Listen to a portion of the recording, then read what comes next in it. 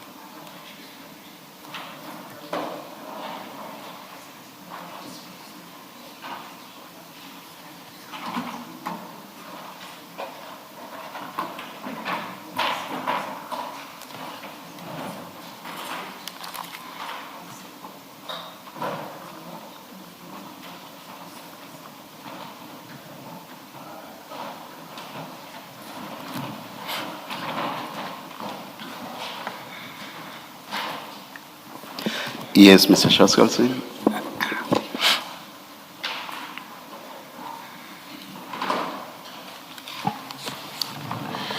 Morning, Mr. Mnisi. Morning, SC. So yesterday we spent the better part of the day dealing with the TMPD-1 tender, and a familiar refrain of yours through that, or through the entire day, was that it was not possible for documents to be manipulated or the process to be manipulated because documents were kept under lock and key throughout the process. Yes, You recall?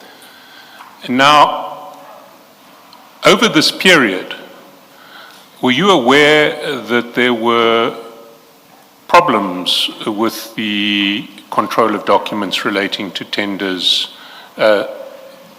in respect of the TMPD? There were no problems in terms of documents being safeguarded. Well, I think that answer's wrong. Let me take you to page 429 of file 2.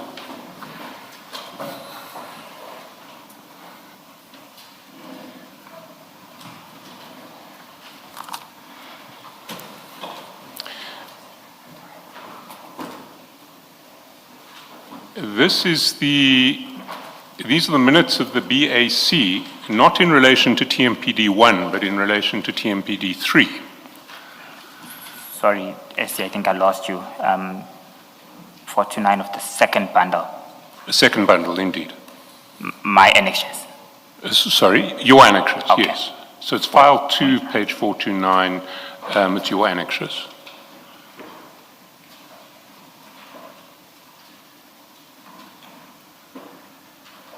Yes. Now, this is a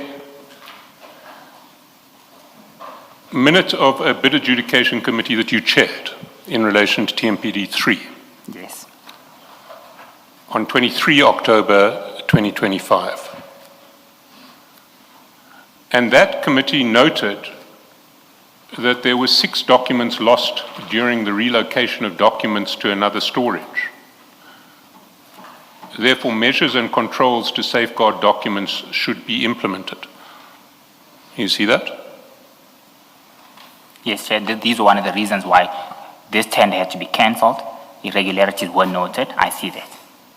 We'll get back to this tender later. This was not one of the reasons why the tender was cancelled, not one of the stated reasons why the tenders were cancelled. What the committee stated was that measures and controls to safeguard documents should be implemented. You see that?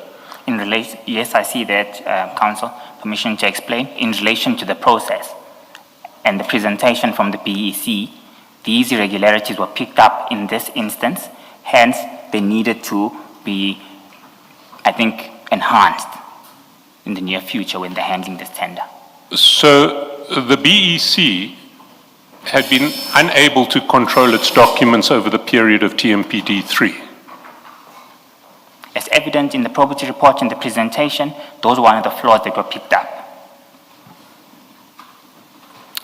Again, we'll come back to see whether it's evident from the probity report. I don't want to deal with TMPD now. I want to deal with the proposition that everything was kept under lock and key so we can be confident that there was no tampering with the process.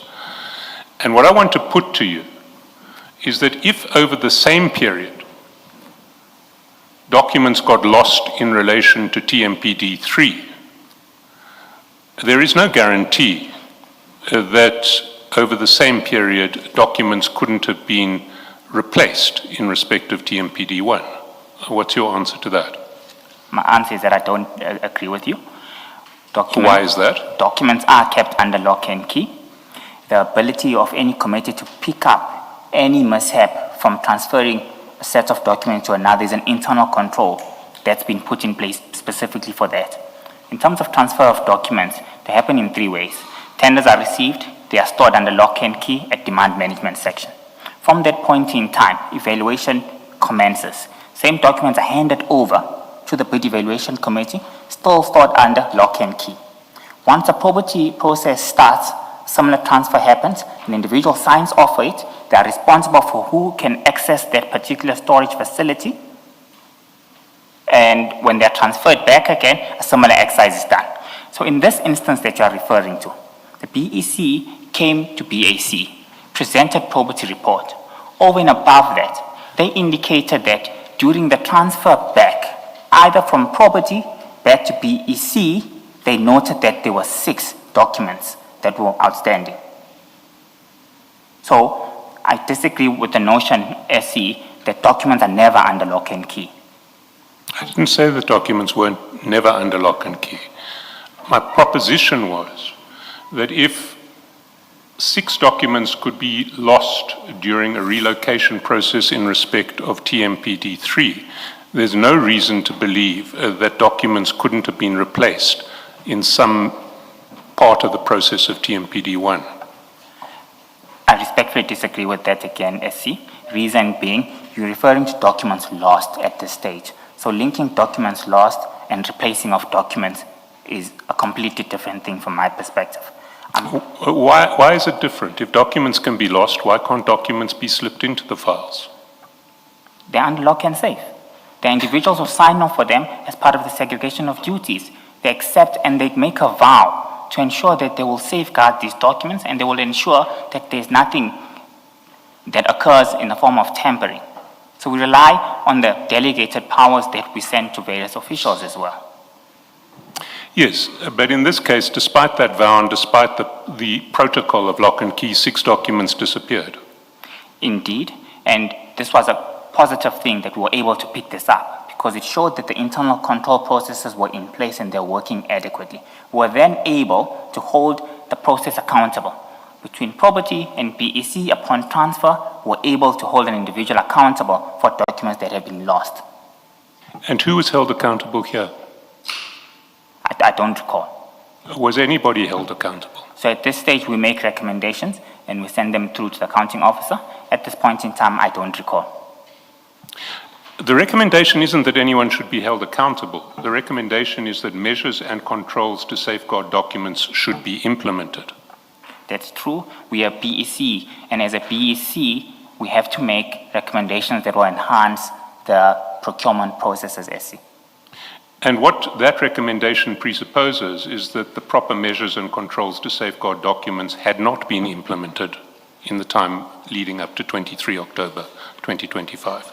Yes, SC, I agree with that, but I would like to make an explanation that documents were lost or could not be found between probity and BEC after the process was done.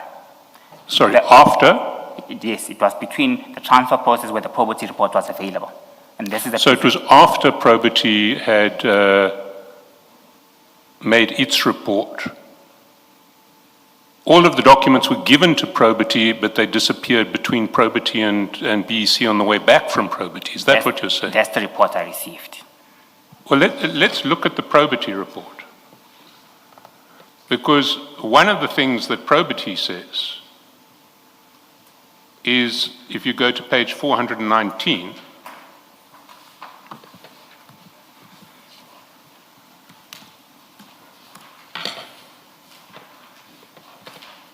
at page 54.9, paragraph 54.9, no score sheets were received for BEC member Mr. Tsukudu Malachi. We could not confirm whether he scored from previous meetings. The absence of scoring from one member undermines the integrity of the evaluation process and compromises fairness and consistency in the adjudication of bids. So what they are suggesting there is that Mr. Malachi, who purported to be present on the day, had no score sheet in the documents. Was that one of the documents that was lost? Okay. With your permission, Chair, this is true. Yes, I agree with you. The score sheets were not there as part of the pack that probity was conducting oversight on. However, I need to qualify the statement of documents that were lost. When they say documents, they're not referring to individual components of documents. It was actual tender documents of bidders. So in this instance, for argument's sake, because from the top of my head, I'm aware of 57 bidders from TMPD1, what was brought back was 51 bidders without 6 documents. So the resolution in the BAC-SC does not refer to individual documentations. It refers to actual tender documents for bidders. Hence, BAC raised that as an additional measure, as an additional instance which was not picked up or identified in the probity report. We had to isolate that as an additional mechanism or as additional shortfall that was identified. So you're now saying that entire bid documents disappeared? That's what I've been saying from the beginning. I probably think there might have been a misunderstanding. The 6 documents were 6 bidders' documents that couldn't be tracked back between handover from probity to BEC or vice versa. And are the score sheets supposed to be kept under lock and key? Score sheets are within the same room under lock and key. They should be. So if a score sheet can disappear under lock and key, why can't something else disappear under lock and key? You see, this is where now members of BEC must be accountable for safeguarding certain documents. And these were the major shortcomings that were picked up at this point in time. Yeah, you see, I agree with you. There were major shortcomings. Mm-hmm. My problem is that when we talk about TMPD1, you want us to approach the issue as though there were no shortcomings at all in relation to the document control process under the BEC. SC, with your permission, I could equally refer you back to the probity report of TMPD1. And the probity report of TMPD1 did not identify any shortcomings of that nature. That then, of course, gives me assurance that for TMPD1, there were no shortcomings, documents were validated to be under lock and key, and there were no instances of irregularities that were picked up. Upon evaluation on TMPD3, however, the same exercise is repeated. There must be a test to ensure that documents were still under lock and key and they were safeguarded. For this instance, that test failed, which was then as a result, which was then one of the key factors that led to disqualification. Well, how would probity ever pick up if there had been a tampering of the process, not in respect of documents disappearing, but in respect of documents being changed before they went to probity? There's no suggestion that documents were tampered. Well, that's not my question. How would probity pick up if that had taken place? So as far as I'm concerned, probity they utilize a number of systems when they do their work. Within that, they evaluate documents as well. Within that, they could probably have systems to see whether there's been an amendment or a tamper of a document that was there. Now, you see, if one looks at what Sergeant Nkosi was doing and wanted, we've seen in TMPD1, he wanted the award of the tender. So he didn't want to leave traces behind that would lead to the cancellation of the tender. You accept that? No, I can't accept that. He wanted the award of the tender to Ngapashe and El Shaddai. I can't accept the component of saying he didn't want to leave traces. Well, if you wanted the award of the tender to two bidders, and you left traces of tampering, like the removal of documents, you would expose yourself to the risk that the tender got cancelled, and then there wouldn't be an award. You accept that? I accept that, but in this instance, through the assurance exercise, there was no tampering of documents that was identified. And No, Mr. Mnisi, you can't say there was no tampering. You've already conceded the document control measures by this BEC were faulty over the period. Mr. Chairperson, I'm going to object to the proposal put by my learned friend. If it's my learned friend's case that there was indeed tampering, then he should deal with it in that regard. He's currently speculating and putting speculations to the witness. And that's not my understanding of what the Commission's work is. The Commission's work is not to speculate when you put proposals to witnesses. You can only put a suggestion or put a version or put a proposal to a witness if it's based on an actual fact or an inference that's drawn from facts. Here cannot be an issue of inferences being drawn from facts, because that happens right at the end. When the Commission sits and takes all the evidence, it's the only time they can draw an inference from the facts. So I would, with respect, say my learned friend needs to either rephrase his question or withdraw it or deal with it. If it's his case that there was tampering, then put to the witness there was tampering. We've got evidence there was tampering, but not in the manner that is currently going on. May I please? Thank you, Ms. Van Heever. I will let Mr. Shaskalson respond, but I must say right away I do not have a problem with the question, because with cross-examination sometimes you do not want to be direct. You want to lay a background before you come to the point that you really want to make, but I'll let Mr. Shaskalson respond.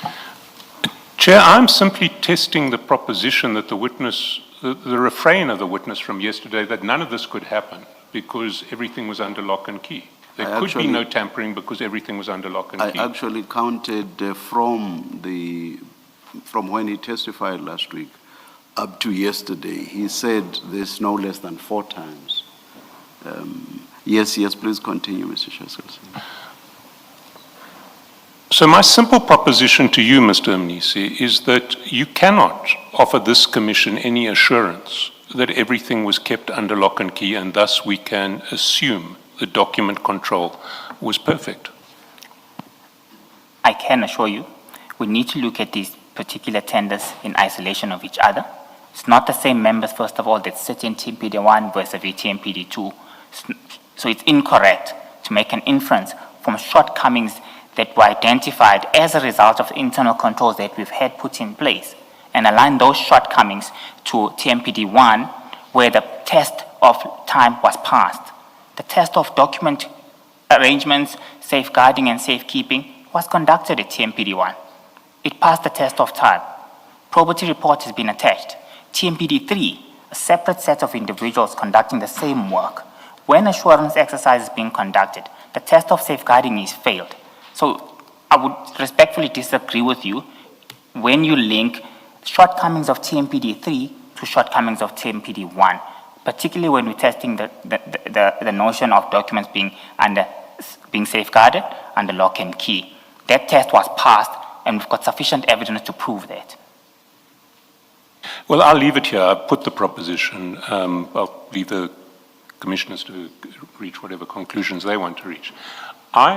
I want now to go to TMPD3 because there is a fundamental difference between TMPD3 and TMPD1 in relation to Sergeant Nkosi. And the fundamental difference is that in TMPD1, Sergeant Nkosi wanted the award of the tender to Ngapashe and El Shaddai. And in TMPD3, he wanted the cancellation of the award. Let's look at the chronology. And the easiest place to see the chronology of TMPD3 is the probity report on TMPD, which is GM20. It's at page 403, where it starts. and it deals with the chronology from page 416. So I just want to get clarity first on the chronology, and if you have difficulties with any of the stages in the chronology that I'm going to put to you, indicate them. Paragraph 46. The bid was advertised on the 12th of December 2024 with a closing date of 21 February. You confirm that was correct? What page are you on, SC? 416. 12th of December, 21st of February, yes. The bid expiry date at the foot of the page, 47.3, was 21 May. I agree. If we go down to 418, we see that the BEC met on numerous days starting on the 24th of March and ending on the 7th of May. Can you confirm that's correct? I confirm that as per page 417. Well, ending on the 7th of May is incorrect because there was a meeting of 28 May where the recommendation was made. 54.5. Signed minutes for 28th May where the committee was recommending tender. You see that? I see that on page 418. Now, if we go all the way down to 426, we see that probity has identified certain potential problems, and it recommends in paragraph 71 that the BEC considers our observations with the intention of curing them before submitting the report to BAC, and BAC satisfies itself that the observed defects have been sufficiently cured when the BEC report is tabled. So the position of probity was that nothing that it had identified was irreparable. I disagree with you, SC. What would the purpose of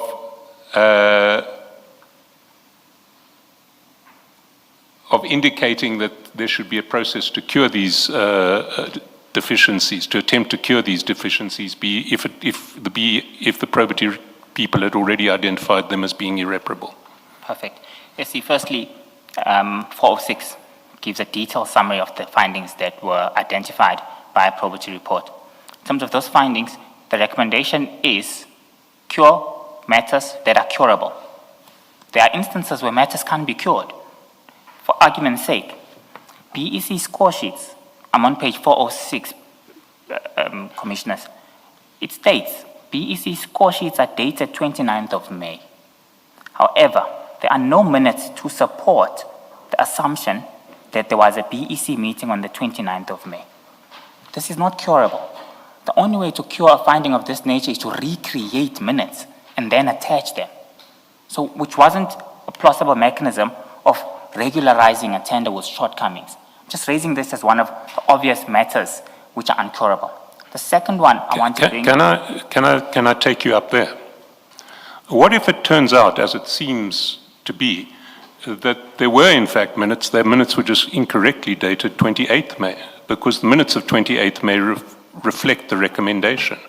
And unless there was an out-and-out fraud in this case, and a very clumsy fraud, it is not possible for the recommendation to have been made before the score sheets, the scoring process had taken place. As in normal instances, probity reporting team as well as the BEC meet before the reports are finalized. Findings are put towards them. When findings are put towards them, the BEC has got the opportunity to provide the relevant supporting evidence if they are disputing a particular finding from probity.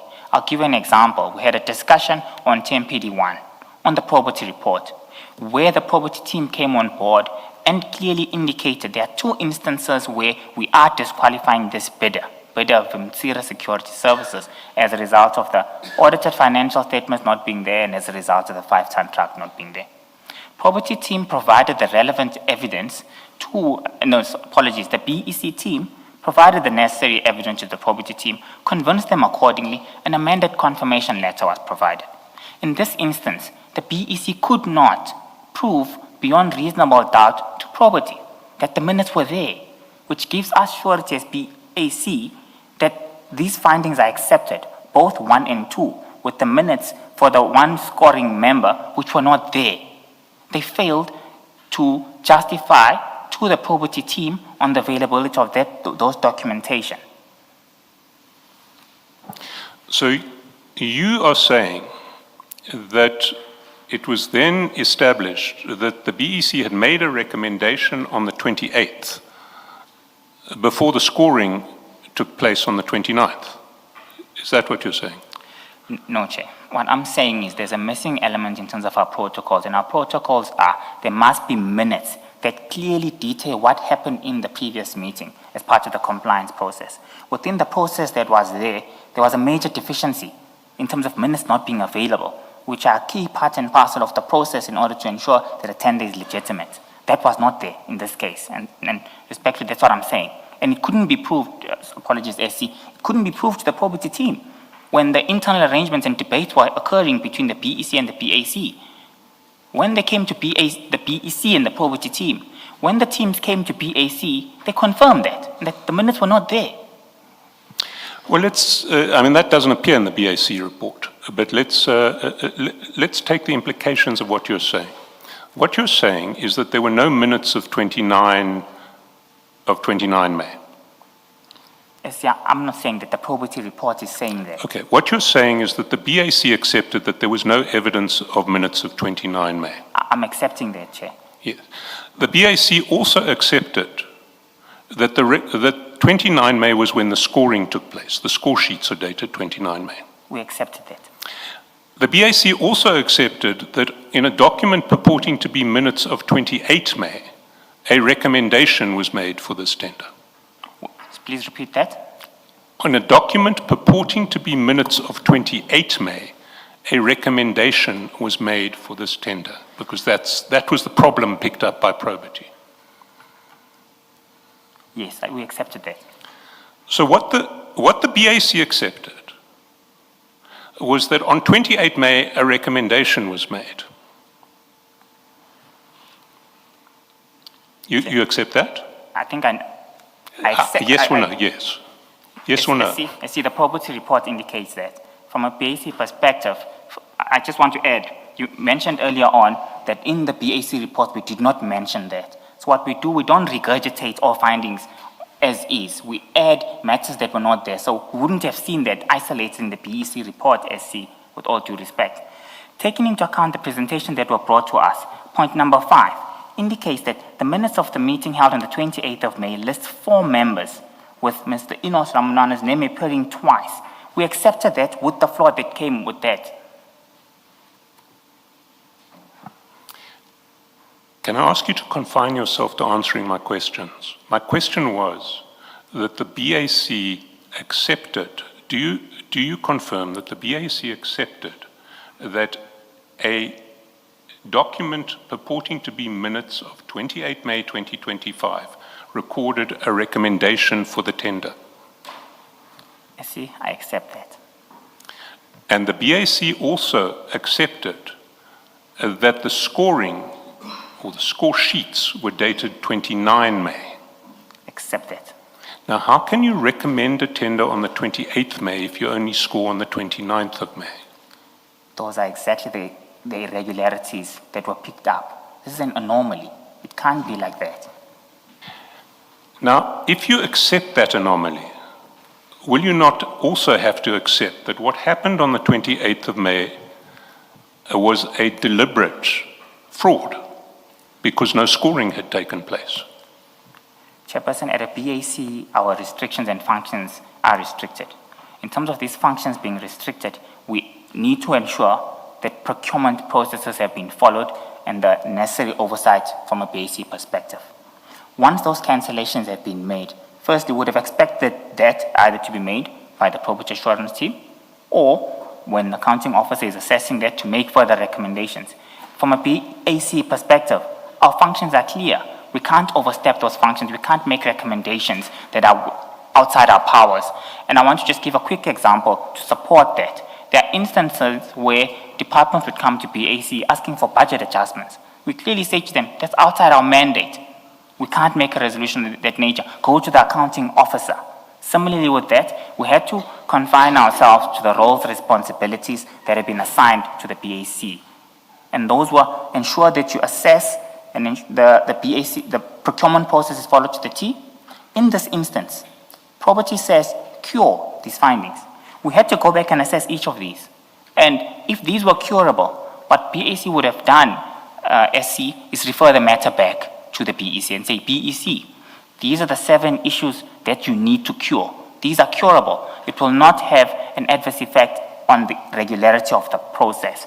In this instance, there were matters and findings that were uncurable without committing fraud. And that fraud will be backdating minutes and recomputing score sheets that were not there. Hence, this tender was uncurable. Mr. Mnisi, if the recommendation was made on 28th May and the scoring was done on 29th May, you have a series of members of the BEC who are participating in a fraud. Is that not right? I can't comment on that. No, you can comment on it. If they made their recommendation on the 28th and only did the scoring on the 29th, the scoring was a complete sham, was it not? I would be making an assumption because I wouldn't have known what would have happened in that instance. I can't answer that question, SC.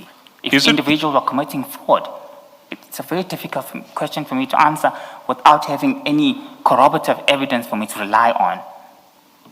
Well, in this case, you are saying that you assumed that the recommendation, or you accepted that the recommendation was made in a meeting on the 28th, and the scoring took place on score sheets dated the 29th. You've accepted that? The BAC accepted that. No, I'm not. The BAC, including yourself, you chaired that meeting. Yes, you accepted that. So we made a collective decision. We accepted that. Yes. So you accepted that scoring took place on the 29th, although the recommendation had already been made the previous day. Now, how can you make a recommendation? Don't nod, Mr. Mnisi, please. Sorry, Commissioner. I understand the nod to be a yes. Oh, so apologies. I'm trying to concentrate, Commissioner. Apologies. Yeah. No need to apologize. Thank you. So you accepted that a recommendation was made on the 28th. And then the next day, the people who had made the recommendation purported to score the bids that they, in respect of a tender where they'd already made a recommendation. We accept that, and it's an anomaly. Yes. Now, let's assume that those facts are correct, because you've accepted them. Are we not looking at a fraud? The facts are correct, because Yes. we've seen this having been validated by the third party. There's no way that a report can be produced on the 28th, but the minutes are scored on the next day. It's a major anomaly from our perspective. For me, there needs to be an investigation firstly on that, which will now give me guidance that indeed fraud was committed. I don't have sufficient evidence to make that conclusion. The only conclusion I can make is that there's an irregularity here. It's a major cause of concern. Did you instruct any investigation? No, outside the BAC, I didn't. Sorry, Mr. Mnisi, I find that very difficult to accept. Are you suggesting to me that when the BAC sees prima facie evidence of fraud and makes a decision on the basis of facts that prima facie indicate fraud, you can't instruct any investigation? At this point in time, there's no prima facie evidence except for a finding. The finding that is raised is that as the probity team would pick this up, if there was prima facie evidence, the probity team would have raised it and made those attachments accordingly, which would have then empowered me or us as BAC to act on that accordingly. You see, Sorry, I don't understand that answer.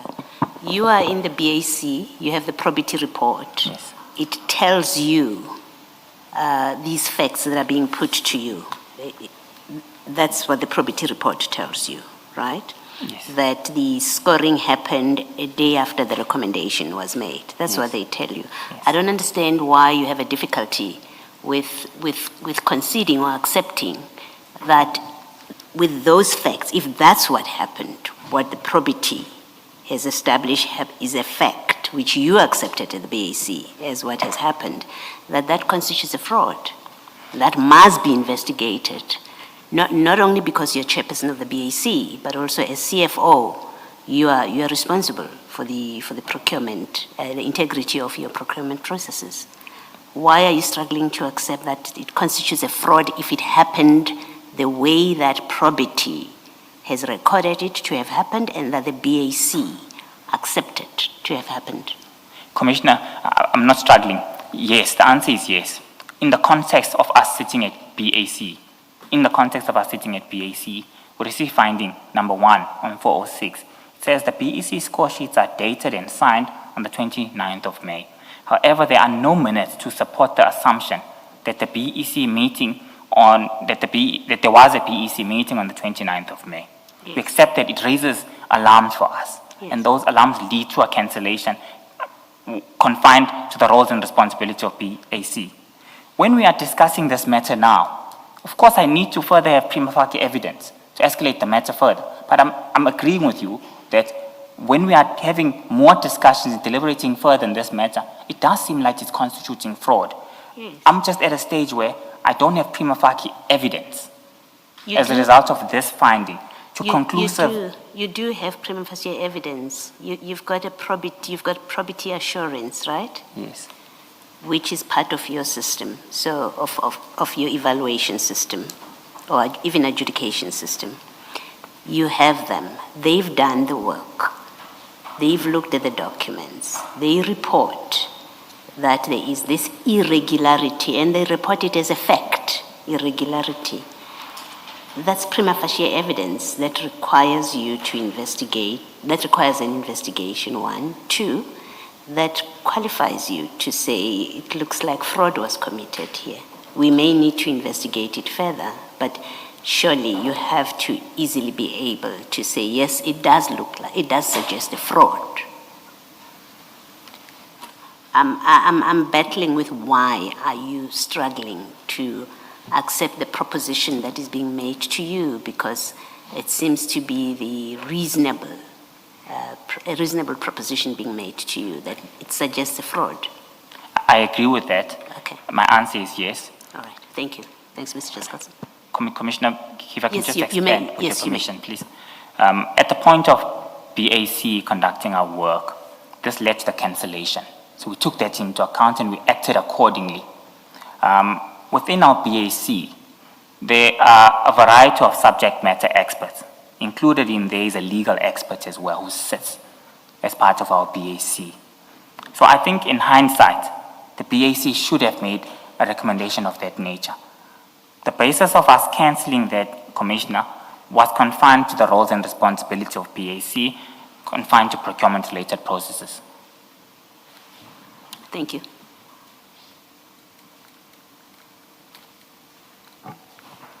If we go to your BAC cancellation report, I've already indicated to you that it was noted that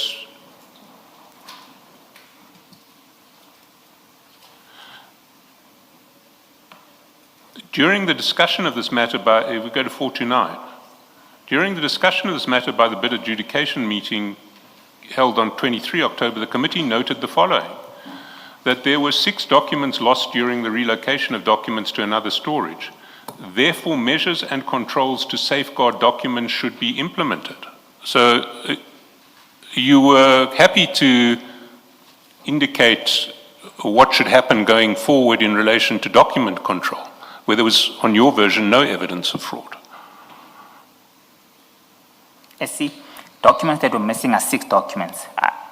With your permission, I want to just expand further on that because I want to deal with if there's a confusion, that the 6 documents relate to score sheets, they relate to minutes. No, we've clarified, they're bid documents. Okay.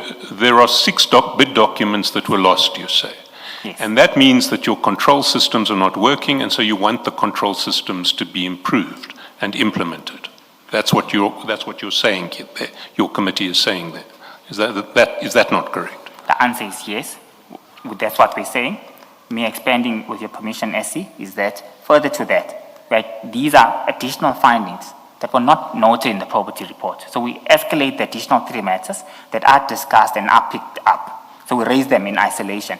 Within additional findings that we are raising as the BAC, we propose additional measures to safeguard the procurement process, in particular reference to this bid.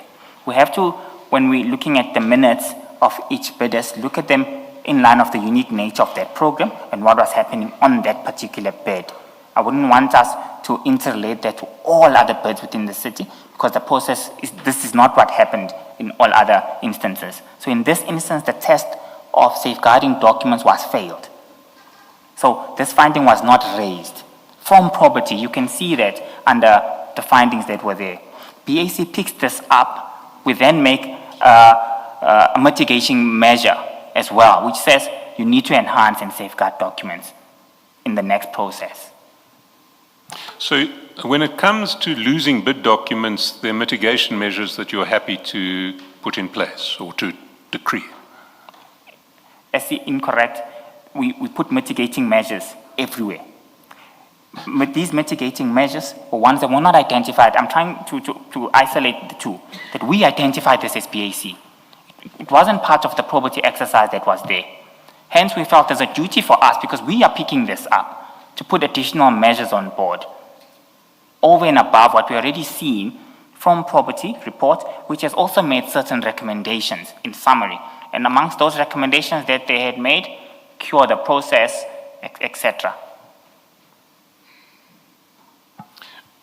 But you didn't see fit to put in place mechanisms to investigate what appeared to be an out-and-out fraud in relation to this process, where a series of BEC members, on the facts that you accepted, made a recommendation the day before they purported to score the bidders.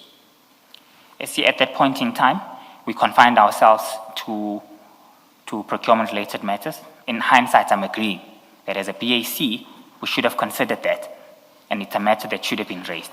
But at the point of adjudication, we performed our functions accordingly. We took into account the recommendations that were made by probity team. We put systems to try and cure all the findings. There were findings that were uncurable, which then led to the cancellation. But in hindsight, I agree with you, possible further steps should have been taken. Can we look at what the BAC actually resolved on page 429?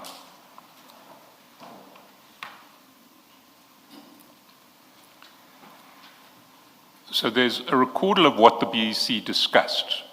During the discussion of this matter by the bid adjudication meeting held on 23 October, the committee noted the following. First bullet point, there were 6 documents lost during the relocation of documents to another storage. Therefore, measures and controls to safeguard documents should be implemented. We've dealt with that. Second bullet point, the material irregularities identified by probity were due to the pricing schedule, which was issued as an addendum. In regard to the interpretations of the addendum, it stipulated that the pricing schedule must be completed in full, no blank statements, no blank spaces. Third bullet point, the BEC interpretation is that the pricing schedule need not to have blank spaces. According to probity report, which its recommendations have changed the initial BEC recommendation, states that blank spaces must be completed with numerical figures. This resulted in potential selective evaluation of bidders and the potential unjustified disqualified bidders. That the material irregularity due to the interpretations of the specifications, particularly the pricing schedule, remains an issue that could not be cured. Therefore, the committee agreed to the following recommendations. So we see nothing in that narrative of what was discussed as to whether the meeting was held on the 28th and the scoring was done on the 29th. That's just not mentioned. I see the answer is yes. Commissioner would like to expand further. As I was reiterating during my explanation earlier on, matters that are raised in isolation within the BAC report are additional matters that the BAC wants to emphasize on, one, or that the BAC did not take note of within the probity report. So we don't ignore the findings that are already there in the probity report, but also we don't rehash or regurgitate those findings word for word because they've already been accepted. We only raise matters that were not there in the first place so that it can add to the potential, to the irregularities that are identified. And then we attach that probity report in full as an annexure with all other documents for the accounting officer's consideration. We then see the actual resolution. And will you confirm that this is the resolution that the BAC adopted? It is resolved, it starts at 429, it goes through to 430. Is that the resolution that your committee adopted? I accept it. Do you see any references to the meeting of the 28th and the scoring on the 29th in that resolution? Anything that could possibly include, even by reference, that problem? Standard practice, SC, we don't include that. This is a summary of the discussions and the resolution of cancelling. The discussions have already been held. The probity report has been considered. Additional matters on 49 have been identified. The resolution is now compliant to the Municipal Finance Management Act and the city's supply chain management policy on why we can cancel this tender. And it was a basis of point number D, where there was evidence of material irregularities. And those material irregularities had already been discussed. They've already been noted, not only in the probity assurance report, but further issues in the statement and discussion notes of the BAC. So by standard practice, we don't regurgitate all those matters again. We've got a number of other cancellations that I could bring to the commission. So you can see the standard practice of our cancellation resolutions at BAC. But you did actually indicate your reasons for cancelling here. Let's look at the resolution. It says 1, TMPD 3 2024-25, tender for the appointment of a service provider to provide security services at various sites belonging to the city of Tshwane, including substations and reservoirs for a 3-year period, be cancelled due to material irregularity as indicated below. And then we see what is indicated below. During the evaluations of the tender, the committee identified the following misalignment and material irregularities. So, what is the difference between a misalignment and a material irregularity? They're both material irregularities in this context. There was no coherence. So there was a misalignment. So what do you refer to, when you refer to a misalignment, what do you mean? It's an irregularity. There's no consensus. No consensus? There's no agreement. This matter couldn't be resolved. Well, let's look at what you... So you're saying misalignment and material irregularities are the same thing? In the context of our discussion here, that's what I'm saying, SC. When you say consensus, whose consensus between what? The probity and the BEC? Yes, yes. Is that what your procurement policy, your supply chain management policy requires? I mean, I thought the BEC evaluates. Yes. And then probity looks at what was done and submits a report. It's not required to reach consensus with the BEC because it is not part of the bid evaluation committee. And then it submits a report, and then the matter comes to the BAC. So when you say there was no consensus between probity and BEC, on what basis?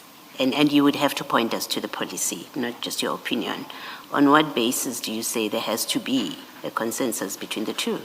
Commissioner, maybe it's our discussion and how it's coming across in the commission. The point I'm trying to raise is that when a probity report has been prepared, finalized, signed off, before it's tabled to the BAC, that report is discussed with members with the BEC. They put the findings. Probity team comes, we put these 12 findings to you as the BEC. Do you have evidence to conclusively disagree with this, or do you accept these findings? In this instance, the findings were accepted, and that's what we're raising. And maybe the wording wasn't correct, but that's what we're indicating, that the findings stand, the findings were not cured, this tender is irregular, it must be cancelled. Is your use of the word consensus, saying there was no consensus, a misnomer perhaps? Because I'm really questioning the principle of it, the principle that you suggesting, in fact you say so in so many words, that your procurement process requires that there must be consensus between probity and BEC, and absent that, at least insofar as I've followed you, absent consensus, that could be a basis, or in fact is a basis, to cancel a tender. I have a problem with that as a matter of, maybe I may say even as a matter of law, but as a matter of supply chain management principles and policy. Commissioner, the process does not require that. Maybe it's a word I use. The SC was asking me about alignment, about material irregularities, in trying to explain that maybe that's not a suitable word, but that's not required in terms of the city supply chain management policy, and that's not what I meant.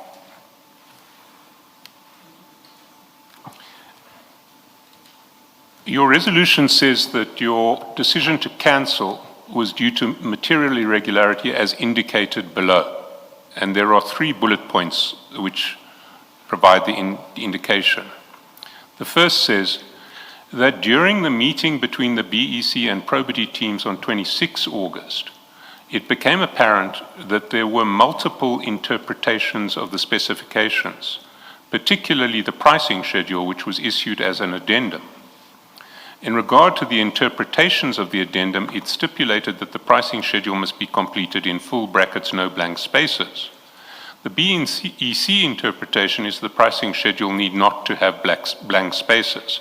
According to probity team, the blank spaces must be completed with numerical figures. So there is a dispute as to what the requirements are between BEC and probity. Probity says you've got to fill in a 0 when your pricing on a certain matter is 0. BEC says provided you don't leave blank spaces, for instance by just drawing a line through the space where you have nothing to price, that's compliant. There's that difference between the two. You see that? I see that. And is that what was being referred to there? As additional findings that were not clearly articulated in the probity report, these were additional measures that we were isolating as the BAC. That's not what the resolution says at all. What the resolution says doesn't refer to the probity report. It refers as forming the primary basis. It says the tender be cancelled due to material irregularity as indicated below. And then this is the first one. It doesn't say be cancelled due to material irregularity as set out in the probity report and in addition as indicated below. So I'm trying to clarify that there was no need to say that it was already accepted. The probity report was not disputed. The probity report was already accepted by the BEC included. And in actual fact, the report when it came to BAC, it came with an acceptance of the findings and an acknowledgement by BEC of the shortcomings that were there. When it comes to BAC, it does not come with a recommendation, SC. The BEC reports already come to BAC having acknowledged the shortcomings that were agreed upon, that were presented to them by probity. BAC, through the discussions, notes that there are additional issues that we've captured on page 429 and at the top of 430 that need to be emphasized on. Add those. It already came to BAC as a cancellation. So BAC did not change the decision of BEC. It came to BAC, agreed that it must be cancelled because those matters can't be cured. That's not what your resolution says at all. Let's look at what your resolution says. We've dealt with the first material irregularity or alleged material irregularity identified in the resolution. Can I just look at this? Why was this an irreparable problem? One of the interpretations was going to be right, the other one was going to be wrong. Why couldn't the BAC take a decision on which the right one was and then act accordingly? We did take a decision, the right one was that of probity. Okay, and so then you can cure. You can disqualify the people who should have been disqualified according to probity, and you can mark the rest. However, there are 2 findings that were raised that are uncurable. It would be a fruitless exercise referring a team back to go and cure matters in isolation where other matters can't be cured. So even if BAC took a decision to refer this back, cure these irregularities, it would have came back and been cancelled in any case as a result of findings number 1 and 2. It would have been a time waster. Well, I'm confining myself to what the resolution actually says, as opposed to what you'd like us to believe the resolution meant. The first reason for cancelling is a difference in interpretation between BEC and BAC, BEC and probity. You have confirmed that BAC accepted that probity was right. So, can you confirm that? I can confirm that. But Now, if just looking at this in isolation, not looking at anything else, if probity was right, this was a curable problem, looking at it in isolation. You're nodding your head. Can I get No. confirmation that this is correct? no, I'm listening. Apologies. I think it's a bad habit that I have when I listen and nod my head. Apologies. So if probity was right and if BAC agreed that probity was right, this was a curable problem. You could disqualify the people who probity said should have been disqualified, and you could have marked the rest. The answer is yes. Can I please explain further? I'm taking them each in isolation. You can explain at the Please end. allow me to do that. I need to state this point. It's extremely important for me. So SC, when you are doing supply chain management processes, you can't look at matters in isolation of each other. So I just wanted to give that overview that indeed you are correct. This is a matter that could have been cured. However, procurement process is the entire picture. It's not certain aspects. That's why we have administrative, mandatory, and evaluation-related criteria. That if an individual is compliant in one aspect, we can't just look at that aspect in isolation of the entire picture. So with this instance, with all due respect, we had to look at the entire picture, and the entire picture included the uncurable matters as raised by probity team. Yeah, we'll get to the entire picture at the end. For now, I want to focus on each of the individual reasons given by the BAC in its resolution. We've dealt with the first one. You've accepted the first one was curable. Let's look at the second one. The specifications stipulate that some areas do not require armed guards, whereas the mandatory requirement dictate that bidders who do not submit firearm licenses as part of their bid would be disqualified. Therefore, it is disadvantaging those who do not have firearm licenses. So that was your second reason. Now, this is something that presumably should have been picked up in the bid specification committee a year previously. What's your comment on that? My comment on that, SE, is that I can't say it could have been picked up at that point because that BSC committee is made up of a multitude of individuals, specialists as well, including TMPD. So I'm not aware of the reason behind them not including that at that point in time. However, I just want to add that whilst we are looking at these matters individually, I agree with you. However, these are not the only reasons that led to this cancellation.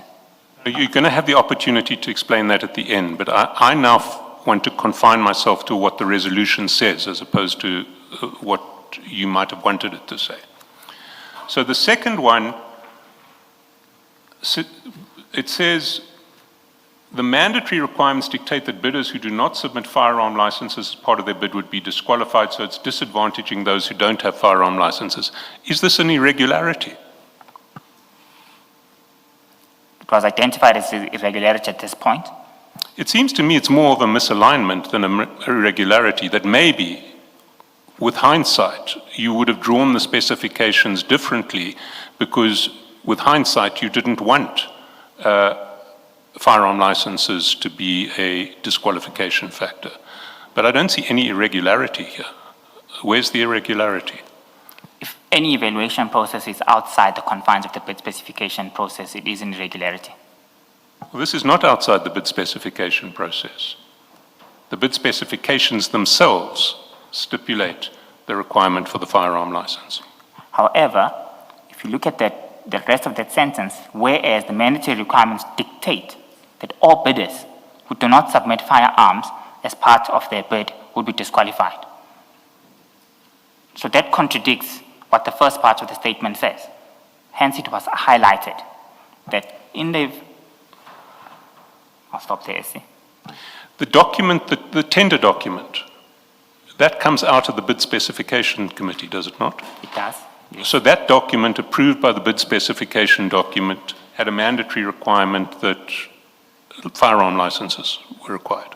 Yes, that contradicted. So the specifications, the entire document had 2 points that were contradictory to one another. The first is that specifications stipulate that some areas do not need armed guards, and it must be clear. However, in the mandatory requirements, the same document now dictates that bidders who don't submit firearm licenses must be disqualified. The problem was that there would be bidders who say, I will refer you to clause 3.5, imaginary, of this specification and this document. It says here, not all areas require firearms. So why are you now disqualifying us as a result of the second mandatory requirement? But that is a mandatory requirement that the bidders are alerted to. In the bid document, it says, mandatory requirement firearm license. Yes, it's part and parcel of that. Within the specifications, the requirement of firearms within this mandatory was also a requirement. That firstly, you don't need to have all, and then secondly, there's another requirement that says you must have, all firearms must be there. So this was contradictory. And is that not something that should have been that it was capable of being clarified at those meetings where you, I forget what they're called, but where you call all of the bidders in to get an explanation? The briefing, the tender briefing. I'm not certain. I don't sit in those If you are a bidder and you are confused, do I need a firearm license? Do I not need a firearm license? Is it not incumbent on you to raise that at the briefing meeting, the compulsory briefing meeting that you must attend? In some instances, yes, some bidders raise that. However, in some instances after the fact, when a bidder has not been awarded and has been disqualified for this reason, it might be an issue for the city. Why would it be an issue for the city? The bid specification document has a section where it says mandatory requirements. And in those mandatory requirements, it says firearm licenses required. If you're a bidder and you look at the document, you look at what the mandatory requirements are. Even if the mandatory requirements don't make sense, you know that if you don't meet those requirements, you're going to be disqualified. Is that not correct? That's correct. However, I would like to add, please, SC. The reason why I'm adding is that if the document on its own is contradictory, if a bidder is unsuccessful, and these were amongst the reasons that were outlaid as part of their disqualification, unhappy bidders, unfortunately, are highly litigious. We've seen in the past that this exact same tender was taken to court, irregularities were identified, it was, I think, cancelled from that point. From a high court perspective, I'm not sure of the details, but I'm aware of a situation of this nature. So in this instance, we had to make sure that all issues of concerns and all gaps have been covered accordingly. So this was a major contradictory, which could have opened up the city to litigations. It is a highly litigated tender. We've seen in the past the interest that it goes along with this. Hence, the contradictory could have been an issue that's problematic, particularly for bidders who are not awarded and were disqualified for this reason. They would want to take the city on. Mr. Mnisi, which document was contradictory? The tender document You say itself. if the document is contradictory, which document is contradictory? It was the actual tender document.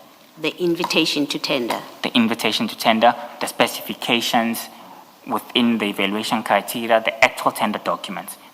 So the specification that says some areas do not require armed guards, you're saying that was in the published tender?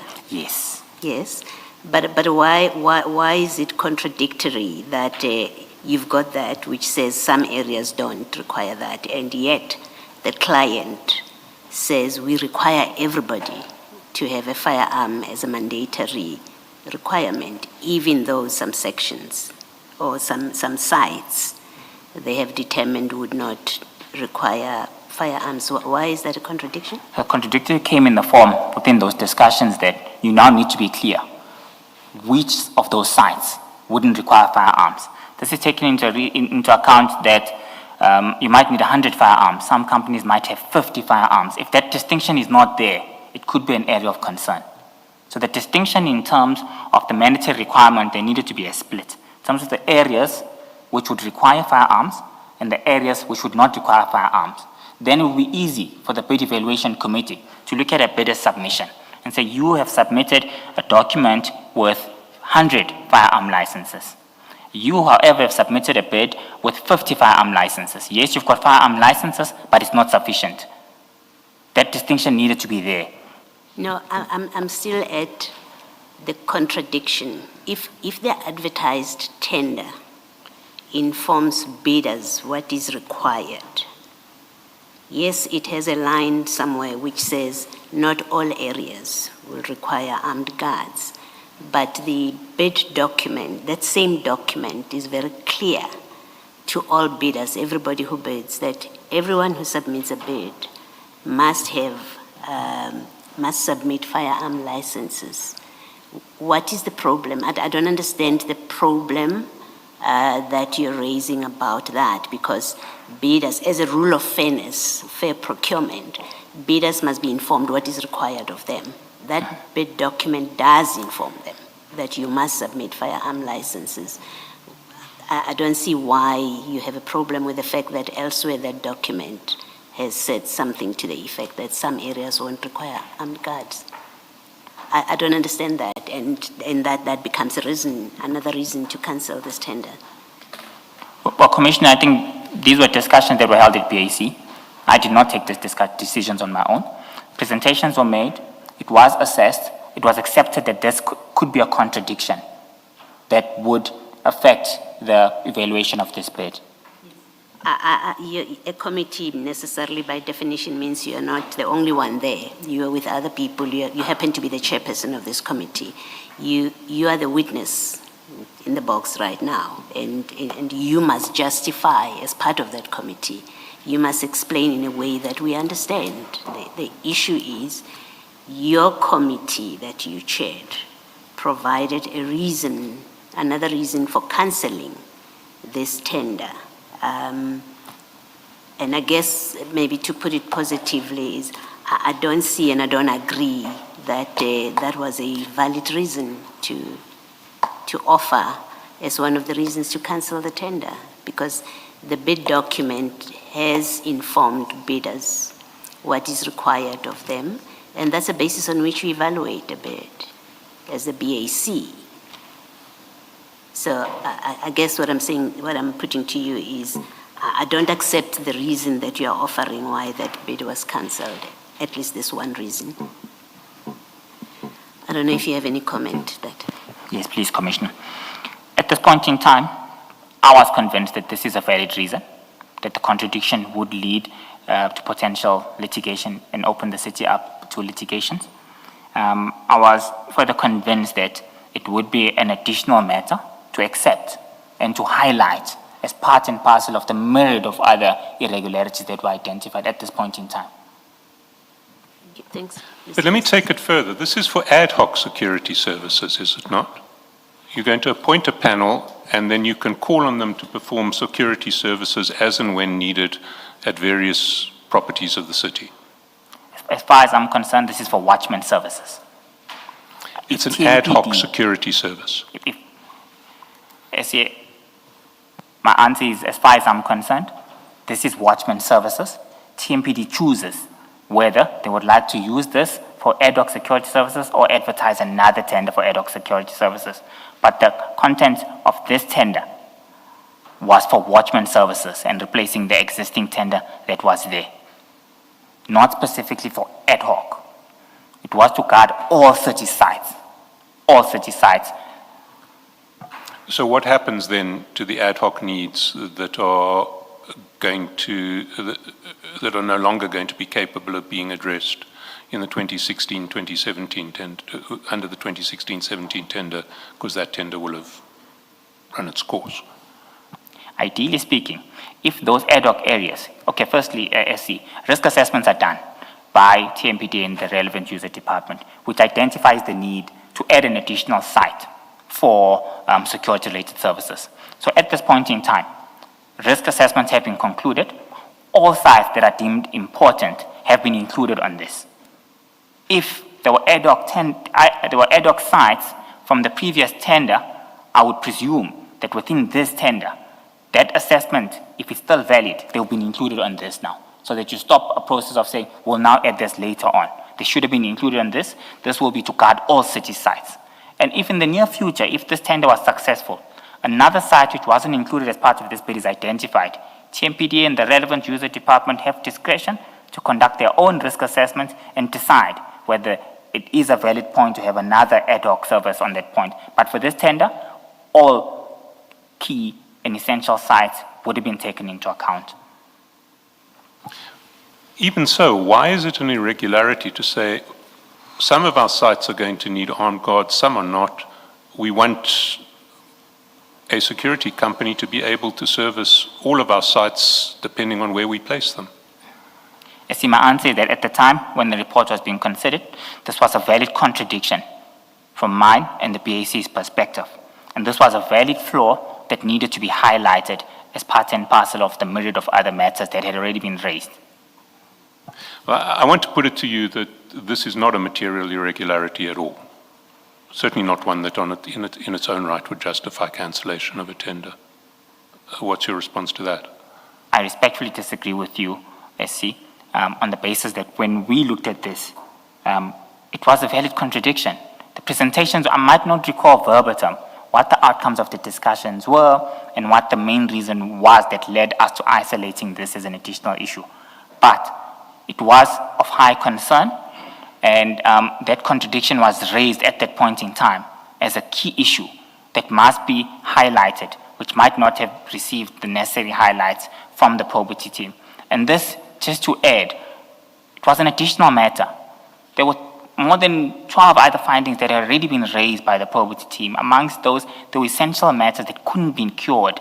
So this is now raising every single issue that's there. This is not an issue. We have to raise this thing accordingly. This is why I'm saying that. Some instances were also taken to court for cancelling tenders.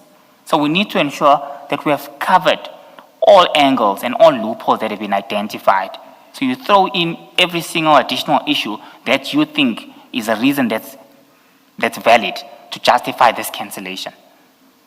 You keep on speaking about additional reasons, but if one looks at the resolution, which is the decision of the committee, these are the only reasons given. I did respond to that matter, that the probity report has already, BAC has already discussed all findings that were there. As standard, we don't regurgitate and repeat all those findings again onto this report. The BAC report is just a summary of the discussions that were raised.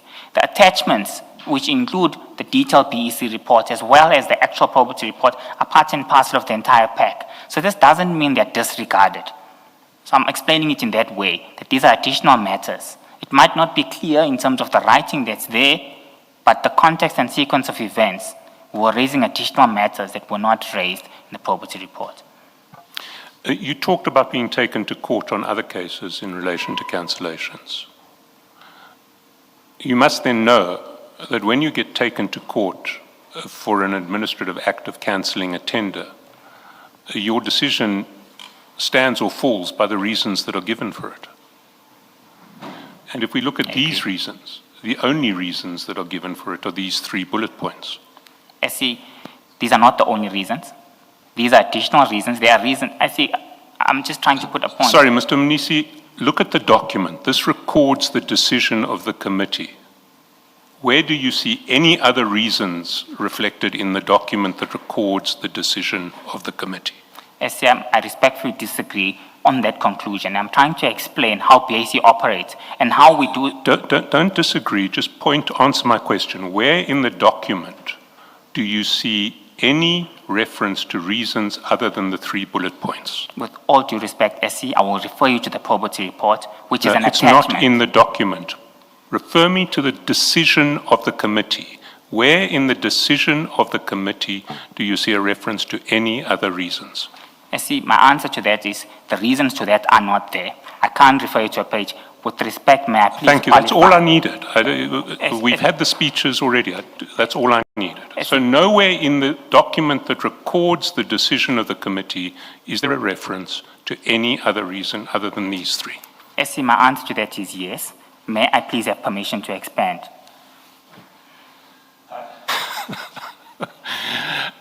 You don't need permission from me. I wouldn't be inclined to give it, but it's the Commissioner's choice. Mr. Mnisi, I will allow you to explain, but you make a habit of giving explanations for all the responses or answers that you give, even to questions that do not require explanations. With regard to this one, much earlier, you mentioned that there are additional reasons, meaning reasons that are additional to the reasons that are actually reflected here. Now, Mr. Shaskalson is asking you a simple question as to whether there are reasons that are additional to the reasons that we see here. Yeah, I just find the need for an explanation in this context not understandable, but I've said I will allow you to explain. Do you want Mr. Shaskalson to repeat the question, or can you go ahead and give the explanation you want to give? Can I please go ahead, Chair? Yes, but please, Mr. Mnisi, bear in mind what I've said at the beginning of this comment, which is that try to avoid giving explanations even where they are not necessary. And quite a number of times, explanations have not been necessary at all. Don't understand this to be a gag on you and on the testimony you want to give. But we have limited time. So please do not explain what does not need to be explained. But go ahead with this explanation. Chairperson, first, let me profusely apologize to you. I in no way or fashion intend on wasting the Commission's time at all. And I want to emphatically apologize on that. The reason for explaining is when the conclusion from the senior counsel disregards the explanation that I had given. So, for the record, I would have just requested that permission to clarify that yes, he is disagreeing with that. I can't falter him on that, but I need to explain the business of the day. Please go ahead and explain. Thank you, Chair. And in this instance, I agree with the senior counsel that on the resolution, it's not there, I've agreed. My explanation further was that may we please, senior counsel, consider that with the property report and an explanation that I've given.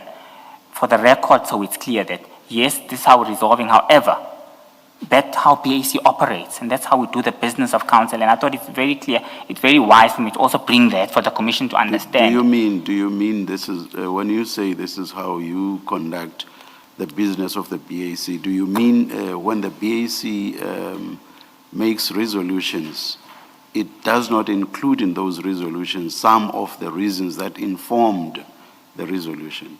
So it states some, but deliberately leaves out some, or others rather. Is that what you mean by when you say this is how you conduct the business of the BAC?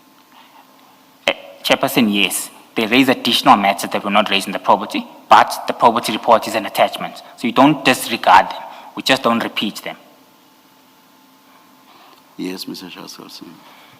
Let's look at your third additional reason. The specifications were silent on the SERA pricing guidelines that should be considered. What does this mean? So what this means is that SERA is regulated and they give pricing. So the document in its own was not clear whether that would be taken into account. Again, this was one of the additional reasons that were just brought on board, and that's what it meant. Why is that a material irregularity? Because this is a regulated area from a pricing perspective, so we need to be clear that we're not going to follow those potential pricing that are regulated by SERA. Sorry, you're not going to follow potential pricing that's regulated by SERA? The specifications were silent on the SERA pricing guidelines that should be considered. The document in itself and the specifications did not have a clear indication on what happens on the regulations of CERA and the prices that are there. So what? I mean, why is that irregular? You're going to assess these bidders on price and BEE after you've excluded people who don't qualify. So you will see what the best price is and you will award to the best price. Why do you have to refer to CERA guidelines? It was an additional issue that was raised over and above the myriad of issues that were there.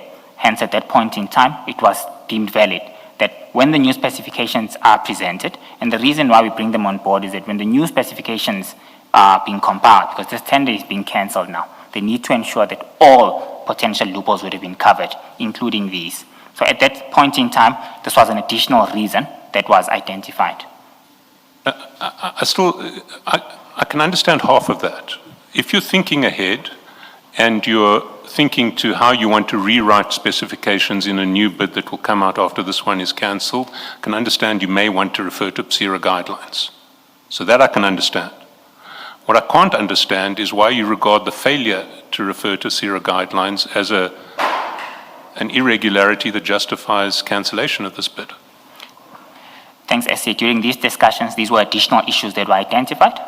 And there was a consensus and agreement amongst members of BAC, chaired by myself, that this should be highlighted as an additional matter that must be improved upon and would lead to the material irregularities and cancellation. Sorry, but why is it, I mean, we've heard that answer several times now, but you haven't addressed my question, which is why is it a material irregularity? What is irregular about it? It's a loophole in the specifications. What is the loophole in the specifications that renders this irregular? CERA has got strict guidelines on how much you need to pay per guard. If the document of the city is saying, regardless of the strict guidelines that we have, we will accept our own prices on this matter. Though that was silent on the city's specification document, and all this is saying is that what should have been clearly indicate, because these are specialists of CERA, they are aware of how the industry operates, to avoid a situation where we award a bidder, then comes award date, he then tells us, CERA says, you need to pay me this amount of money, these are the regulations. So it was a form of binding bidders to whatever price that they'll bring on board to the city. Because in most instances, I would suspect that there will be, the reason the city didn't have or go with CERA rates is that we wanted to get cheaper prices, wanted to get a competitive bid. So that was there to safeguard the city in the instance of that as well. That we need to be clear that when it's time for anniversary, bidders don't take us on in terms of guidelines of CERA. So this would have binded them from the beginning that you are aware, your price is absolute, don't tell us about CERA now. So now, if I understand you correctly, what you're saying is that the bid is going to have prices in them. CERA has guidelines that may be higher than the bid prices. And you were worried that come renegotiation time or come escalation time, people would want to escalate up to the CERA maximum. Is that what the concern was? That's the concern. Well, first of all, I want to put to you that is not an irregularity, a material irregularity in the bid. It's not an irregularity. At best, it's a specification that you should have drawn differently. You've changed your mind on the specifications. What's your response to that? As the legal experts, I'll take your assertion on this matter, and I agree with that. But when we looked at it at BAC, it was a necessary additional matter to bring on board as a shortcoming which would lead to that.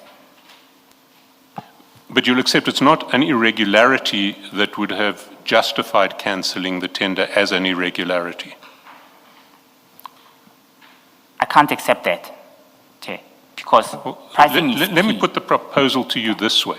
Assume you award the tender and there is a losing bidder who is dissatisfied with your decision. And that losing bidder goes to court and says, I want to have this tender reviewed and set aside because it doesn't, it is silent on CERA pricing guidelines. Would that losing bidder succeed?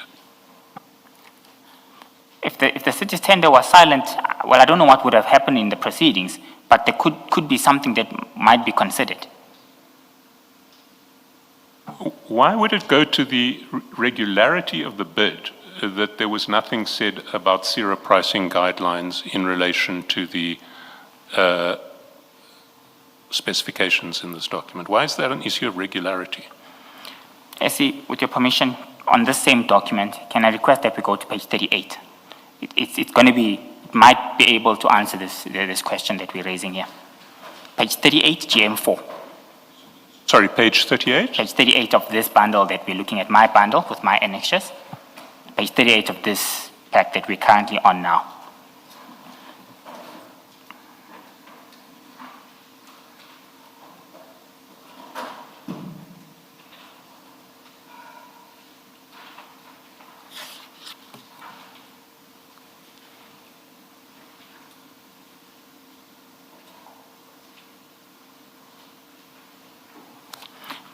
Thank you, Chair.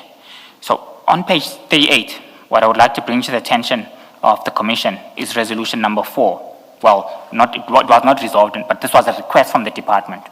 The circumstances around this was that the department was coming to PAC. This tender had closed. They were coming to PAC saying, we want to extend this bid because the previous tender had not closed.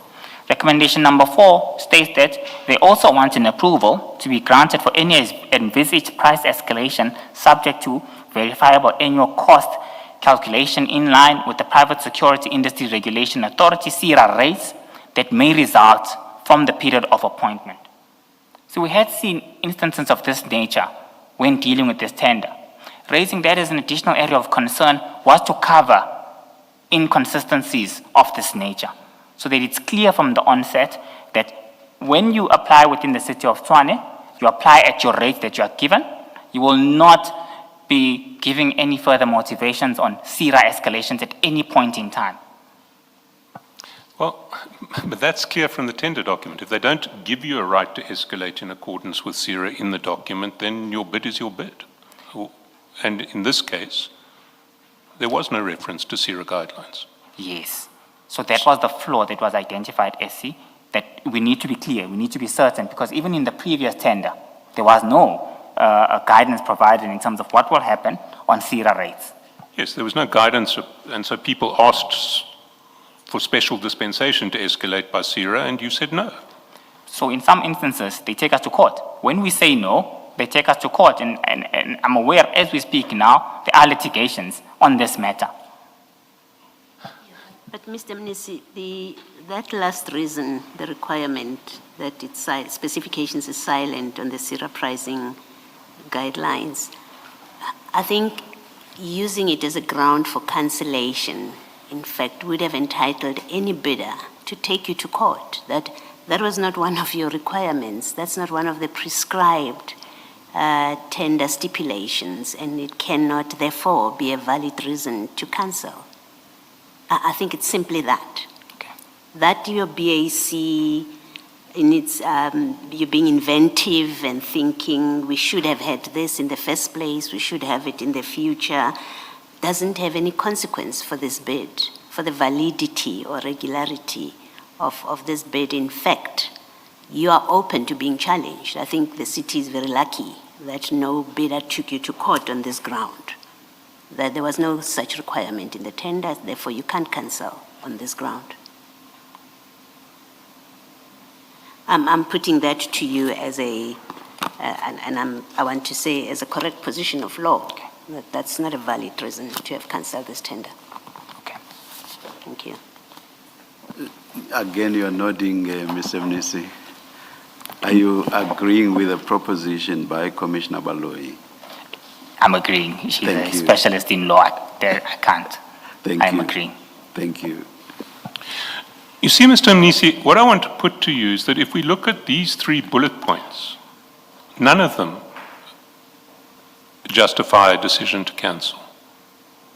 You've accepted that in the first one, it would have been possible to, well, not it would have been possible, the BAC accepted that probity's interpretation was right and it was possible to go back and apply probity's interpretation.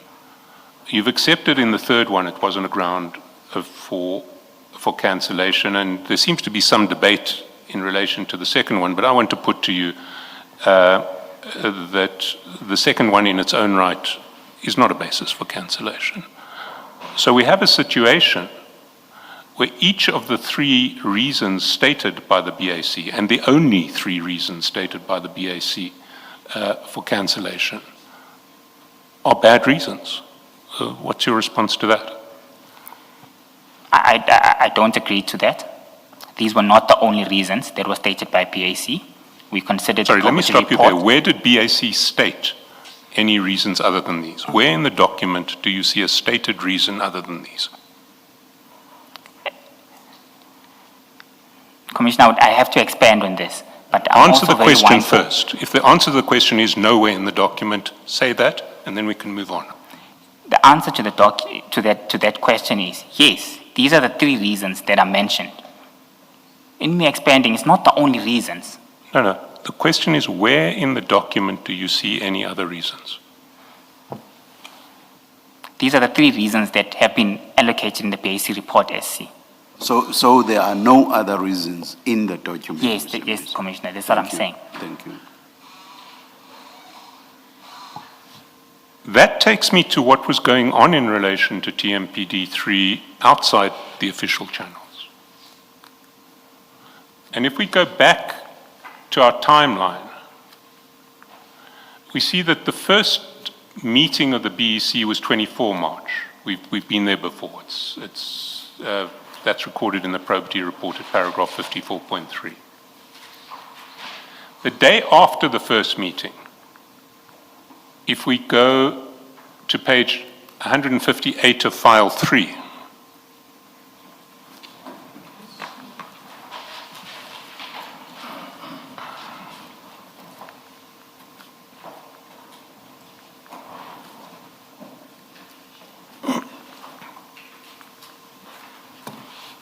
what page is that, SC? 158. Bundle 3. Yes, bundle 3.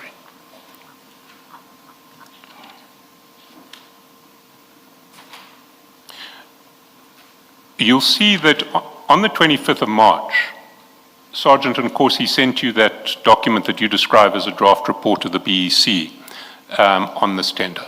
Yes.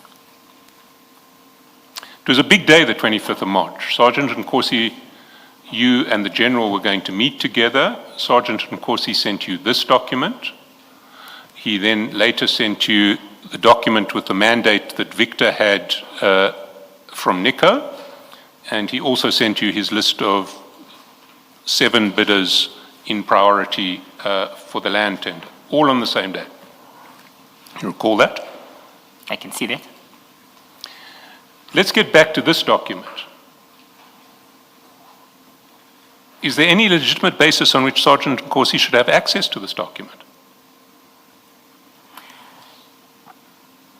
This is a TMPD, no. Permission to expand? Go ahead. I'll be very quick. The TMPD report for 03 draft admin report, it makes reference to the closing register items. So on this, when I evaluated this document, there was nothing sensitive that had been done. But my answer is yes. There was no need for him to get this. He could have just got the closing register, which would have been published. It was there on the website. That would have been the best document to get. Yes, but he didn't get that document. He got this document, which was a draft prepared by someone inside the BEC process. I can't confirm that. I don't know where he got this document. Well, it was a draft prepared by someone inside the BEC process was the proposition I was putting to you. A draft administrative report on TMPD3 could only emerge from someone inside the BEC process. Is that not correct? It's a proposition, SC, so I'm not going to disagree with you, but I don't know where this could have Who come else from. would be preparing draft administrative reports in relation to TMPD3? SC, I don't know.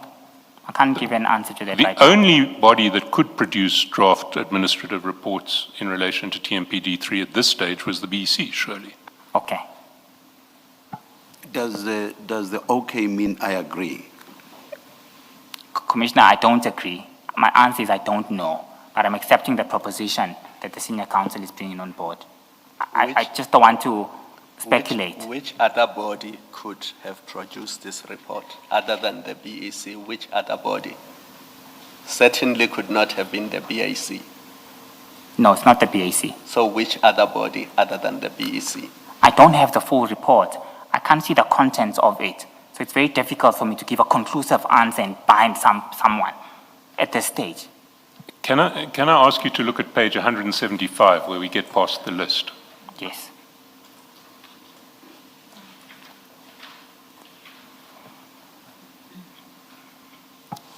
(2.1) Late bids received, if applicable. No late bids received. 3, pre-compliance. The following 435 bidders were evaluated on pre-compliance. So some evaluation has already taken place. Who does the evaluation on pre-compliance? It's blank. This means no evaluation has taken place.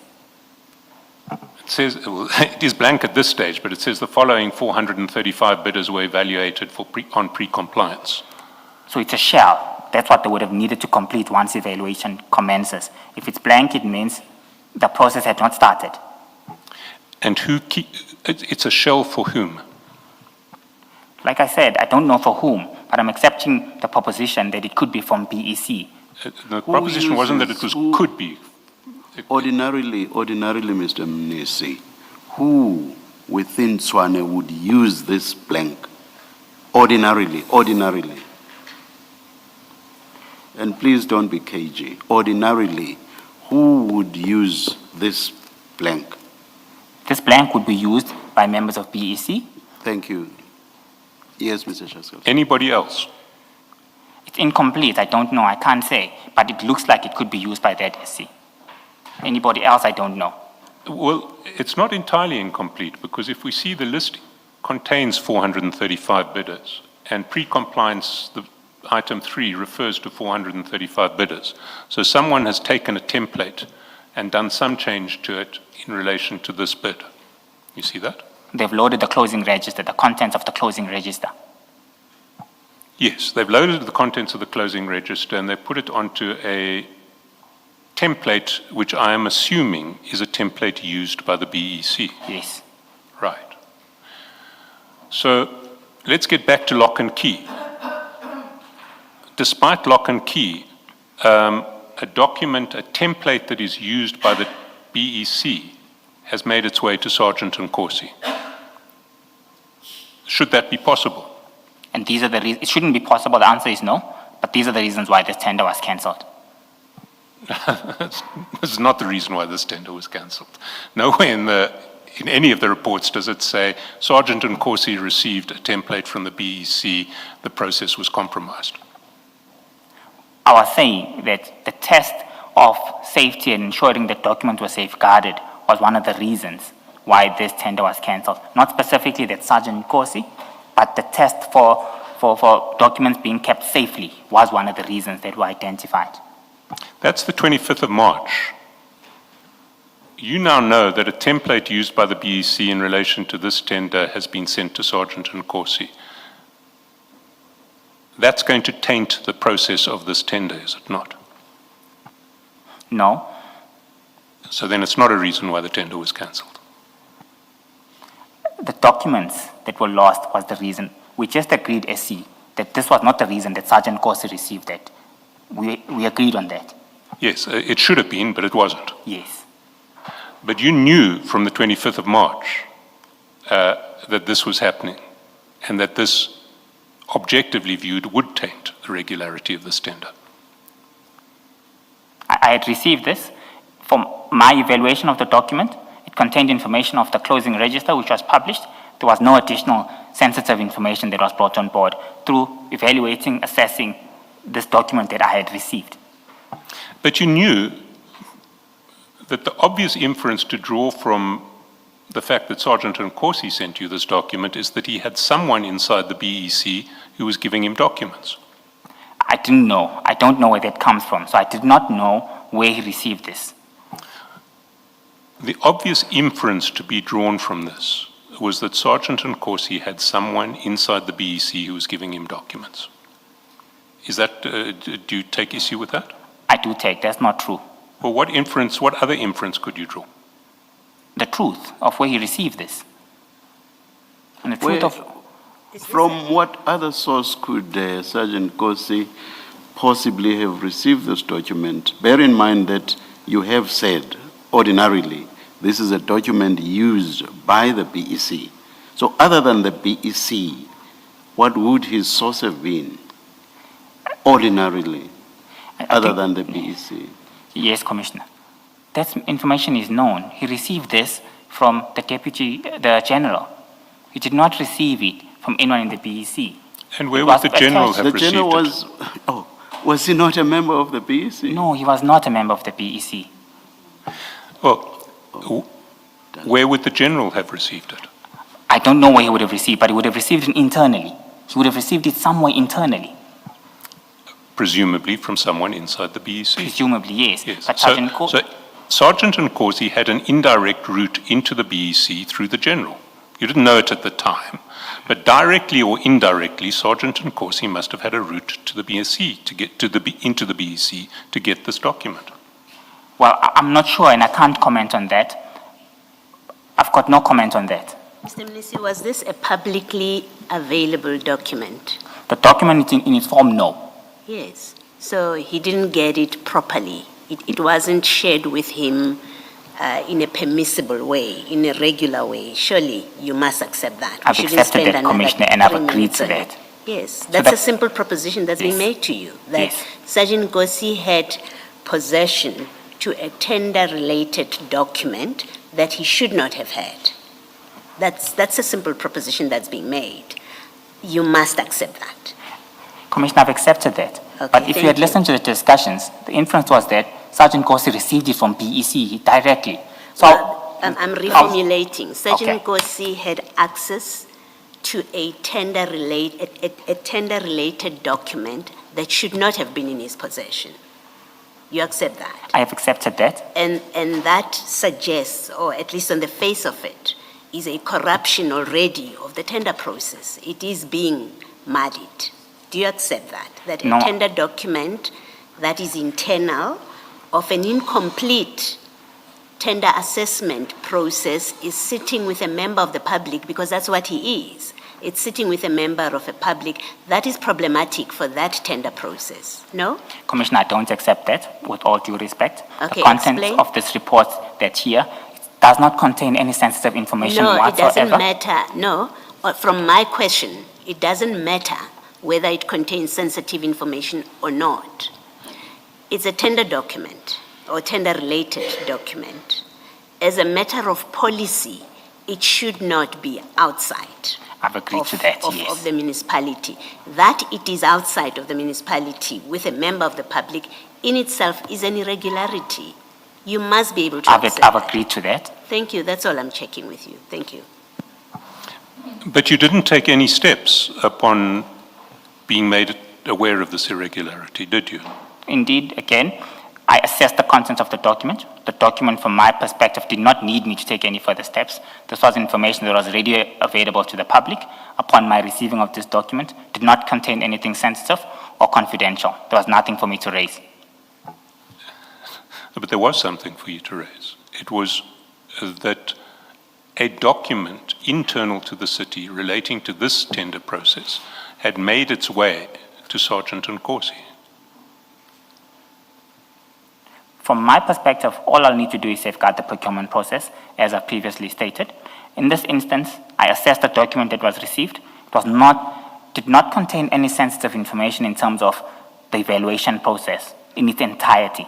Hence, I felt there's no need for me to escalate this any further. I don't have any conclusive evidence on any leak at this stage in time. But I do agree, this is a leaked draft administrative report. It doesn't contain anything sensitive or confidential. I had nothing to report. Did the probity report pick up that this document had made its way to Sergeant Nkosi?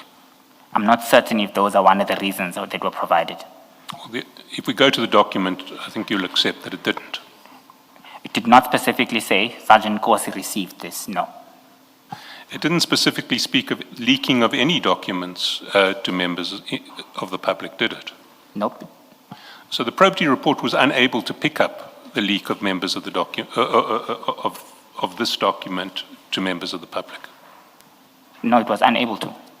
Didn't focus on that. So the probity report didn't have mechanisms that enabled it to identify potential leaks of information. This was a closing register, firstly. There's no sensitive information that's contained in this. And as far as I'm concerned, there are sufficient processes that are designed by the probity teams to test any potential leaks within the system. But they didn't pick up this one. As far as I'm concerned, the process and systems are there. At this point, Mr. Chaskalson, I think we should take the adjournment. Let's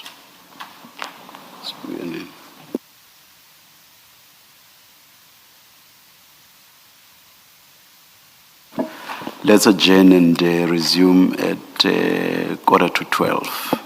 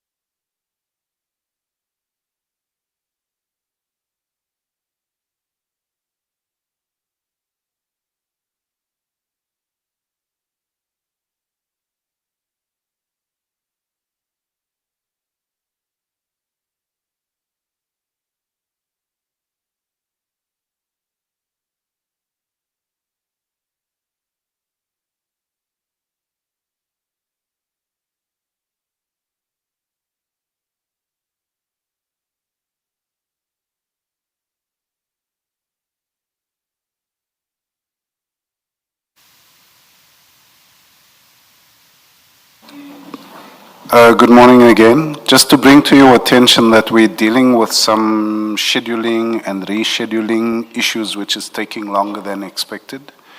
So please bear with us. We will announce as soon as we're ready to resume. Thank you.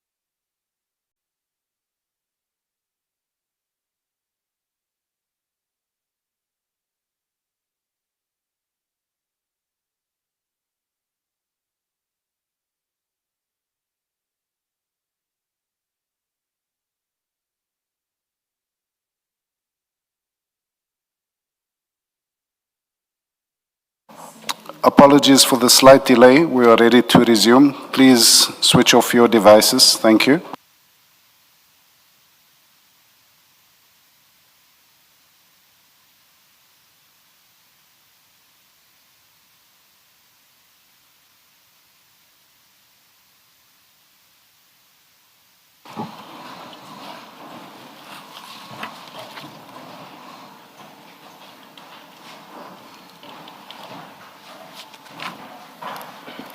Yes, Mr. Chaskolson.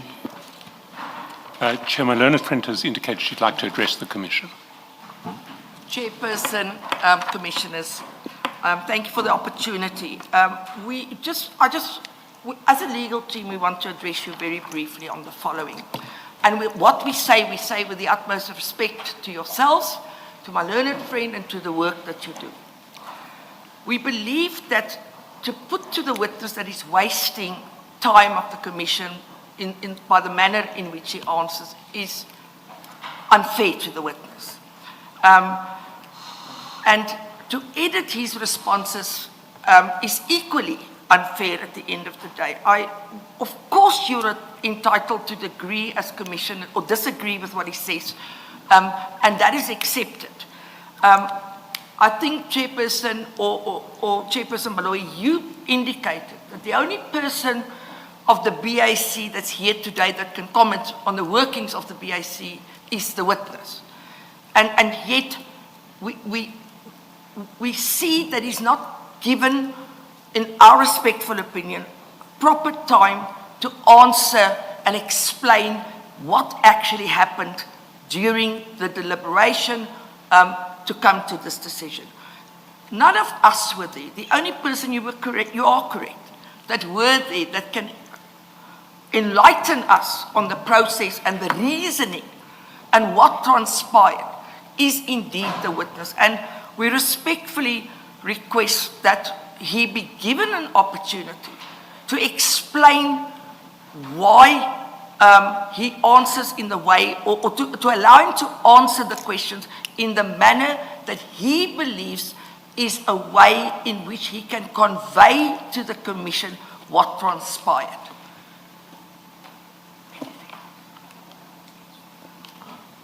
Thank you very much. Can you please, Ms. Van Heerden, substantiate the point that says Mr. Mnisi's responses should not be edited? I didn't quite... Edited in a sense that he's cut off. He starts to provide an answer and then he's cut off. Very often, again, with greatest of respect, Commissioners, we were all in practice, or some of us are still, some were. It's very difficult when one tries to convey something and when one's cut off. Sometimes it influences your thought process. It makes you lose your trail of thought. And it's something I think one should be mindful of when it happens. So again, what we place on record, we place on record with the greatest of respect and to yourselves and to the work that's been done. Thank you very much. Thank you very much, Ms. Van Heerden. I will not invite a response from you, Mr. Chaskalson, because this is directed at us. Your first point is that it's unfair to say that Mr. Mnisi is wasting time. I think there's a nuance on that. I did not put it like that. It was in the context of Mr. Mnisi wanting to explain. And I immediately said, before anything else I said, I immediately said, Mr. Mnisi, I am going to allow you to explain. But let me make this comment. I said, in basically all your responses, you explain. And you do that even in instances that patently or objectively show that there is no need for an explanation. I'm retired now. but I was a practitioner for a number of years. And I will tell you this, as a practitioner, unfortunately as a judge, for the better part of my life as a judge, I sat at an appellate court, so I did not again experience issues of questions, responses, and proper responses, improper responses. But I did practice for a number of years, and I will tell you this, and I would be surprised if you will not agree with me, that there are questions that do not require explanations. I would be surprised if you disagree. And with those questions, explanations do not then become necessary purely because a witness thinks that they must explain. If objectively the question does not require an explanation, it doesn't. And the answer to that cannot depend on what a witness thinks or how a witness feels. And then my mention of time was in that context. The context that it cannot be that all the time you must explain.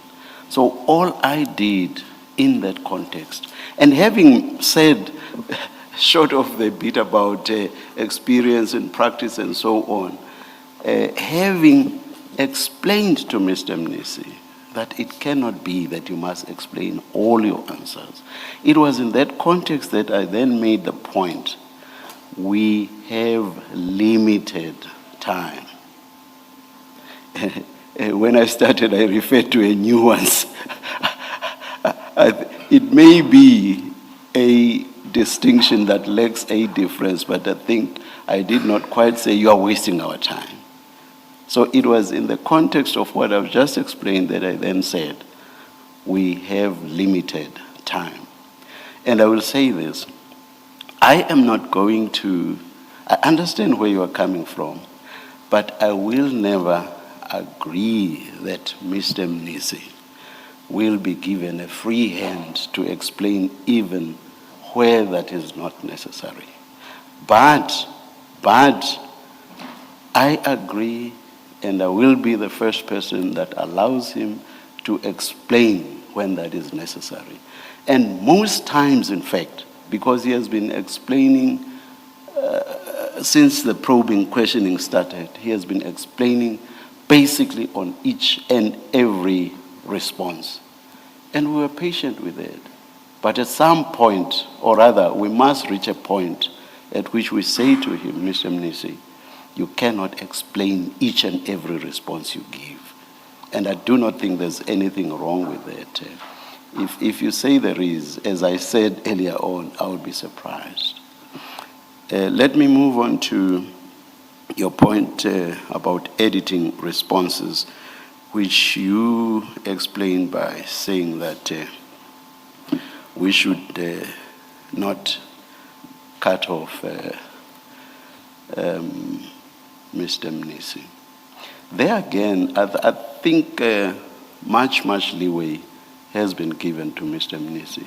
But there are times when you will ask a question, and from the moment he opens his mouth, you see that the response he's beginning to give has nothing at all to do with the question that's being asked.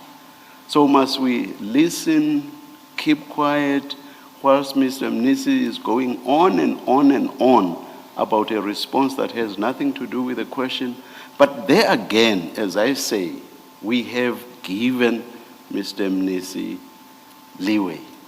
And I doubt that we've given any other witness as much leeway as we have given Mr. Mnisi. Lastly,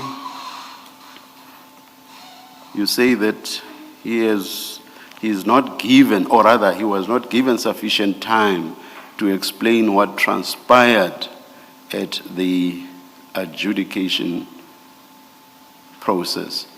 And I did not finish my note here, but I think you were saying that you are asking that consideration be given to all of the issues that you have asked. There again, to the extent that perhaps you felt that he was not given sufficient opportunity, from where I'm sitting, he gave lots and lots of responses with regard to this subject, going on to even say that there were additional reasons that informed the resolution that was made in the end, and a whole lot of other substantiation. I am not sure that he was shortchanged on that. But, and more importantly, I think, to the extent that you feel that he was shortchanged, you have a right to re-examine and traverse whatever ground you feel ought to have been traversed, insofar as he may have been shortchanged. Thank you, Chairperson. Thank you very much, Ms. Van Heerden. Mr. Shaskalson? Thank you, Chair.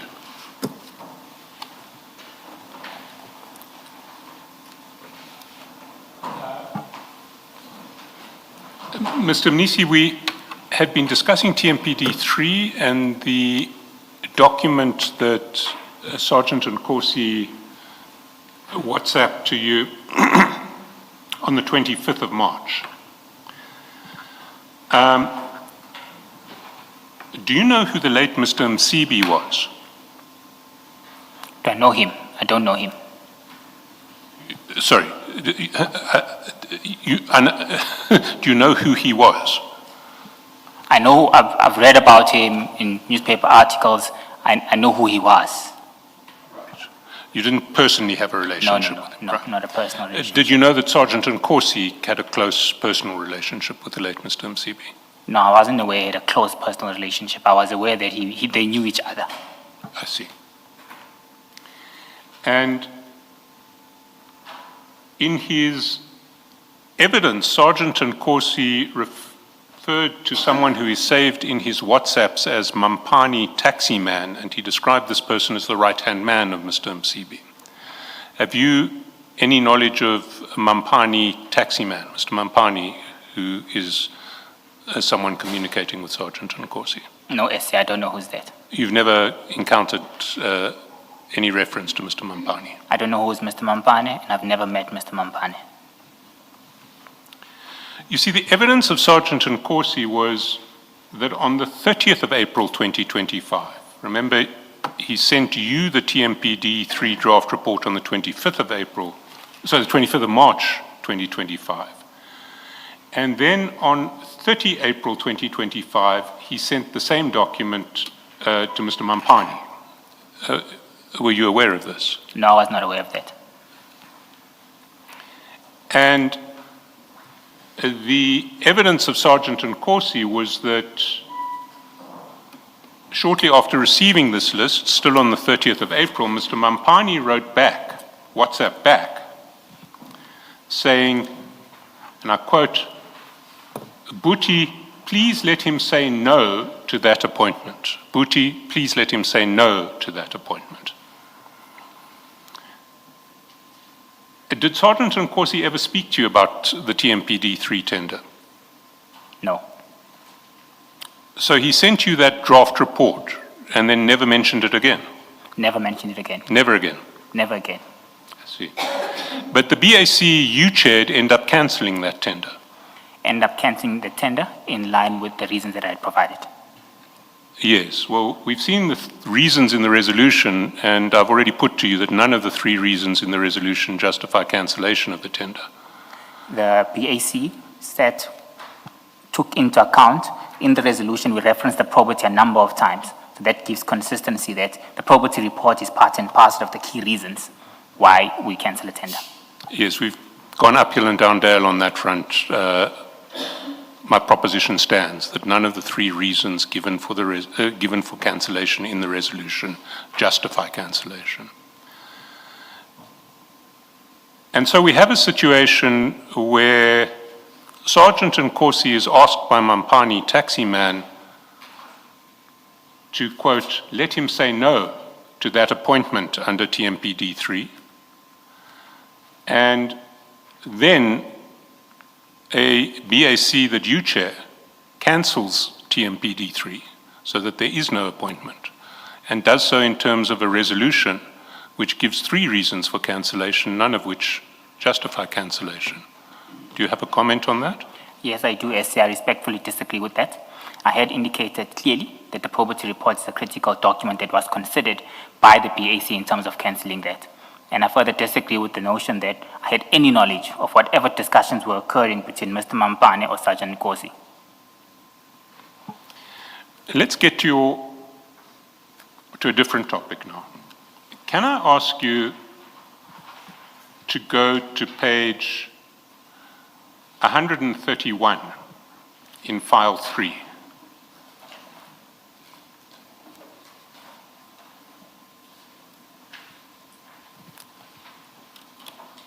Sorry, 127. Let's start with 127.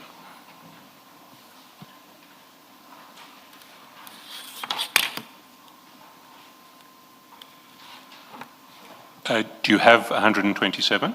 I've got page 127 within my bundle, third bundle. That's correct. And at the foot of page 127, you send Sergeant Nkosi a picture or a screenshot that says collecting my weapons. It's a screenshot from a chat with someone who is described as Ntando Mfowethu. And lower down, there is another screenshot of the back of a man holding 2 weapons, 2 rifles that look like automatic rifles to me. Who sent you these pictures? These are pictures that I saw from a status of a friend. Sorry, these are pictures that you've These got? are pictures that were sent from a status of a friend. From the status of a friend? Yeah. Which friend? I don't recall which friend it was. You don't recall the friend whose status this was? No, the status is clear. The status is Ntando Mfowethu. Sorry, I think I'm mishearing you. Can you repeat? You got these pictures from where? I think it was clear, and you're aware of the details that these were forwarded messages. Yes, they are forwarded Yes. messages, yes. So these were forwarded message from a friend of mine. And these were weapons that I liked shooting as part of my socializing that we normally do with Sergeant Nkosi. These are weapons that I wanted to try out as well. So you're saying that these were weapons, pictures of weapons that a friend sent to you because that were forwarded to you by a friend who presumably knew that you liked shooting? Yes. I see. And was that friend Ntando Mfowethu? No, it wasn't him. It was wasn't? a forwarded message. I see. Underneath those pictures, at the top of page 130, you message Sergeant Nkosi saying, they say he is coming for me, but who was coming for you? Chair, like I said, the content of this was me making use of these weapons in our next shooting expedition. This was just me and Sergeant Nkosi saying, this was me expressing to him that I want to try out these weapons. No one was coming for me. Was it an autocorrect error? No, I'm not saying it's an autocorrect. I'm saying no one was coming for me. I don't recall the details of this discussion in particular, but what I want to put to the commission is that the contents around our discussion was that these were weapons that I had seen, and I wanted to try them out after they had been sent to me. So you see a picture. Can you identify the man in the Vuitton 00 T-shirt that we see at page 129? No, I can't see who's it. So you see a picture of a man holding 2 automatic weapons. You message Sergeant Nkosi saying, they say he's coming for me, but you can't remember who you were referring to. Chair, like I'm saying to you, The content of this discussion was for me to try out those weapons. I don't really recall what was happening on that, but that was the discussion that I was having with Sergeant Nkosi. That I need to be ready. I need to be able to use weapons when whatever competitions that I want to attend in the near future, I need to be certain that I'm able to utilize these weapons accordingly. I love shooting. Sergeant Nkosi thought that you were referring to someone in particular because he responds back saying he won't stand a chance. Yes? But you weren't referring to anybody. No, Chair.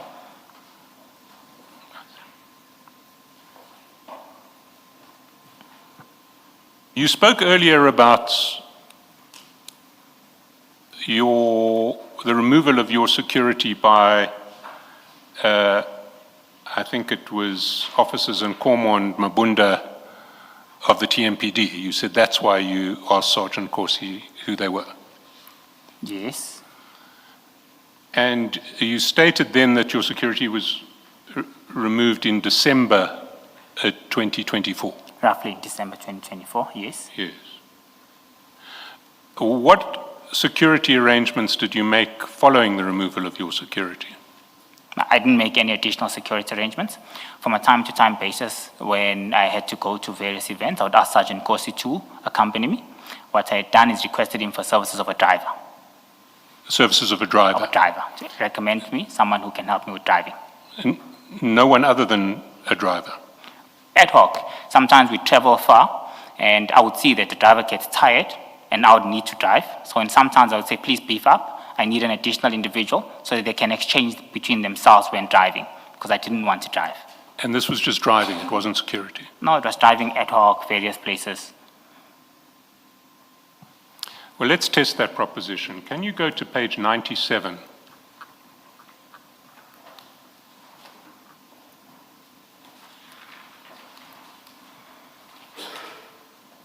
There you text Sergeant Nkosi and you say something is off with Bonkosi today. Yeah. Who was Bonkosi? The driver, my driver. The driver, right. And how long did you engage Bonkosi through Sergeant Nkosi? From this point, it was from December. Yes, but for how long did From Bonkosi December, stay? so at this stage it was about 1 month. No, my question's different. How long did Bonkosi stay as your driver? So maybe just to add some context, it was not permanent. It was an ad hoc arrangement where I would need him. I was driving myself, Chair. On certain instances where I would need him to assist me, he would come by and drive me. So it wasn't something that was a permanent arrangement. I would utilize him in some instances for 3 to 4 days in a month, some instances 10 days in a month. So it was not a permanent arrangement. It was as and when I required the need, Bonkosi would come and I would pay Bonkosi from myself. And how long did that ad hoc arrangement last? When did Roughly- you stop engaging Bonkosi, or do you still engage him? Roughly at this point, it stopped till about September-ish. I don't recall the exact date, but on an as and when basis, he still drives me. So you say it stopped in September, but on an as and when basis, he still drives you? Yes, when I need him. But it stopped in September. I drove myself, I think, for about 2 months on my own, and I started requesting to driving me again sometimes from the beginning of this year. So there was a break. And Sergeant Nkosi put you in touch with Bonkosi? Yes, he did. And he was just a driver, Just not a a security? Just a driver, Chair, and would assist me with anything else. So let's see what you say to Sergeant Nkosi at page 97. Something's off with Bonkosi today. First, he's 30 minutes late when he picks me up. Second, he misses an off-ramp from the airport. Just informing you, keep it between us, don't act yet. What action were you contemplating that Sergeant Nkosi might take? He needs to scold him, Chair. I mean, how does he pick me up late? So he needs to scold him. He allocated me this guy. He told me he's responsible, told me he's trustworthy. So the first point of me picking this up, before me addressing it directly, is, Sergeant Nkosi, you recommended a guy to me that you said was responsible. Picking me up at the airport is irresponsible. So you deal with it first before I take action on my behalf. That was the point of that. So you understood Bonkosi at some level to answer to Sergeant Nkosi. Well, he introduced him to me. He indicated to me that he's responsible. I'm not saying he had to answer to him, but he's the one that recommended him for the job. But if he wasn't responsible for Bonkosi, what role would he have in disciplining or chastising Sergeant Bonkosi? Well, he introduced him to me. So he needs to be there to provide guidance when there's anything that goes wrong. Because the next action for me was to fire him and get someone else. So I always give people an opportunity, Jay. It's a fair opportunity that you need to give everyone. Could have been an honest mistake on that particular day. So the individual who introduced him to me needs to address the matter. Well, why don't you address it directly with Bonkosi? He's the one. Yes. So at that point in time, there was no need for me. It was the first instance. Yes, but if it's the first instance, why must Sergeant Nkosi address it rather than you? I mean, you sit in this man's car for large parts of the day, do you not? He drives my car, he sits in my car. You sit in your car being driven by him. You had the Yes. opportunity to raise complaints with his service. Now, at this point, I give individuals a fair opportunity here. Like I said, this is how I deal with individuals. This is how I deal with potential areas of conflict. Whoever introduced me to him needs to address the matter. I mean, it's a fair opportunity, because my next action from there is the second opportunity, and most likely I'll need to dismiss the individual. So it's how I do things. It's my way of managing people. It's how I just operate from a people management perspective. So you were giving Sergeant Nkosi an opportunity to chastise Bonkosi because absent that you'd have to dismiss him. Scold him. He needed to scold him. You didn't want to scold him. At this point, there was no need for me. It's the first instance. When I intervene, I need to intervene with decisive action. I'm not just going to scold someone. I'm going to be at a point of saying, this happened on this occasion, on this occasion this happened, this arrangement is not working. I think we should part ways. That's how I do things, SC. Well, let's look at how the chat progresses. 10:56, you say, we travel this road too much for him to miss an off-ramp. I'm just being cautious. What do you mean by that? He was off, Jay. I mean, how do you miss an off-ramp that you travel so often? You know where we're going. How do you miss that? You're off. It means you're not concentrating. It means your mind is preoccupied with some other issues. Potentially, my life is not safe. If someone is driving and is not concentrating, cautionary measures must be applied. Could be involved in an accident. And you're not the one to take those measures yourself. You're not to say to him, Bonkosi, you've just missed that off-ramp. What's going on here? Focus. Chair, like I said, how I manage instances of this nature, I allow people a fair opportunity. It was the first time that this was occurring. I had raised it to the individual who introduced him to me. I've done this on some other occasions as well. So the opportunity you're giving is to Bonkosi? Chair, I don't understand you, SC. You said you allow people the opportunity. I'm just trying to understand who's getting the opportunity here. Is this Bonkosi being given an opportunity by you because this is the first time he's messed up? Indeed. And how you give him that opportunity is you tell Sergeant Nkosi to reprimand Bonkosi rather than reprimanding him yourself. Because he introduced him to me and he told me he's a responsible individual, there was a massive element of irresponsibility in this case. Well, let's see how the chat progresses. Sergeant Nkosi says, okay, please call me when you're alone. That's at 10:57 message time, 12:57. That's after your message at a minute previously. There is then a call in the same minute as Sergeant Nkosi has said, please call me when you're alone. And a minute later, you say to Sergeant Nkosi, I'm going to release him the minute we get home, my brother. Is that fine?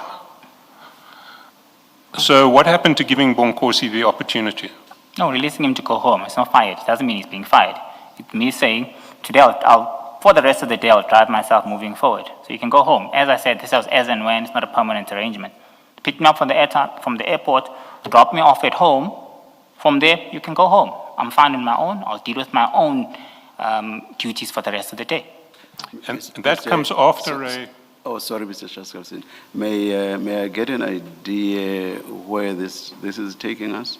It's taking us to the relationship with Sergeant Nkosi, and it's taking us to the relationship with Sergeant Nkosi, and to the witnesses failure to disclose the full extent of that relationship. Okay, all right, thanks.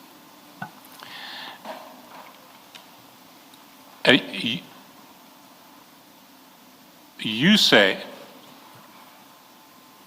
I'm going to release him the minute we get home, my brother, is that fine?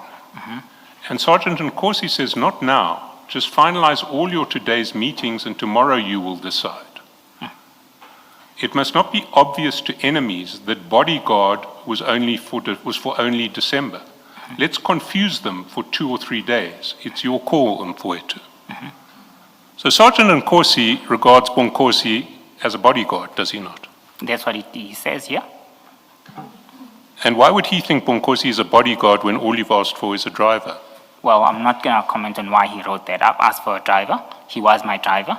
You can see the contents of our discussions is that of an individual who's driving me. If it's a bodyguard, there would be no reason for me to even release him. Also, to be quite frank, a driver can't be a bodyguard because he's concentrating on driving. How is that guy safeguarding my life if he's focusing on driving and concentrating on the road?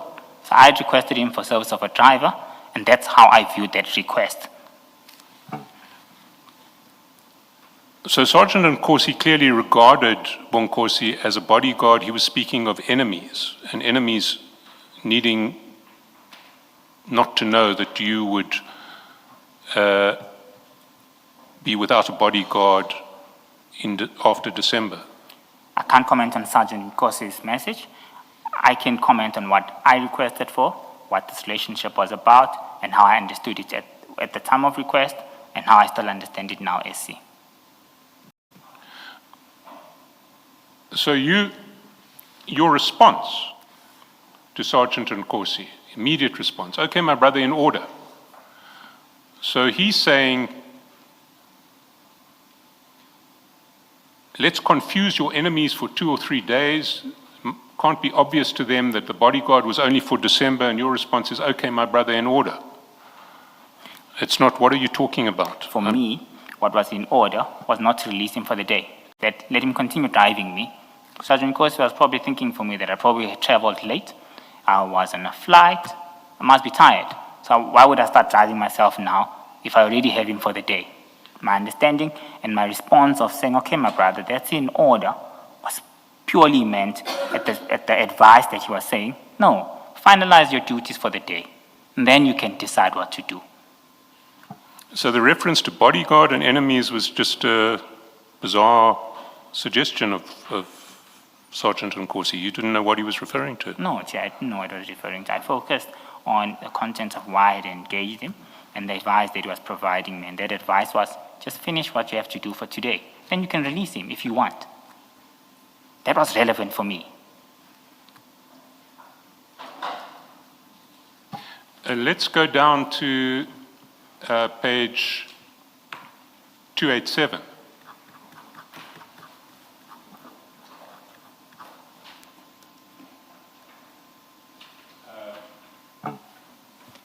Top of page 287 on the 17th of May, 6:58 p.m., 8:58 actual time. Sergeant Nkosi calls you and says, Mfowethu, how's it? I'm told tomorrow you got a trip. I'm arranging extra personnel. Is he not arranging security personnel for you? It's an additional driver, so drivers can swap. Remember, I indicated that I don't prefer driving, Chair. So when a driver gets tired, instead of me taking over the wheel, I prefer someone else take over the wheel and proceed with the trip. I prefer not to drive at all. I had noticed that when it's just Bonkosi and myself, I would see that he's tired throughout the driving process. Of course, then we have to swap. There was a major inconvenience for me. I don't like to drive. Hence, I said it was preferable to bring someone else so that they can exchange between themselves, so I can sit back and do what I normally do. Let's go to page 307.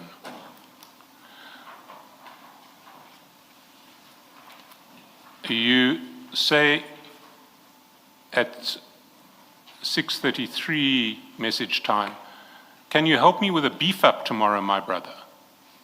I need Bonkosi to drive the madam to Sosh tomorrow, May about 11. Is Sosh Soshanguve? Yes.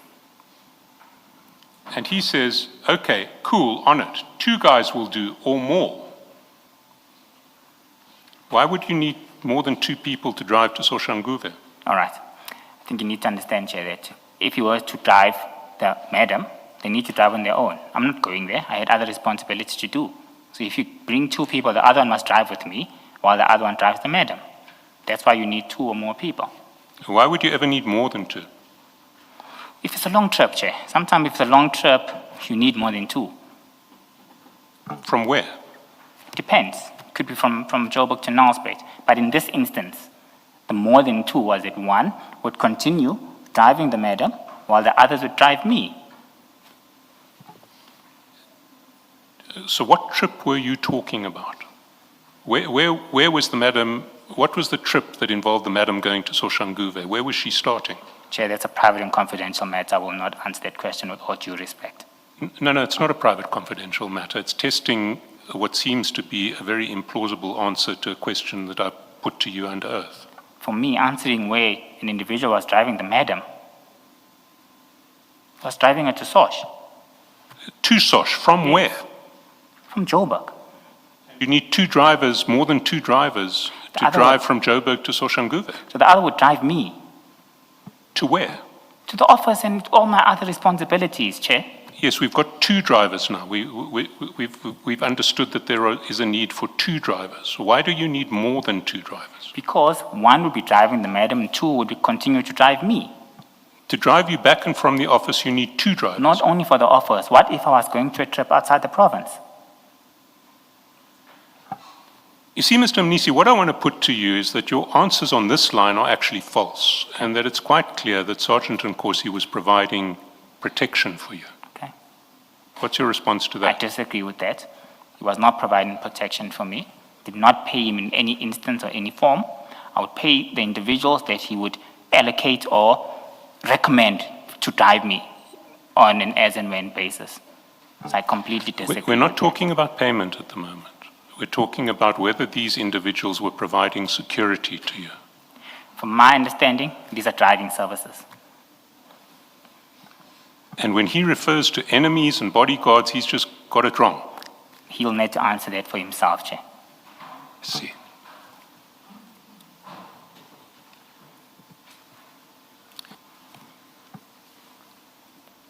When you were asked in paragraph 2.5 of the Regulation 10.6 notice, have you received any payment or benefit from Sergeant Nkosi, whether directly or indirectly?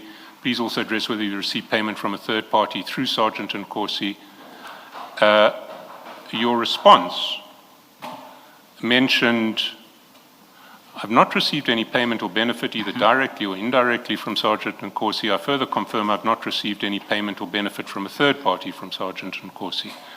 I do, however, wish to state that on a few occasions, Sergeant Nkosi accompanied me to meetings and or gatherings because I felt unsafe or vulnerable, purely as a friend. I never perceived or understood him accompanying me to be a benefit of sorts for either of us. You recall that? Yes, that's my statement, and that's what I provided to the Commission. So there were occasions where you needed security. You felt unsafe. He's a friend. He's got a physical presence. So if I go with a friend with a physical presence, I feel a bit safer. But you didn't see fit to mention that he had provided people who he described as bodyguards to you.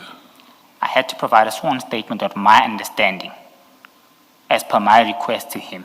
Can't provide a statement on what he might think of situations. And as per my sworn statement, Chair, is that he provided me with a driver, and I do state that in my sworn affidavit, and I further go on to disclose to the Commission that there are some instances as well where Sergeant Nkosi himself, he would go with me, but not the people. The people, it's something completely different because I'll pay those from my own pocket. Where he himself comes, I view that as a possibility of being viewed as a benefit. However, I'm clarifying that there was no financial exchange, so there's no benefit that he obtains, number one. Two, he's a friend. We socialize with a number of activities together, and I disclosed that as fairly as I could to the Commission. Let's look at other aspects of your relationship with Sergeant Nkosi. Can we go to page 100? Page 100. Yes.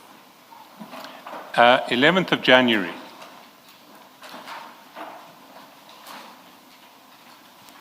You actually, 6:17 a.m. message time, 8:17 a.m. actual time. You message him, off on an urgent meeting in Durban, will be back later today, just an in and out. Morning, my brother, go well, he responds. You say, cross your fingers, Mfowethu, going for a massive business deal that side. Do you recall what the business deal was? Yes, it's a personal matter that I had to go to. Yes, well, can you tell me what it involved? I'm going to object to my learned friend's line of questioning.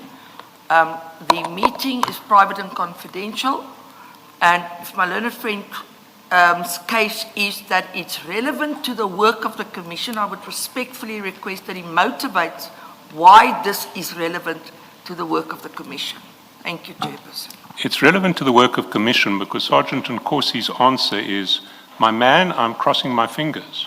I know when you grow, I will grow too. I stand by the question, Chair.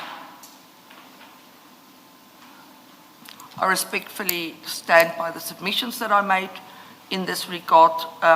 To disclose here his private, financial or business affairs with respect is not part of the work of the Commission. Mr. Chaskalson, without more, my inclination is to disallow the question. Chair, I won't persist then. What did you understand? Well, my next question then is, did Sergeant Nkosi know that you were talking about a private business deal? Of course. Yes, SC, he did know. And his response is, I know when you grow, I will grow too. He's happy for me.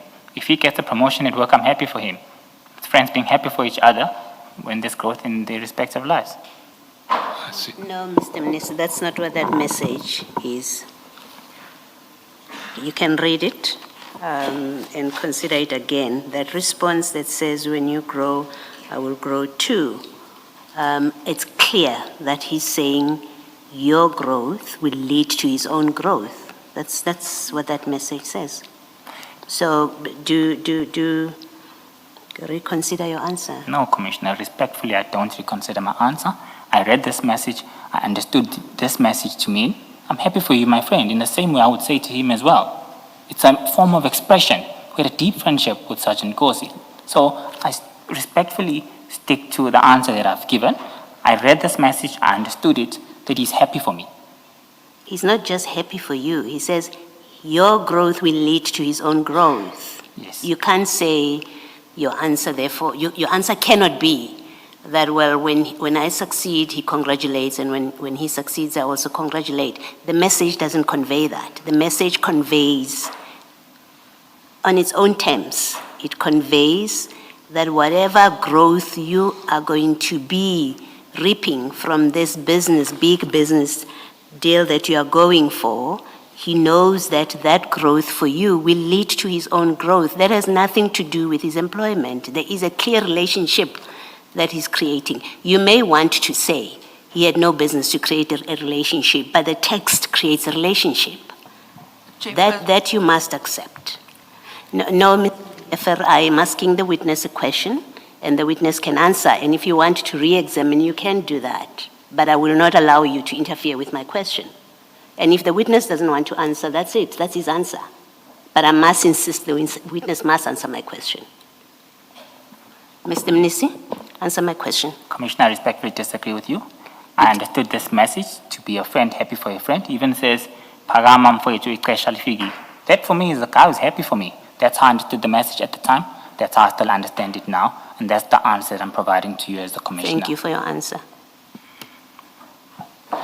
And we've already established that you had a very close relationship with Sergeant Nkosi. Very close, yes.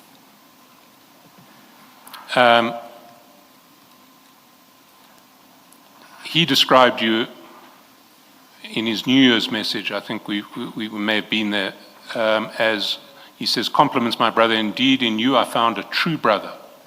What page are we on, SC? I'm on page 96. 96. Yes, I see that. It's preceded by me sending him a message first. Yes. Yes. And then 281 in July, he says, good evening, my brother. Remember, you are my brother forever. And you respond, good morning, Mfowethu. I know my brother. And some thank you emojis. Spot on. So, a brother forever. Yeah, we were friends. Now, I want to go back to huffing and puffing, because you have this incredibly close relationship, but essentially, you're telling this commission that to someone who you regarded as a brother forever, you were willing to create the false impression that you were going along with his requests to appoint Ngapeshaya and El Shaddai, despite the fact that you had no intention of doing that whatsoever. Spot on. So you were misleading him in relation to your texts to him on Ngapeshaya and El Shaddai on your version. In the same way as I had presumed that he was misleading me, yes. Sorry, how was he misleading you? He was constantly sending me reminders that he needs me to check for compliance. I then established on my own that this is more than that. But it's after that you exchange your messages about being brothers for life. It's within the context of those discussions. These are not isolated events, SE. They are interrelated. Sorry, what's interrelated? You're speaking about me huffing and puffing. Yes. I'm explaining to you how that came about. Firstly, I'm agreeing with you. Yes, I did huff and puff. I did create a false impression that I would check for compliance, as he would constantly request me to. However, due to the persistence, I had indicated that it was clear to me, even though he's not saying it verbatim, that I need to assist in checking for compliance. In my mind, it rang a bell, that this looks like it's more than that. I took a decision in my mind that he's also misleading me in some way or not. I'm going to play the same game. But it wasn't to check for compliance. By the time that you were huffing and puffing, it was quite clear that he was giving you a list of bidders in priority and our list. So he was no longer misleading you. If he, at the beginning, was asking for compliance, if that's what he was doing, by this stage it was clear that he was asking for something more. It was clear, Chair, but not verbatim. He did not at one point state that. Throughout our discussions on 148, 152, and 157, right through 177, the discussion was clear. Please check for compliance, please check for compliance. In my mind, it rang a bell that this is more than compliance. He does not say at any point, but I realized that from my own due to the persistence. Hence, on 177, I start misleading him intentionally to stop this matter from proceeding any further. I just want to correct something that you've just stated. There is no text ever where he asks for compliance. I did mention to the Commission that we had a discussion. He phoned me on 148 when he initially sent me that. We had a telephonic discussion. I indicated to the Commission that there are various modes to communicate with one another. The first mode would be via text message. The second mode would be via telephonic discussion. In this instance, he raised that via a WhatsApp telephonic discussion.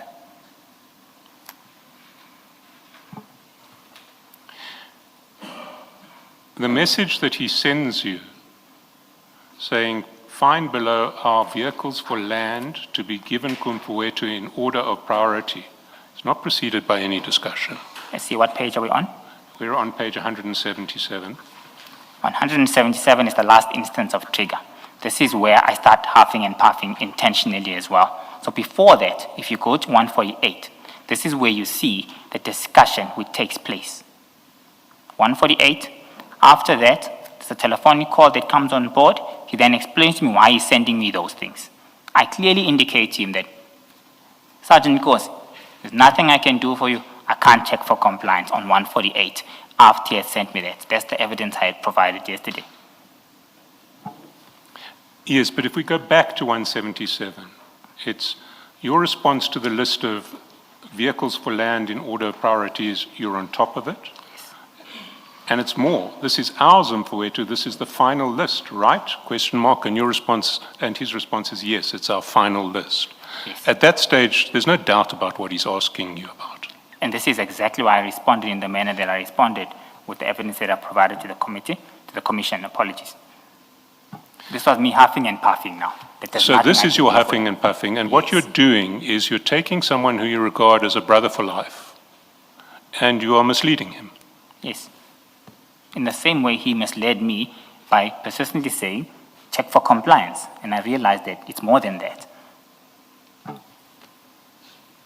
Why do you not take him up?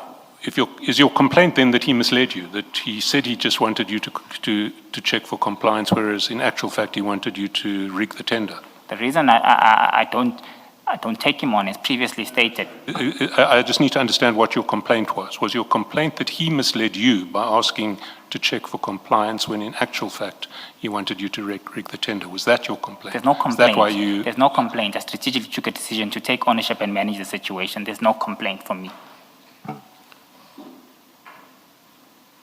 You said you started misleading him only after he had been misleading you. Spot on. And the misleading of you was that he asked you to check for compliance when in actual fact he wanted you to rig a tender. Is that what you're saying? That's exactly what I'm saying. And so despite the fact that he's misled you, you mislead him, you regard each other as brothers for life. Yes. Is this how you deal with your brothers? Yes. That's how I dealt with the situation. And I would deal with it in the same way again. You see, what we have, if we step back and we look at the overall picture, is you and Sergeant Nkosi have an incredibly close relationship. You describe each other as brothers for life. He clearly cares about you very much, and you clearly care about him very much. You accept all of that. I've accepted that, SC. In respect of TMPD 1,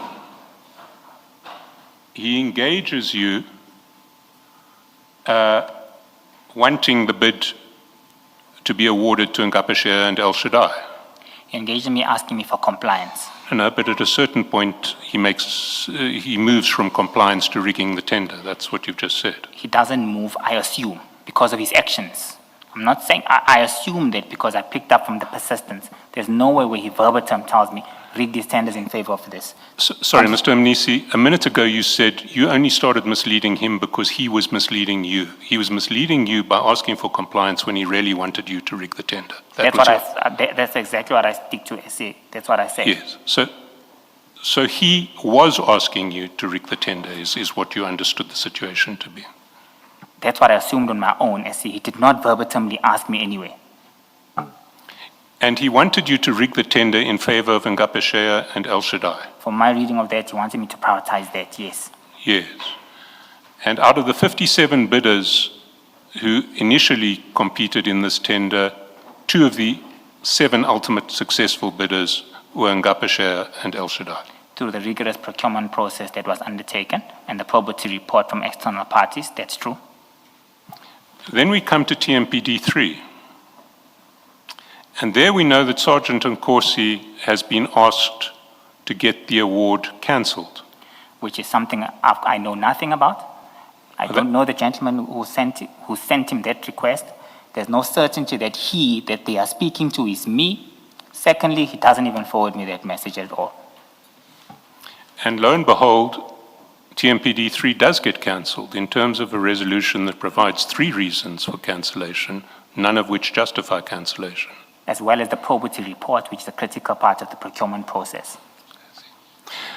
I'm putting to you, Mr. Mnisi, that if one looks at the objective facts, as opposed to what you say happened and what you say documents actually meant, it looks very much like your very close relationship with Sergeant Nkosi tainted both of these tender processes that you presided over.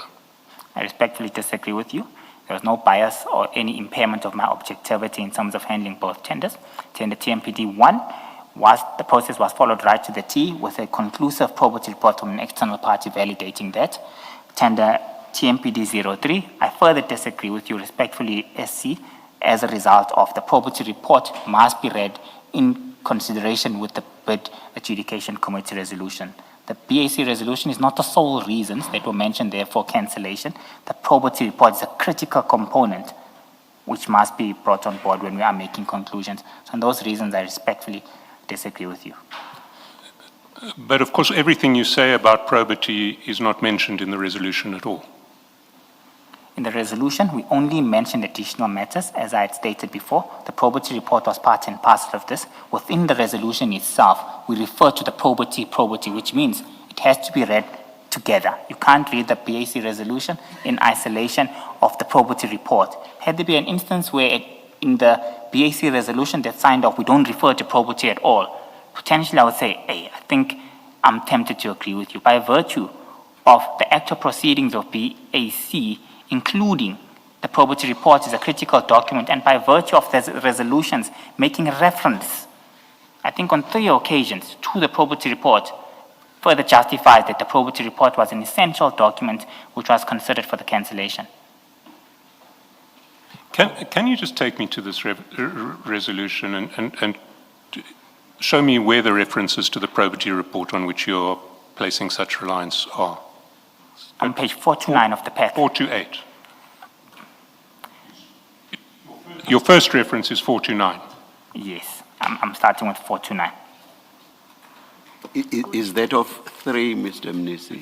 Two. 2, I'm sorry.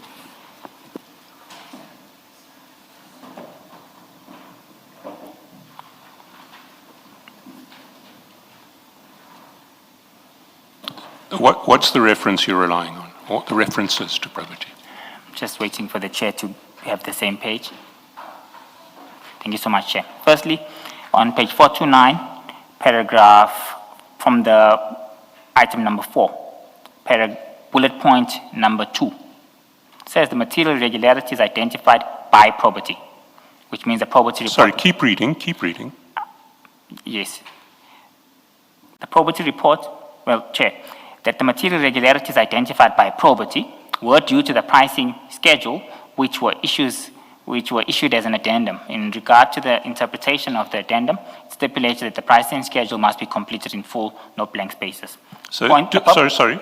Are any of the probity complaints that you are placing such reliance on linked in any way to the pricing schedule? I'm bringing your attention, SC, to the word probity, that the probity report was considered, that this BAC did not take place without reviewing that. By referring on bullet point number 2 to the word probity, there's only one probity report that's there, and that's in reference to the previous GM20 that was just prevented. It's the only feasible resolution that we can refer back to within the sequence of these events.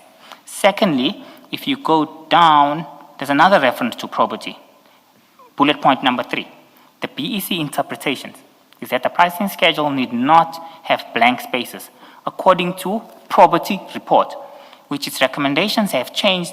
The initial BEC recommendations stated that blank spaces must be completed with numerical figures. This resulted in potential selective evaluation of bidders and the potential unjustified disqualification of bidders. The second line of bullet point number 3 clearly references the probity report, which is GM20. Yes, and it's referring to the issue of blank spaces versus numerical figures, is it not?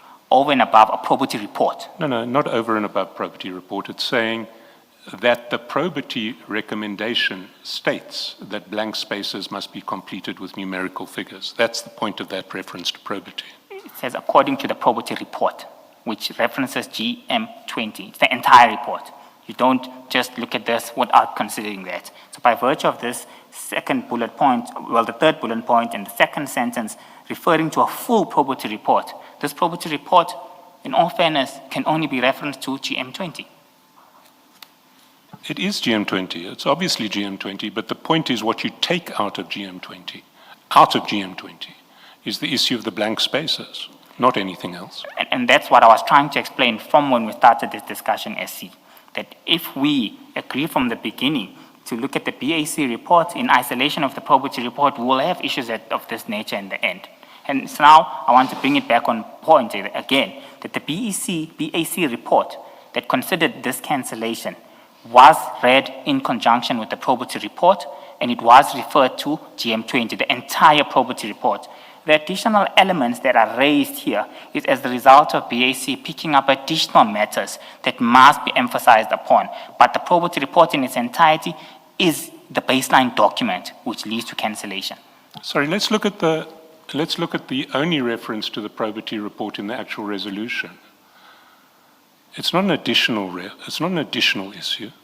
It's an issue raised in the probity report, the issue of blank spaces versus not blank spaces. You know, numerical insertions versus deletions. That's mentioned in the probity report. During the meeting between the BEC and probity teams on 26 August, it became apparent that there were multiple interpretations of the specifications. That's an issue that comes out of probity. It's not an additional issue. I was explaining the context and what happens at BAC, this specific BAC that's set on this specific day. I was explaining that maybe there needs to be, in fact, not maybe, there needs to be an improvement in how discussions are captured. But when we are capturing resolutions, it's a summary of the discussion that took place. Within those discussions, there's an entire pack that's attached before it is sent through to the city manager for approval. So not only was this considered in isolation, the entire pack, which included the probity report, was received and assessed and analyzed by the accounting officer from the BAC, who further concurred with these reasons. He interacted with the entire pack, would never have signed this. If the city manager was not of the view that he's happy with the reasons provided by the BAC, it's within his rights to refer this thing back. The city manager by profession is an attorney as well, so he would have seen issues of this nature, and he would have probably been aware more than I would have been as a finance individual of any law-related matters that I couldn't have foresaw at that point in time. So when he considered this cancellation report, it was not in isolation with the probity report. He assessed the contents of those findings as per the probity report. He then agreed that the reasons within the BAC report, coupled with the probity report, are sufficient. We don't want to incur irregular expenditure as a city.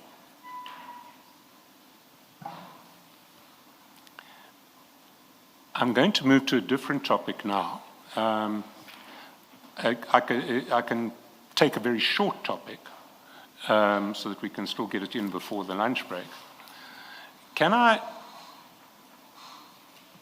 take you to page 230? Of the? Bundle 3, file 3. Page 230.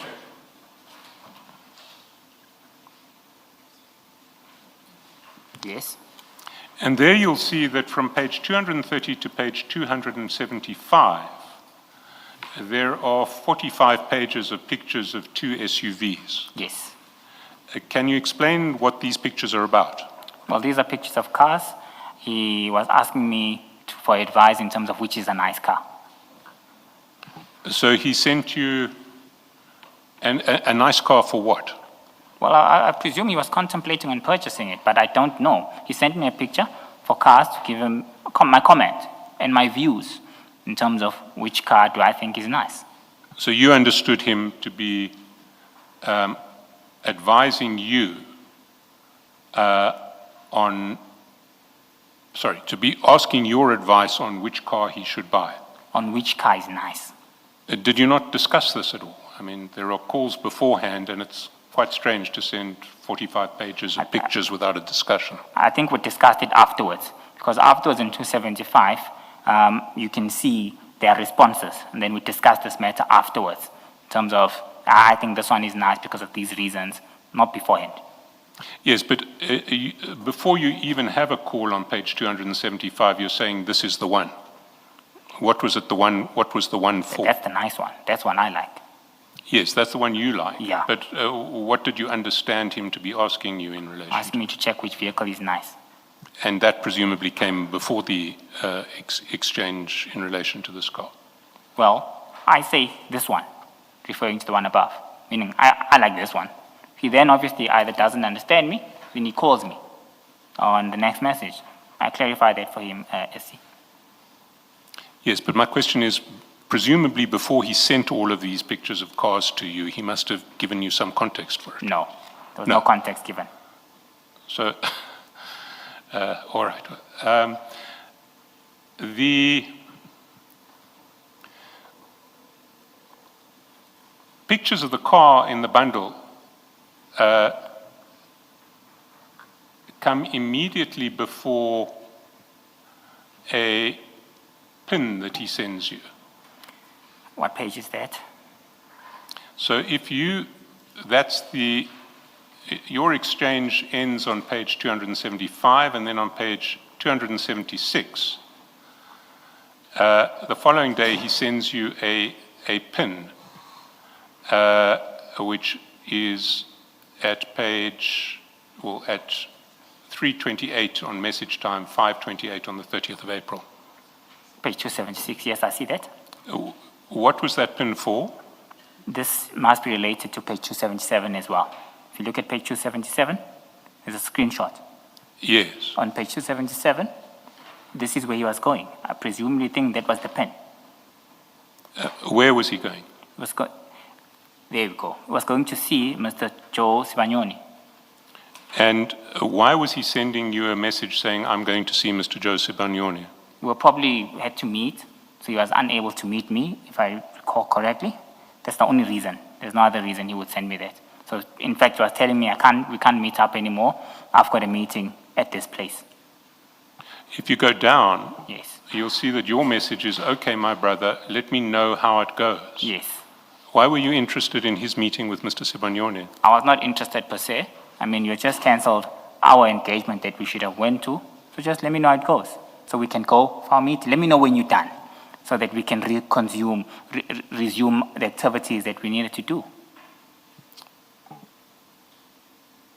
Had he previously mentioned Mr. Sibagnoni to you? We'll have to check, Chair. I think previously he had sent me a TikTok video of some sort of Mr. Sibagnoni, so he might have mentioned it. I can't say for certain yes or no, but I think he might have. I think the TikTok video you are referring to is at page 42. Oh, yes, then he has. And what was that about? Oh, he was just sending me a TikTok video that was trending. A trending message about the launch of the Joe Sibagnoni Foundation. It's spot on. And why did he think you would be interested in the launch of the Joe Sibagnoni Foundation? In the same way, I would send him articles. That's just sharing information, I guess. I was not interested in the Joe Sibagnoni Foundation. Got no interest in matters of that nature. Never met Mr. Joe Sibagnoni. He was just sending me this in a similar way. I would send him articles. Can I take you to the footer, page 86? Page 86. There on the 16th of December, you say, at the foot of the page, I'm okay, my bro, I always wake up early, it's in my blood now, I'm taking it easy today, how's the madam feeling? He responds, she's great, thanks. I got a call at 6:30 to come see number one. You say, who, my bro? Number one. And then you say, JS, question mark. Who were you asking in relation to JS? I was referring to Mr. Joe Sibagnoni. And why did you think that Sergeant Nkosi, when he refers to seeing number one, would be referring to Mr. Sibagnoni? He's the president of one of the taxi associations. He's number one within in the taxi fraternity as far as I was concerned. He's number one in the taxi fraternity? As far as I'm concerned, As yes. far as you're concerned, yes. And you must have known then that Sergeant Nkosi had a relationship with him. We had a discussion. He had sent me this. He told me he knew him. Whether it's a personal, business relationship, I did not know. And honestly, I was not interested as well. I knew they knew each other. I knew they met occasionally as well. But I was not interested in their discussions. They're none of my business. You see, earlier when I asked you if you'd ever had discussions with Sergeant Nkosi, about Mr. Sibanyoni, you couldn't remember. You vaguely remembered a TikTok in relation to the launch. This is 2024, almost 2 years ago. So I mean, when you bring it up, my memory is jogging up and I'm recalling that matter.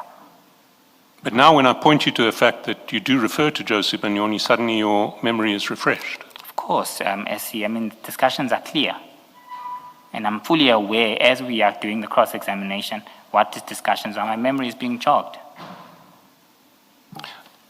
Why would you not have remembered a discussion about Mr. Sibanyoni when I first asked you, but only when I pointed you to the fact that you were referring to Sergeant Nkosi about a meeting with Joe Sibanyoni? Yes. I think we were moving from topic to topic, so my mind was still trying to conclude the previous topics that we had done. So immediately when you brought that up, my mind couldn't immediately recall. But I did state to you that, yes, I think it did send me a TikTok video, which was true, because that's what came out of my mind immediately. So I did not say I did not have any discussions. I referred to you what immediately came to my mind when you asked that question. And of course, when the cross-examination is proceeding and you are pointing me out to certain discussions leading to that, I am responding to you honestly. So you now say you recall that he had a conversation about Joe Sibanyoni with you at an earlier stage. Was it one, several? Chair, as we've seen now, there are 3 instances. We saw the TikTok video. We saw him sending me a pen that he's going there on the 29th to the 30th of April. You're now pointing me out to this additional one that takes place here. So there's 3 that I'm seeing now. I see. Let's go a little lower down. He tells you it is Joe Sibanyoni. He says JS. And he says, we'll handle him with, I think it's will let you know is what he meant to say. Your response is, Aish, should we be worried? Why would you be worried about him going to see Joe Sibanyoni? Again, firstly, the we is not me. And this is what I was trying to refer to the commission, that this was our way of speaking. This is another example of that we, of that ours, etc. So this we is not me, it's him. Why I'm saying that, Chair, we're sitting here on the 16th of December. It's a public holiday as far as I'm concerned. Someone wants here at 6:30 in the morning. So for me, what's going on? What's such an urgency that's required in this? It's a public holiday. People should be resting. So I think on those bases and on those grounds, I asked that question. But the we is our way of speaking. And I did raise this to the commission as well earlier on in terms of various discussions. I was not referring to me at all. So it's not 6:30 in the morning, it's 10:30 in the morning. You see that? Aish, should we be worried, is at message time 8:30, which is 10:30. So if you go to page 86, it says, she's great. Thanks. I got a call at 6:30 to come and see number 1. That's the 6:30 I'm referring to. Yes, but the first time that Mr. Sibanyoni is mentioned, even indirectly, is at 8:26 at the foot of page 86, 8:26 being 10:26. I got a call at 6:30 to come see number 1. So at 10:36, he mentions Mr. Sibanyoni, and Yes. you think this may be a cause for concern? Yeah, because he tells me that Mr. Joe Sibanyoni calls me at 6:30 on page 86 at the foot. Says, I got a call at 6:30. So why would someone call him so early? Yes, he raises we have a discussion at 10, but he received a call at 6:30. I see. And why would a meeting with Mr. Sibanyoni be a cause for concern on the part of Sergeant Nkosi, even if it was a meeting called at 6:30? Even if it was a meeting called by someone other than Mr. Joe Sibanyoni, by virtue of this being a public holiday, you'd assume almost everyone is sitting with their families, relaxing, or partaking whatever preferential hobbies that they have. If someone calls you at 6:30 in the morning on a public holiday, there's a presumption that there's something urgent that must be going on. Hence, in the presumption of the entire situation, I ask, is the cause for concern? It would only be natural, taking those factors into account. And yet again, this is, should we be worried, you're referring not to you, you have no worries at all. 100%. Yes, you're using we to refer to Sergeant and Course here. Yes, SC. He says, not at all, he sounded in good mood around afternoon time, we'll give you feedback. And you say, okay, my brother. What feedback did he give you? I don't recall. No. You don't recall. I don't recall. I don't even think he gave me feedback. I don't recall, SC. Were you not interested in the feedback No, after no. you were concerned that this meeting had been called? Had he told me about it, I would have listened and probably given an input here and there, but it was none of my business. When we asked Sergeant Nkosi about this meeting, he denied that JS was Joe Sibanyoni. You're clear that it was Joe Sibanyoni? When I sent this, that's what I understood. I can't answer for him and how he understood that. I think he needs to answer that for himself. In terms of my communications, I'm clear. When I sent this communication, that's what I understood. And that's what I was asking. Why do you call him JS? It's a short and it's long to write Joe Sibanyoni. It's informal communications, Chair. So JS would have been easier for me. And Sergeant Nkosi knows when you say JS, you mean Mr. Sibanyoni. I can't speak for him. I hoped he knew. That's why I put it in this manner. I hoped he knew. I thought your answer earlier was you referred to, the two of you, referred to Joe Sibanyoni as number one because he was the president of the taxi association or something? No, we don't refer him to that. That's how I knew. It You was knew him. that that's how he's referred Yes. to? Okay. We don't refer to him as that. I just knew that. So it's more than that's what you thought at the time or that's what you understood at the time. You knew that number one is JS. I knew that, Commissioner, Okay. indeed. All right, thank you. Chair, we've gone past 1 o'clock at this point. I wonder if we should take the adjournment.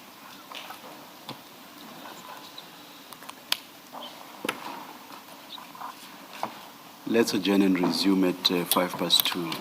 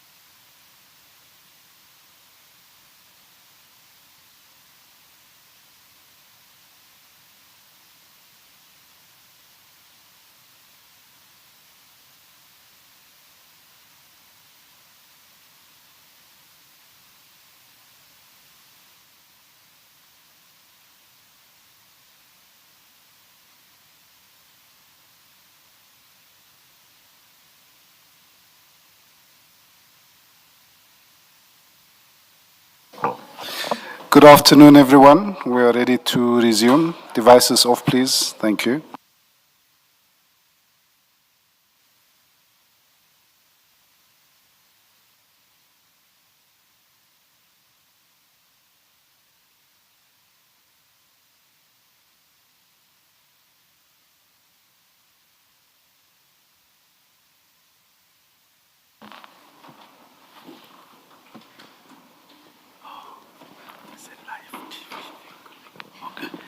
Yes, Mr. Chaskalson. Thank you, Chair.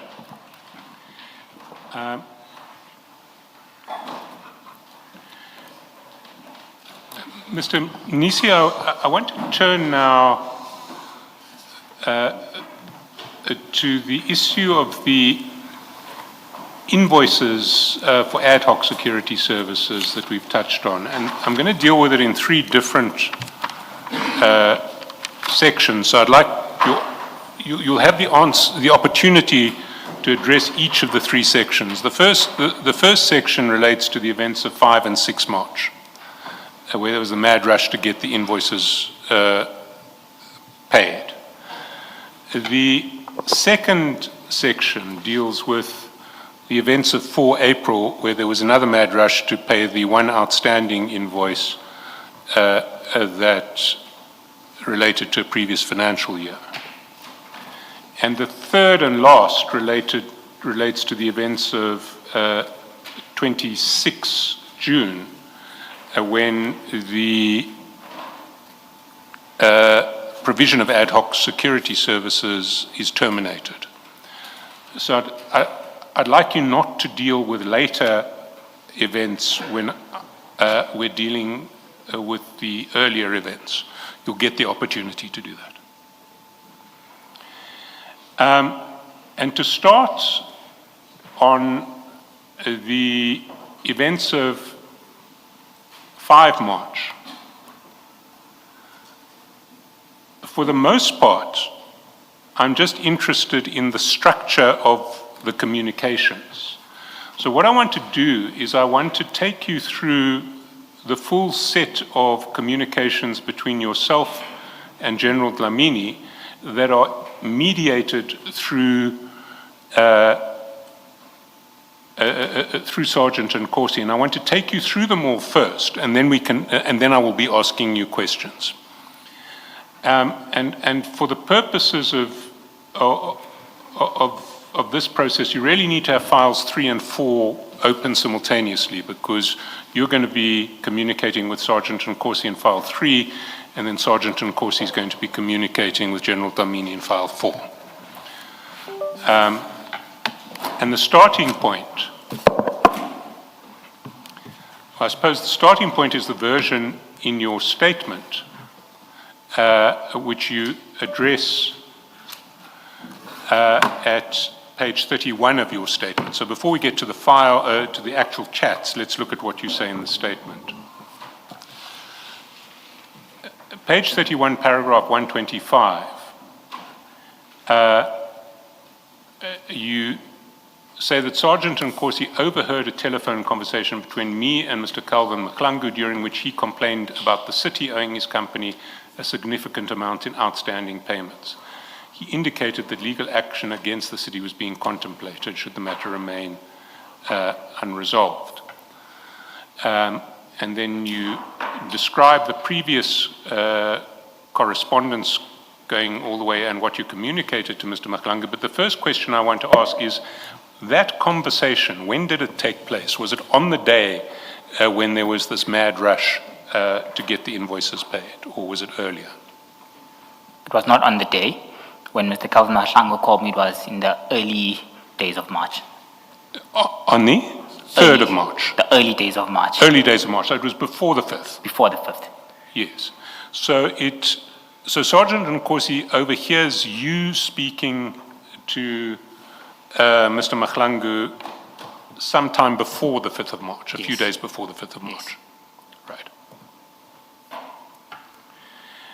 What you say then is that following the call, I think we go down to page 33, Sergeant Nkosi, as I discovered subsequently, took it upon himself to assist as he knew Deputy Chief Mr. Umashi Dlamini of the TMPD, 132.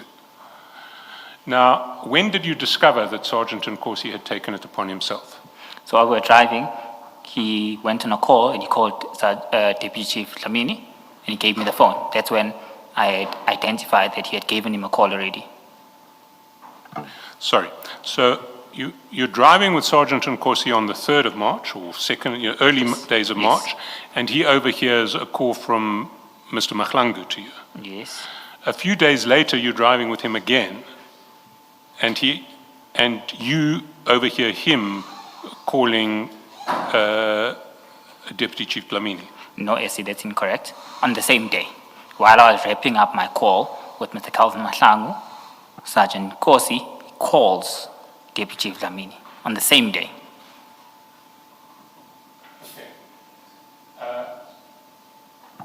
So when you say in 132, following the call, Sergeant Nkosi clearly, as I discovered subsequently, took it upon himself to assist as he knew Deputy Chief. But in fact, you didn't discover this subsequently, you discovered it on the same day. Yes, it was subsequent to my call with Mr. Calvin Madlanga. It was on the same day. Subsequently does not mean another day, Essie.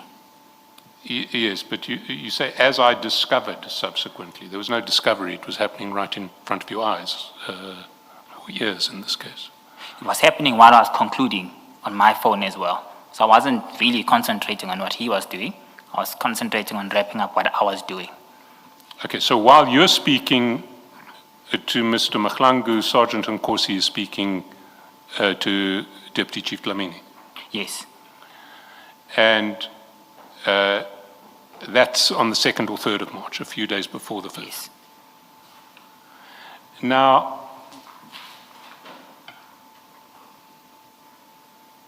what we then see is the texts, which start on page 141 in file 3, and at the same time have page 503 open on, well, it will be 427 and 503 as we jump through file 4.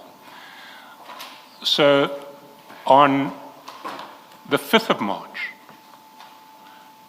towards the foot of page 141 at 9:38, you message Sergeant Nkosi saying, "Is the general winning?" Yes. Now, this is at least 2 days after you have had the call from Mr. Madlanga. Yes. And you understand what the issue is. Yes. Now, you're asking Sergeant Nkosi, is the general winning? So you know he is engaging with the general. Yes. How did you know that? On the day when he called Deputy Chief Dlamini, he handed me the phone. I spoke to the Deputy Chief Dlamini. I expressed to him the concerns on the call that I just received. He said he was not aware of this matter. However, he will look into it accordingly. Then I requested you will then give advice, and the call ended. But this is a Tshwane matter, is it not? The Tshwane matter is. And when you ask General Deputy Chief Dlamini to give advice, presumably he gives advice to you as the CFO. Yes. So why is Sergeant Nkosi staying involved in this 2 days later? So at this point, after the call had been made, Sergeant Nkosi was already involved. From my perspective, it was convenient for him, taking into account that I was busy with other strategic matters as well. So one operational matter off my table would be easier for me to focus on the strategic nature of my job. In hindsight, I did admit that at this point, I should have requested for the contact details of Deputy Chief Dlamini. So you effectively used Sergeant Nkosi as your representative in dealing with Deputy Chief Dlamini on this issue on the 5th of March? Because he was already involved and I knew they were close to each other, I asked him for feedback. I wasn't necessarily using him as an official representative. That's too formal, and it's as if I was formalizing this. It was still informal in nature. I took advantage on the convenience for me because I could then focus on other essential work that I was to do. So this was just an issue of convenience. Sergeant Nkosi was offering to do part of your job at the city. It was an issue of convenience, but this is not Sergeant Nkosi doing part of my job. Well, what is he doing? He's coordinating a message between myself and Deputy Chief Dlamini. But why can't you just deal with Chief Dlamini directly? As I alluded to, in hindsight, I should have done that. And that's the point where I should have obtained his contact details. I would have then dealt with him directly. Unfortunately, at this point in time, I didn't do that. And I took advantage of the convenience that I'm alluding to now. Can I just ask, sorry, Mr. Chaskalson, I might have missed what you said, Mr. Mnisi. You, before you sent this message, is the general winning, between this and when you received the call from Calvin Mahlangu in the car, did you speak to General Dlamini about this at all? In fact, me bringing up this as a reminder, I had received a call from Mr. Mahlangu again in the morning. It was the 5th. He had called me earlier in March. There was presumably nothing that was proceeding. He called me in the morning. Hence, I requested Sergeant Nkosi. It's the general winning. What prompted me to send this message was me receiving a call from the service provider requesting for feedback. Yes, my question was, did you speak to General Dlamini? So you got the first call from Mr. Mahlangu, you say, the very first time he calls you. Yes. My question is, after you got that call and before you asked Sergeant Nkosi whether the general is winning, in that intervening period, did you speak to General Dlamini about this inquiry from Mahlangu? Yes, Sergeant Nkosi handed me the phone. While we were driving, just as I was about to conclude my discussions with Mr. Calvin Mahlangu, Sergeant Nkosi was already phoning the Deputy Chief. At that point, he gave me his phone and I spoke to the Deputy Chief. I see. Thank you. Can you just clarify this afternoon, Mr. Mnisi? You just said a few minutes ago, Sergeant Nkosi getting involved was one operational issue off your table. Yes. What does that mean? Have you delegated an operational issue to Sergeant Nkosi? No, I have not delegated. So what do you mean when you say him getting involved is one operational issue off your table? Because it suggests to me it's an operational issue you had to deal with, but now Sergeant Nkosi was dealing with it. Correct? So what I mean, and I said, it was convenience. The only reason I asked Sergeant Nkosi to send the communications to the Deputy Chief Dlamini was an element of convenience for me. In hindsight, I would have done that directly with the Deputy Chief Dlamini. I was not delegating anything to Sergeant Nkosi. He's not an official of the city. He can't in no way have any delegations to deal with any matters. I'm concerned with what you mean when you say it's one operational issue off your table because Nkosi is now dealing with it, which is what you said, and you confirmed that that's what you said. Let me go back. An operational issue is something that you, as CFO, have had to deal with, correct? Correct. And now Nkosi was dealing with it. He was not actively dealing in the matter. He was Deputy Chief Dlamini was dealing with the matter, actively. The individual who was actively dealing with the matter, analyzing documentation is the Deputy Chief Dlamini. Nkosi was not actively dealing with the matter. Nkosi was the individual who was sending the message on my behalf. He was not actively dealing with this. He didn't even have the details of what was going on in this.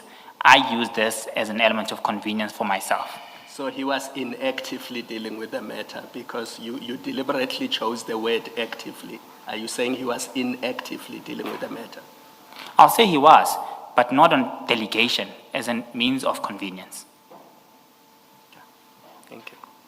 That convenience, Mr. Mnisi, you accept you would have been dealing with it otherwise. So you would have been communicating with General Dlamini if Nkosi had not inserted himself or been inserted by you to be the go-between.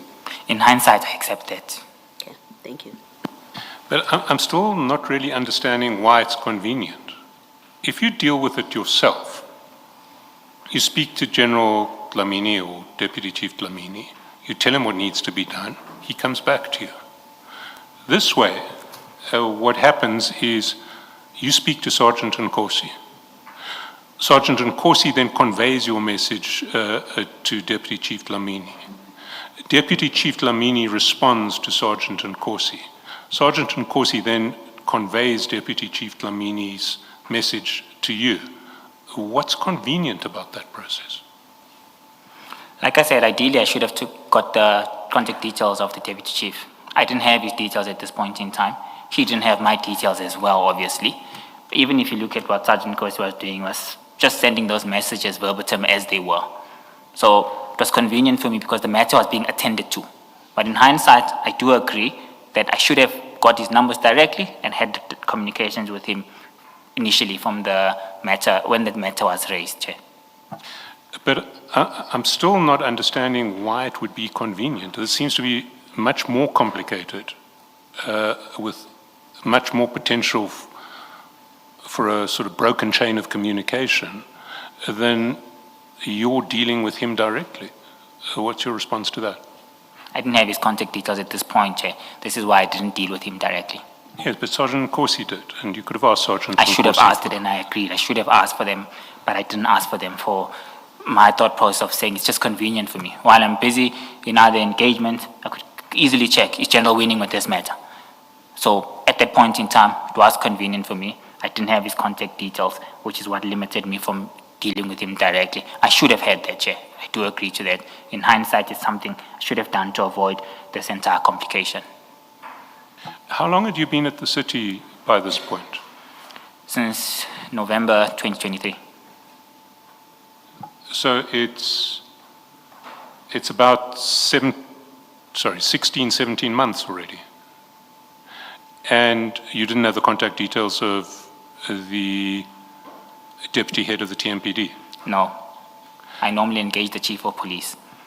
And you don't have a central directory available for senior executives at Tshwane? That gives cell phone numbers, no. You do not have administrative staff in your office, We do have. so you have a PA, I do have a PA. and you didn't think the PA should deal with this and communicate with the general with General Dlamini instead of an outsider who's really a member of the public for all intents and purposes. At this point in time, it didn't cross my mind, Chair. Okay. But in hindsight, I should have. Well, let's just quickly run through these messages. 141, you say, is the general winning. That's at 9:38. The response by Sergeant Nkosi is at 9:46. Morning, my brother, I'm on to him. Then if we go to 503 of file 4, you see that there's a screenshot then that Sergeant Nkosi sends to the general of your conversation. 503 of file 4 on my side is a transcript. So I've got bundle 3 open. Bundle 3, or 503 of bundle 3, which is, I think, file 4, unless I've got the, Okay. so it's your bundle 3. So So we'll just be dealing with bundle 3. Same document. Yeah. Okay. So 503 is a screenshot that was sent to Sergeant Nkosi at 9:46 was sent to General Dlamini at 9:46 by Sergeant Nkosi. It's a screenshot of your conversation with him. He then comes back to you at 9:48 saying he confirmed it will be sorted now. Now he will give feedback soon before 12. That is at 9:48. At 9:55, you tell Sergeant Nkosi, okay, it's not yet in my system, and he sends you an image of fingers crossed. That's at 10:07. Before he sends you the image of fingers crossed, he's WhatsApped your subsequent exchanges to General Dlamini. That's at 5:04. So now there's a similar screenshot, except it now includes your message, okay, it's not in my system. Back to 143, and Sergeant Nkosi tells you that the General said he won't disappoint. You say to him, thanks Mfowethu, at 10:11, and then at 12:20, and for this we've got to go to 427, General Dlamini sends him a message. That's page 427, 12:20. Morning, Captain. Please confirm for Mfowethu ukuthi I am processing the issue, and I have spoken to Kane and Vusi also to increase the target value as the amount is a bit higher, and as soon as all of them are released, I will let you know for his intervention to ensure that Tommy makes payment urgently. Now, Kane, we've learnt is Kane Mpofu, who is in the procurement department of Tshwane. Vusi? Who is Vusi? He's an official of the city within procurement as well. Also within procurement. Yes.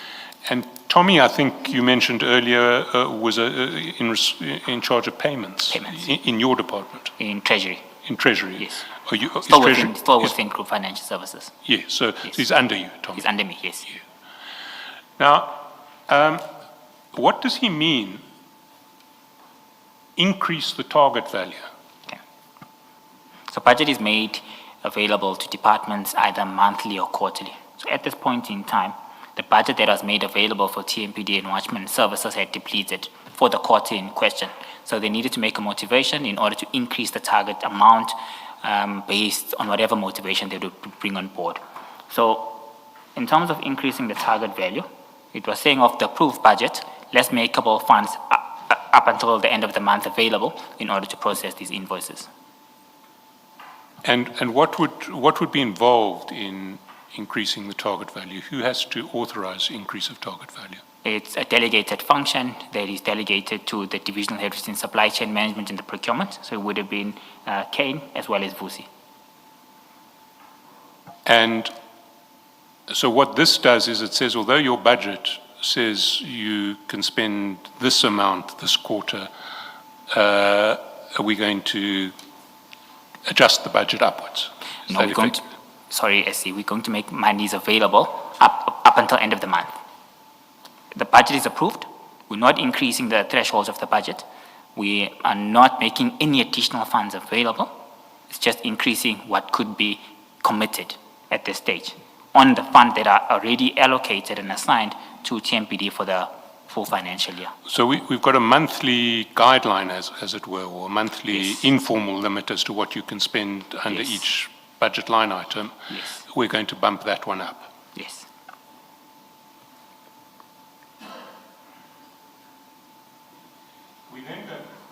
We then go back at 143, and that message is then forwarded to you by Sergeant Nkosi at 12:52. So it comes at 12:20, it only gets to you at 12:52, more than half an hour later, and you respond immediately at 12:56, thanks Mfowethu, thanks. Can I just pause there? What we're seeing in this example is how the allegedly convenient mechanism that you're using to address this situation actually results in delays in your getting the information that you would otherwise get. So so the General communicates this at 12:20. You only learn about it from Sergeant Nkosi half an hour after that, at 12:52. You're nodding your head. Yes, I'm agreeing to that. So you're accepting that there are some inconveniences in No, this I'm not relationship? accepting. I'm accepting the matter of the messages being sent a few minutes later, but I'm not accepting the issue that there's inconvenience. I'm happy that the matter is being attended to. Besides, at this point in time, I might be occupied with other matters of council as well. As long as I'm getting feedback that the matter is attended to, I'm happy. But that feedback is being delayed by half an hour, more than half an hour. Yes, and I'm still happy because the matter is at least being attended to. Some 3 hours later, at 3:52 p.m., you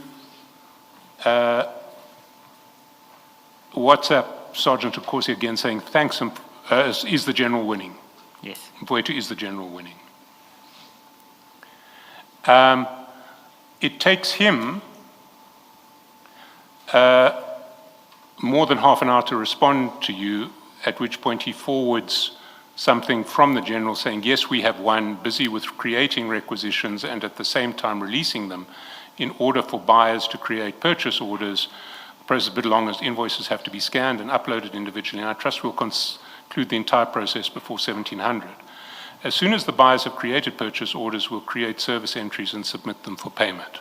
So you get that message more than half an hour or 40 minutes after you have asked, is the general monitoring, is the general winning? And the general says he's still in the office monitoring the process underneath, which is forwarded to you by Sergeant Nkosi. You also get a copy of the invoice that we'll deal with later, which is the invoice from the 23-24 financial year, and there will be problems with that. 2:35, you say, thanks, Mfowethu. Sorry, that's 4:35. The next communication is roughly 2 hours after that. It's now 8:23 p.m. when you get forwarded through this chain a message from the general saying, evening, Captain, just to confirm for Mfowethu Kuti, everything has been processed and I've spoken to Kane and he promised to ensure that the buyers create purchase orders. As soon as I receive the purchase orders, I'll fast track the service entries. So that's a full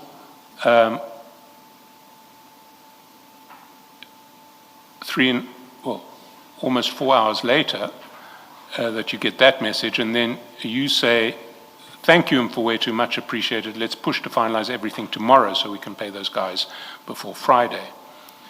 And on it goes until after 11, until the next morning. Your last exchange with Sergeant Nkosi is on that day is at 11:24 p.m., a call at 11:24 p.m. And the next morning you hear from, you message Sergeant Nkosi saying, please extend my gratitude to the general, he has delivered. Purchase orders as per the request have been approved, see you later. That's at 11:32 the next day.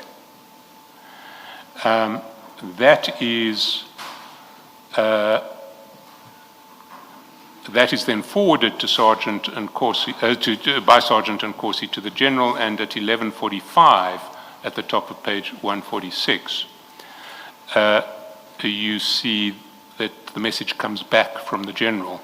Morning, Captain, I can see that Mfowethu is happy and we are also grateful that we have assisted. So over these 24 hours, through Sergeant Nkosi's intervention, you've managed to have a conversation with the general that has resulted in these invoices being paid. Yes. Your version is that you just used Sergeant Nkosi because it was convenient. Yes, maybe just to make a quick correction, not invoices paid, purchase orders processed. Purchase orders processed, Yes. sorry. I accept that. Your version is that you use Sergeant Nkosi because that is convenient. It was easy for me, Chair, and I needed to ensure that the matter is being dealt with, and it was being dealt with. But in the process, what you've effectively done is you've taken an outsider to the city and you've involved him in communications relating to city payment processes. He had involved himself, Chair. What I should have done, which I've conceded, was that I should have, at the point where he involved himself and called the Deputy Chief, requested for those contact details, which was a flaw on my side on that matter. Can I just ask, when you say he's involved himself, at which point does he involve himself? Because on your account, you're both in the car, he overhears the Madlanga conversation, he speaks to General Dlamini in your presence, and you become aware of that because you're all in the same car.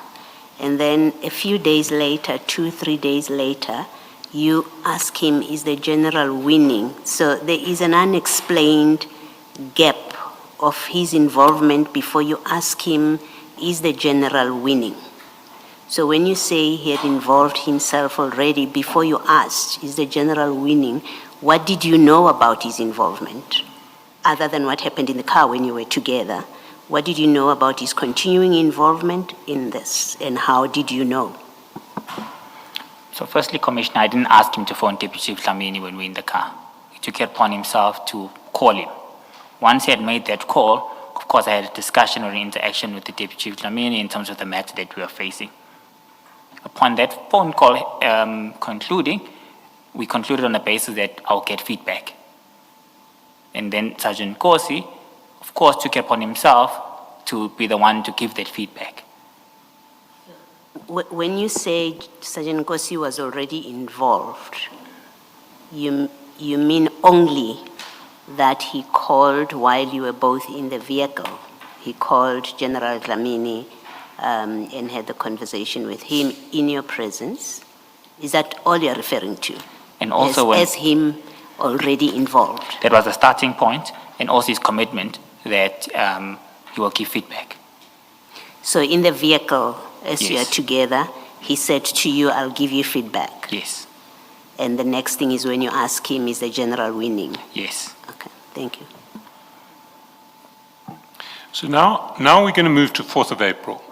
And as I understand it, all of the invoices other than that 23-24 financial year invoice had been resolved by the earlier process. I agree with you. On the 4th of April, at page 443, you'll see that at 2:59:37 p.m., chat number 2, 443. 443, Yes. the general message is Sergeant Nkosi saying, "Good day, Captain. Please check Umpuetu if he has spoken to Kane about Gubis for processing. He just called me to say Umpuetu has given a go-ahead." What was that about? This message was never forwarded to myself. I've never received it. I can't comment on that. Well, what did happen, that was at 2:59. At 3:34,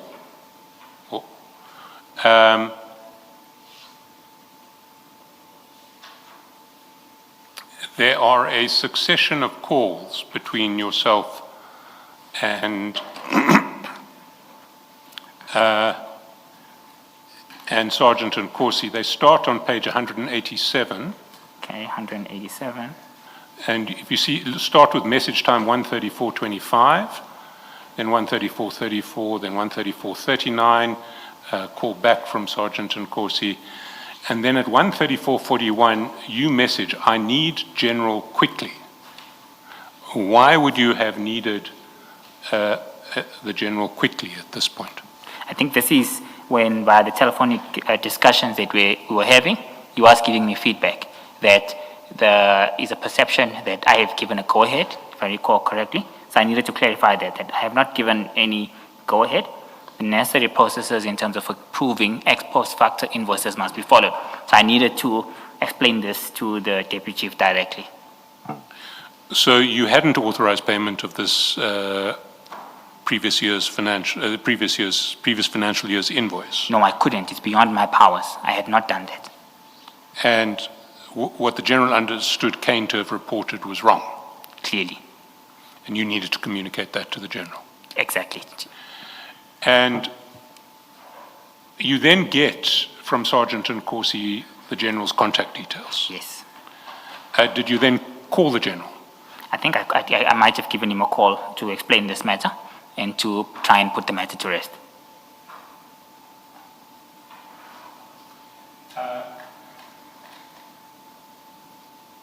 That's at 3:38.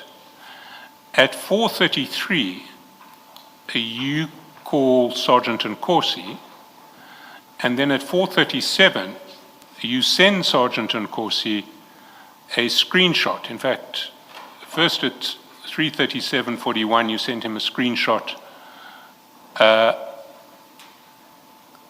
4:37:41, you sent him a screenshot of a WhatsApp call from Chairman Obonza, and I presume that's Mr. Modise. That's Mr. Modise, yes, I confirm.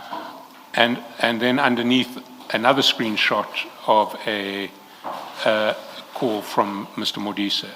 Indeed. Do you recall what this was about? Yes, I do recall.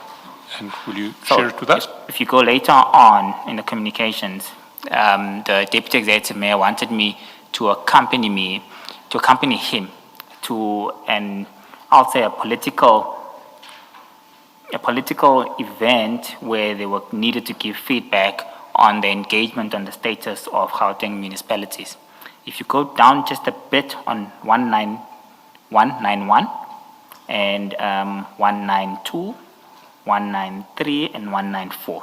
This was in relation to that.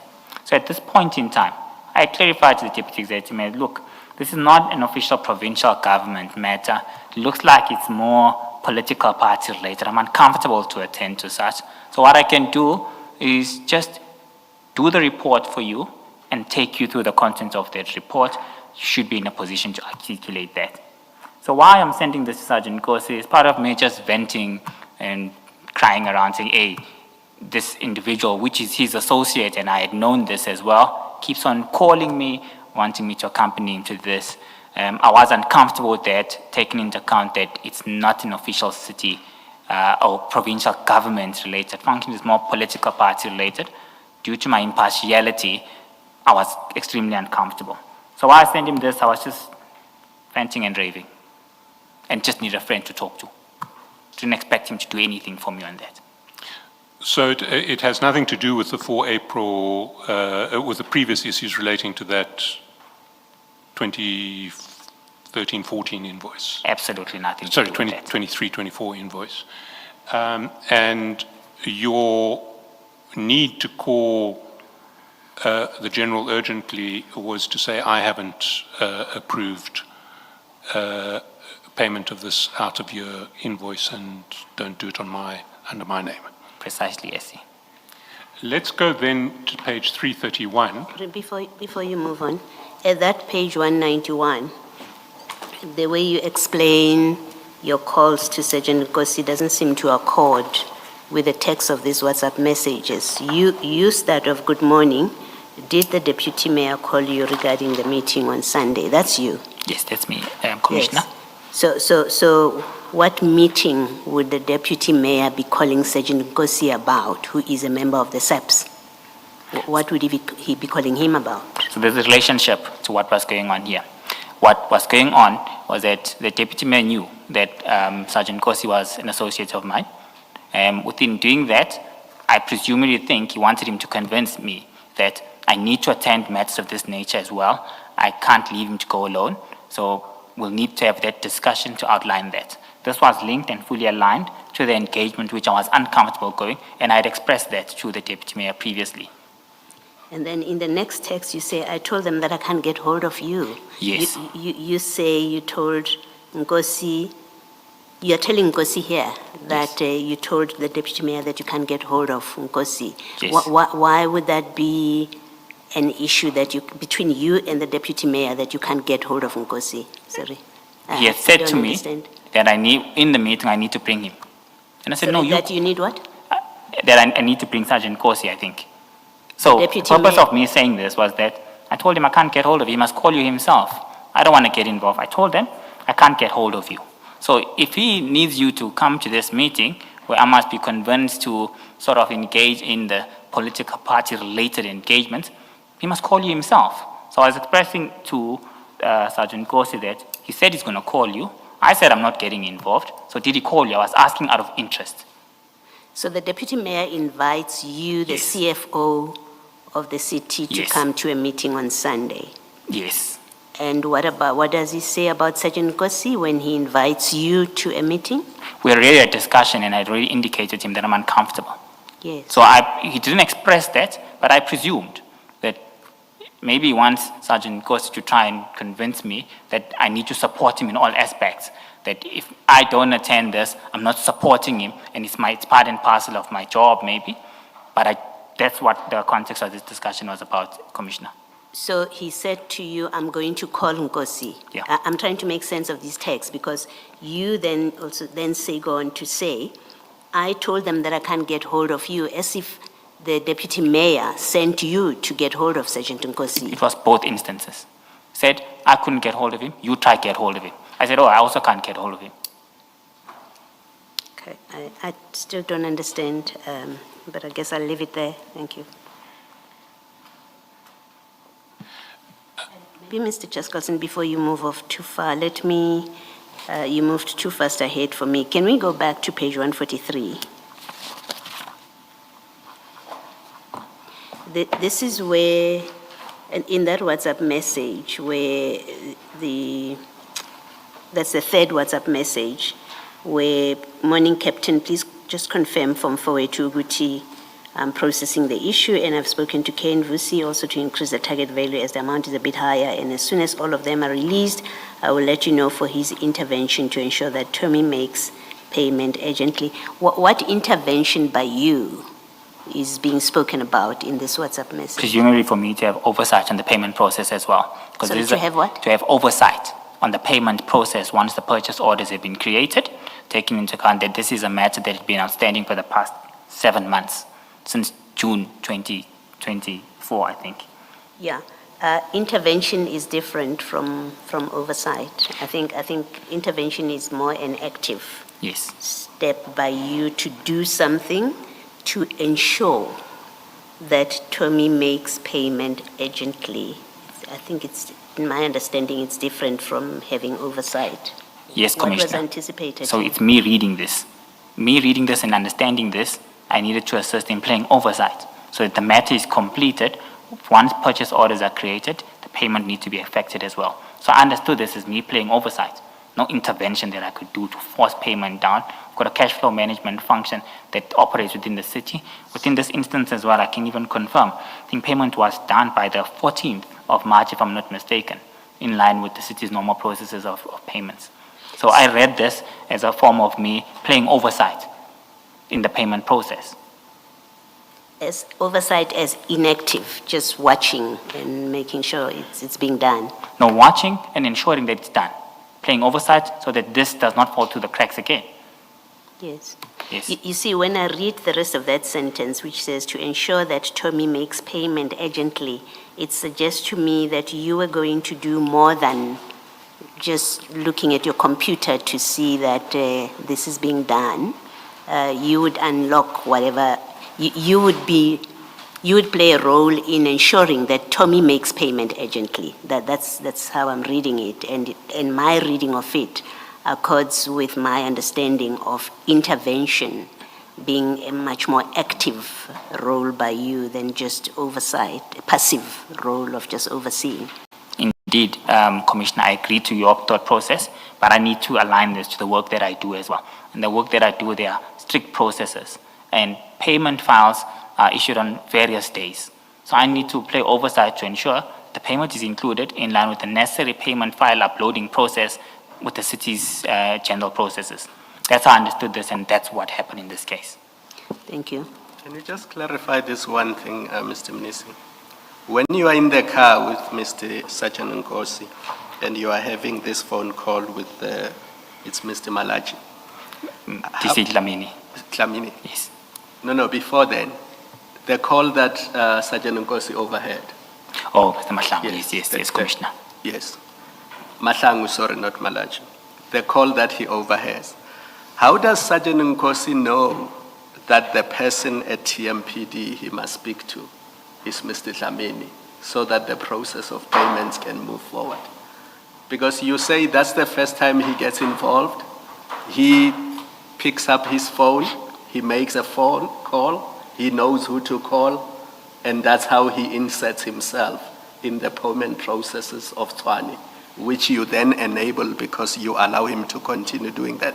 But how did he know that the person he must speak to make these things happen is Mr. Dlamini? I think Sergeant Nkosi has a relationship with Deputy Chief Lamini. He knew that he was a Deputy Chief responsible for support and services and finance within TMPD. So by virtue of their own relationship, he had known his roles and functions and what he does. That's how he knew. All right, thank you. Also ask this, this process that is in 143 in these WhatsApp chats and your participation in them, how does it accord with the process that you described yesterday? Today's Tuesday. Yeah, that you described Tuesday, because all of it is happening on the 5th of March, and you described a process that involves other parties, right? I think you said TMPD, SCM, and then there was a third, I think it was you or something. Yes. The third party. Now, when I look at all of these WhatsApp messages, they don't seem to align with the process that you described, where I think among other things you were explaining that certain documents must be in, they must be checked, verified, the service was provided, was it properly authorized, does it accord with the deployment letters or the terms of the contract, all of that. This process that is happening within hours doesn't seem to align with what you've described yesterday. Can you just explain? Yes. That? So while this was happening, a lot was happening in the background, Commissioner. A lot was happening in the background where the Deputy Chief was obviously in engagement with individuals from APSS, supply chain management. He played a role that coordinated all parties. He did not give a step-by-step feedback of where he was. What's important for us to take note of, at this stage, invoices had already been confirmed and signed off by the relevant departments, by APSS, as seen with one example here. So invoices were not being submitted from scratch, and the process was not starting from scratch. The process had halted at this stage. It was at a stage where purchase order needed to be processed on the system. So the entire process from the beginning up to this point was already done. There was a standoff now on which budget must be utilized to proceed with the generation of the purchase orders and which cost center must be consumed.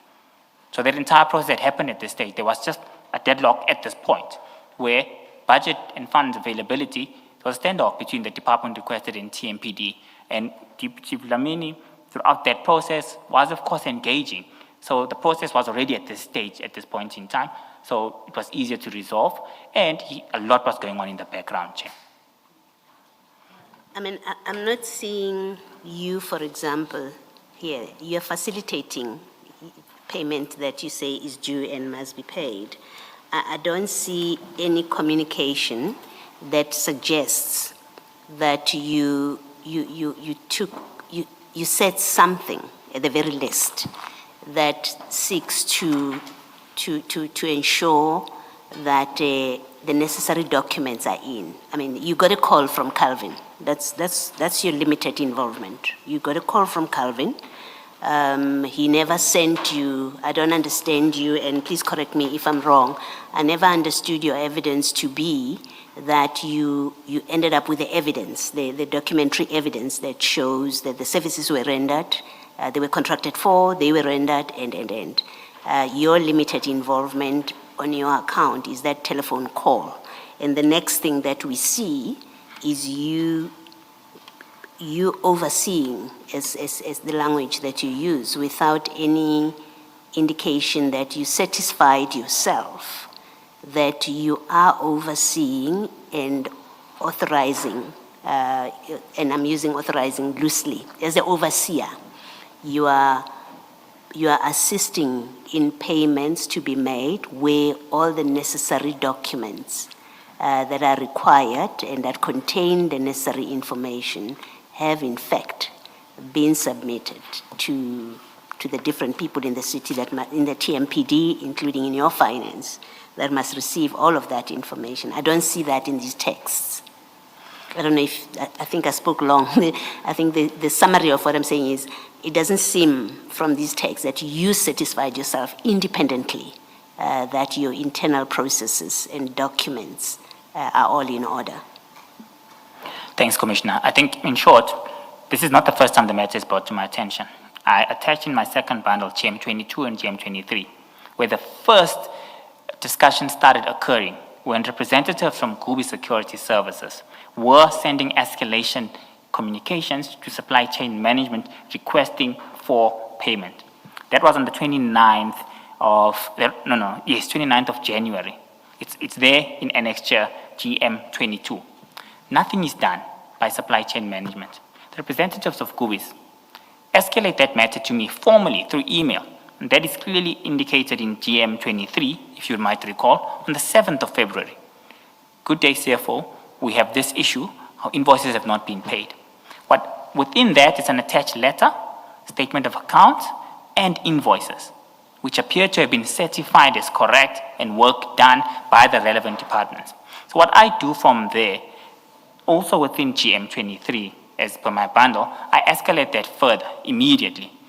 I say, TMPD, I directed that matter to Mr. Tukudu Malachi, who was on the email. I then CC Kane, or I direct to Kane, I don't CC him. I reply all. But replying all, I isolate the two individuals whom I think should be in a position to resolve this matter. Within that process, this is the 7th of February, nothing is done. Then I receive a call early March from the director of this company. So I had seen those documents throughout the escalation process. Okay. Thank you.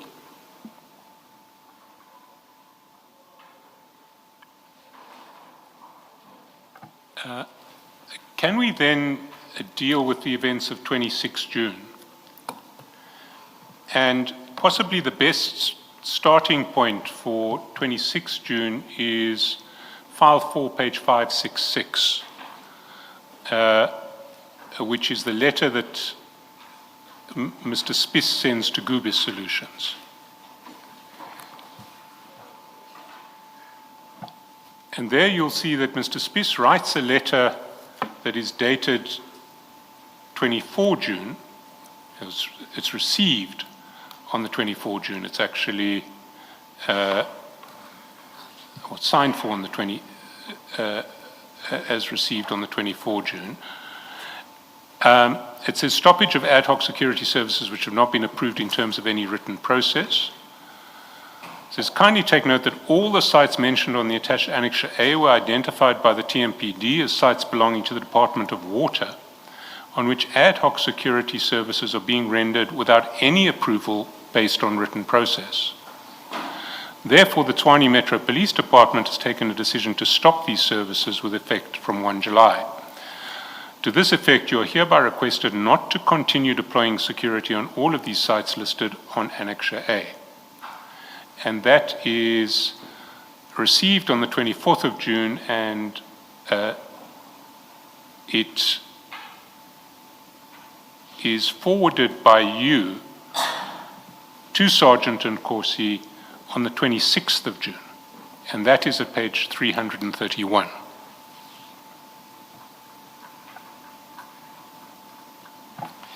And there at page 331, we see that on the 26th of June at 9:57, message time 7:57, you forward to Sergeant Nkosi the termination letter, and then you say, call him Mfowethu. Who did you want Sergeant Nkosi to call? Deputy Chief Lamini. Why? Because we needed to close the loop on this matter. There needed not to be any further uncertainty. There was clarity on how the new internal control process that were implemented. Ad hoc security services was now fully assigned to the full control of TMPD. So this was me saying this matter is now reached finality. I just need to close on this effectively and ensure that all parties involved are clear. And there will be no elements of uncertainty moving forward. The TMPD has taken full authority of this matter, and Water Department, if there's a need for any ad hoc services, they will communicate with TMPD. That was the purposes of me. So this is another example of you involving Sergeant Nkosi in operational matters that have nothing to do with him.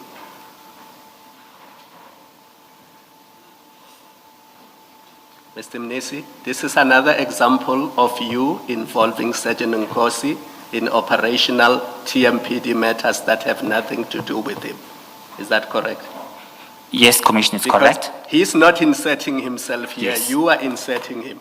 Yes, I am. You are sharing with him contractual documents between Tshwane and its service providers, Yes, Commissioner. dealing with termination of contracts between Tshwane and its service providers. I agree with you, Can you Commissioner. consider that appropriate?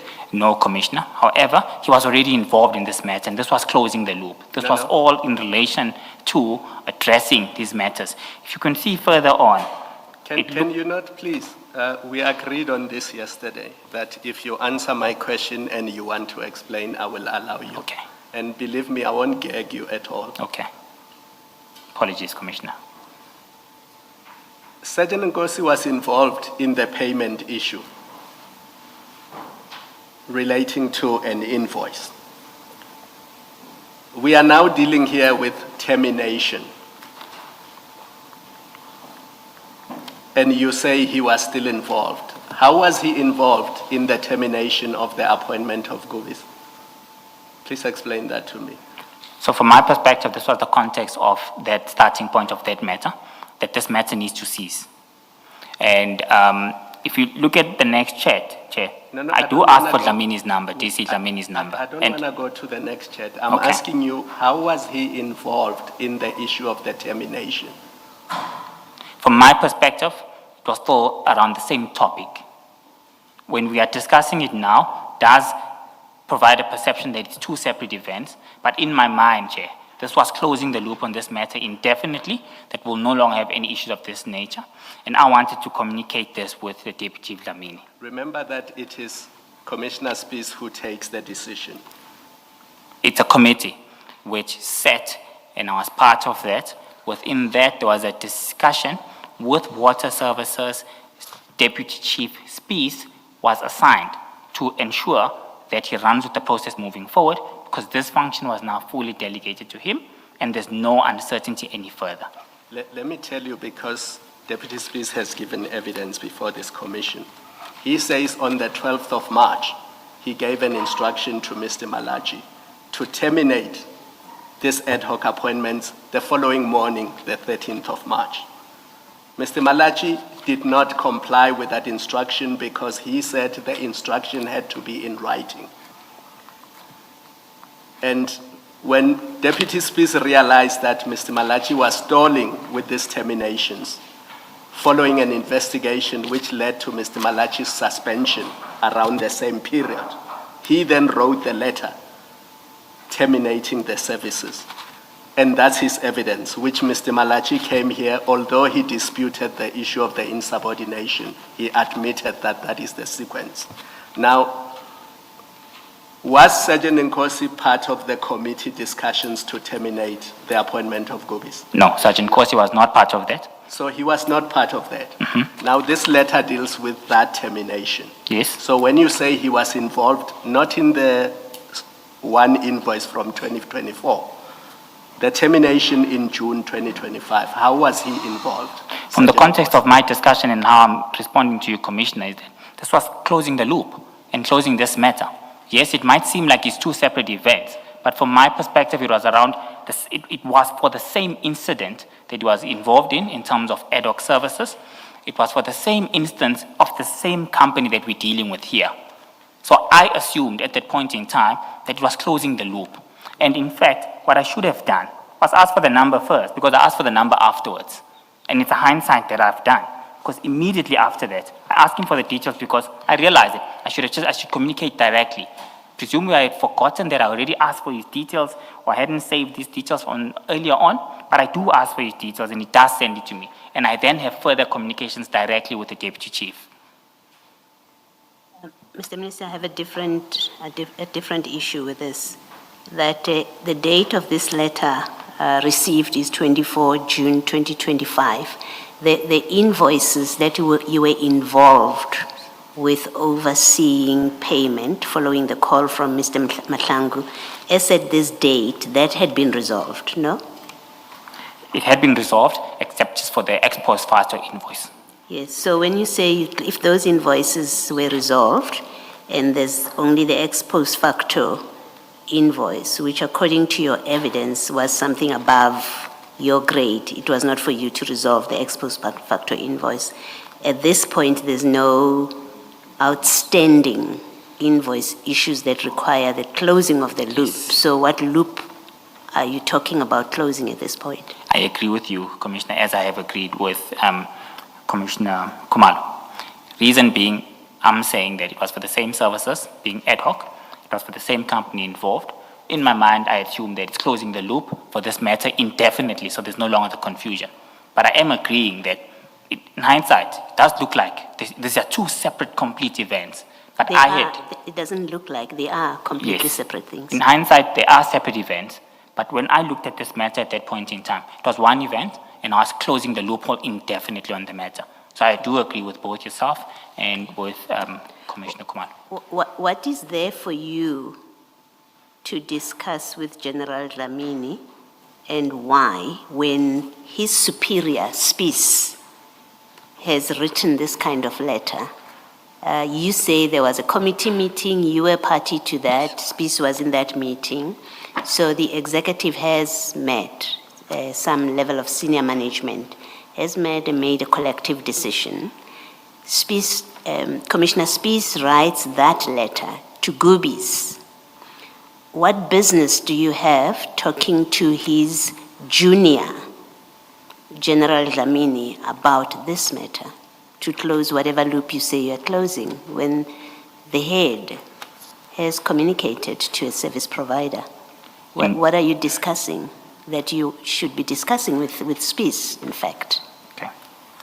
Firstly, Commissioner, it's not his junior, they're equals, they're both deputy chiefs. They're both deputy chiefs and they're equals with separate responsibilities. Okay, I accept that, yeah.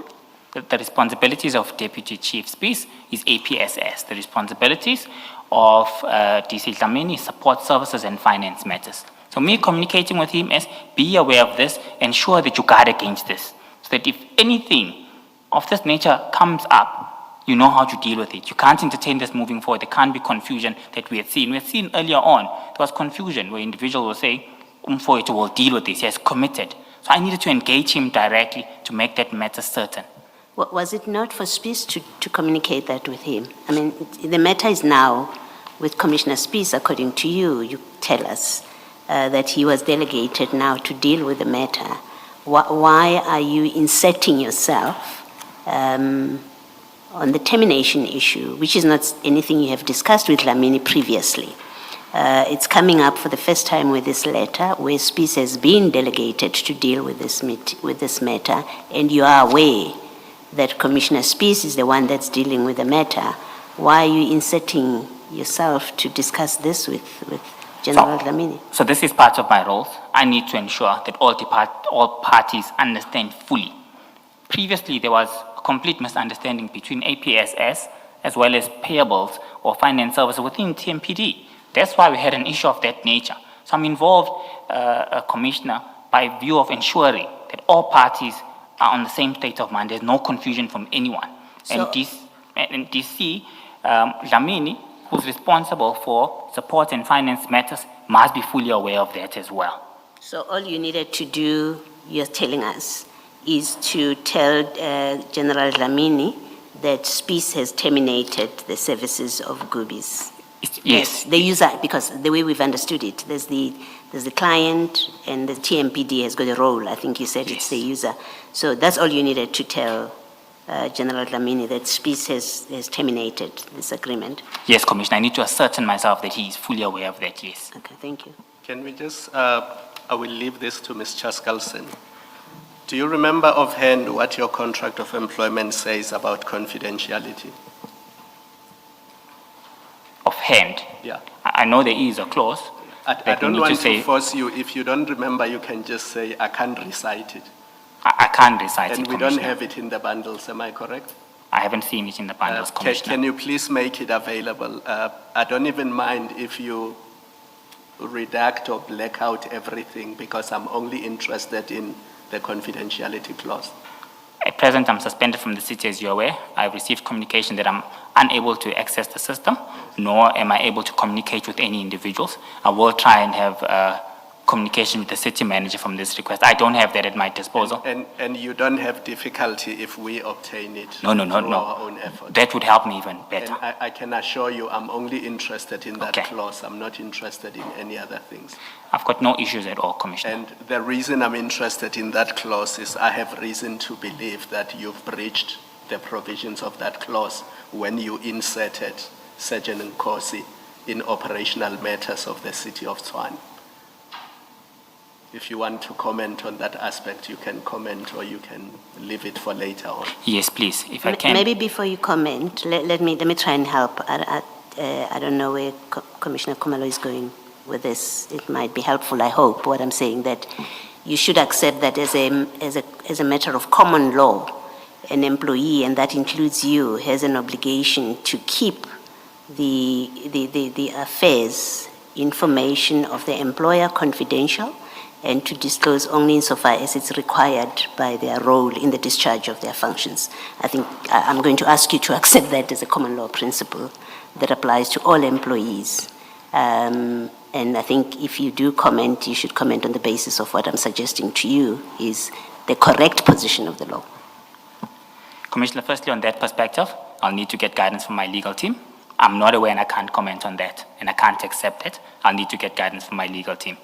However, on the issues raised by Commissioner Khumalo, first of all, I did concede that Sergeant Nkosi involved himself. Second of all, from my perspective, there was nothing completely sensitive or confidential within the payment process. That entire process was general communications from me. Is the general winning. Fetu is the general winning. Please extend my gratitude to the general. There was nothing sensitive about those communications. In terms of this termination letter, it had already gone out to the service provider. The service provider had that. So there was no upper hand that Sergeant Nkosi would have obtained by having view of that letter in any case.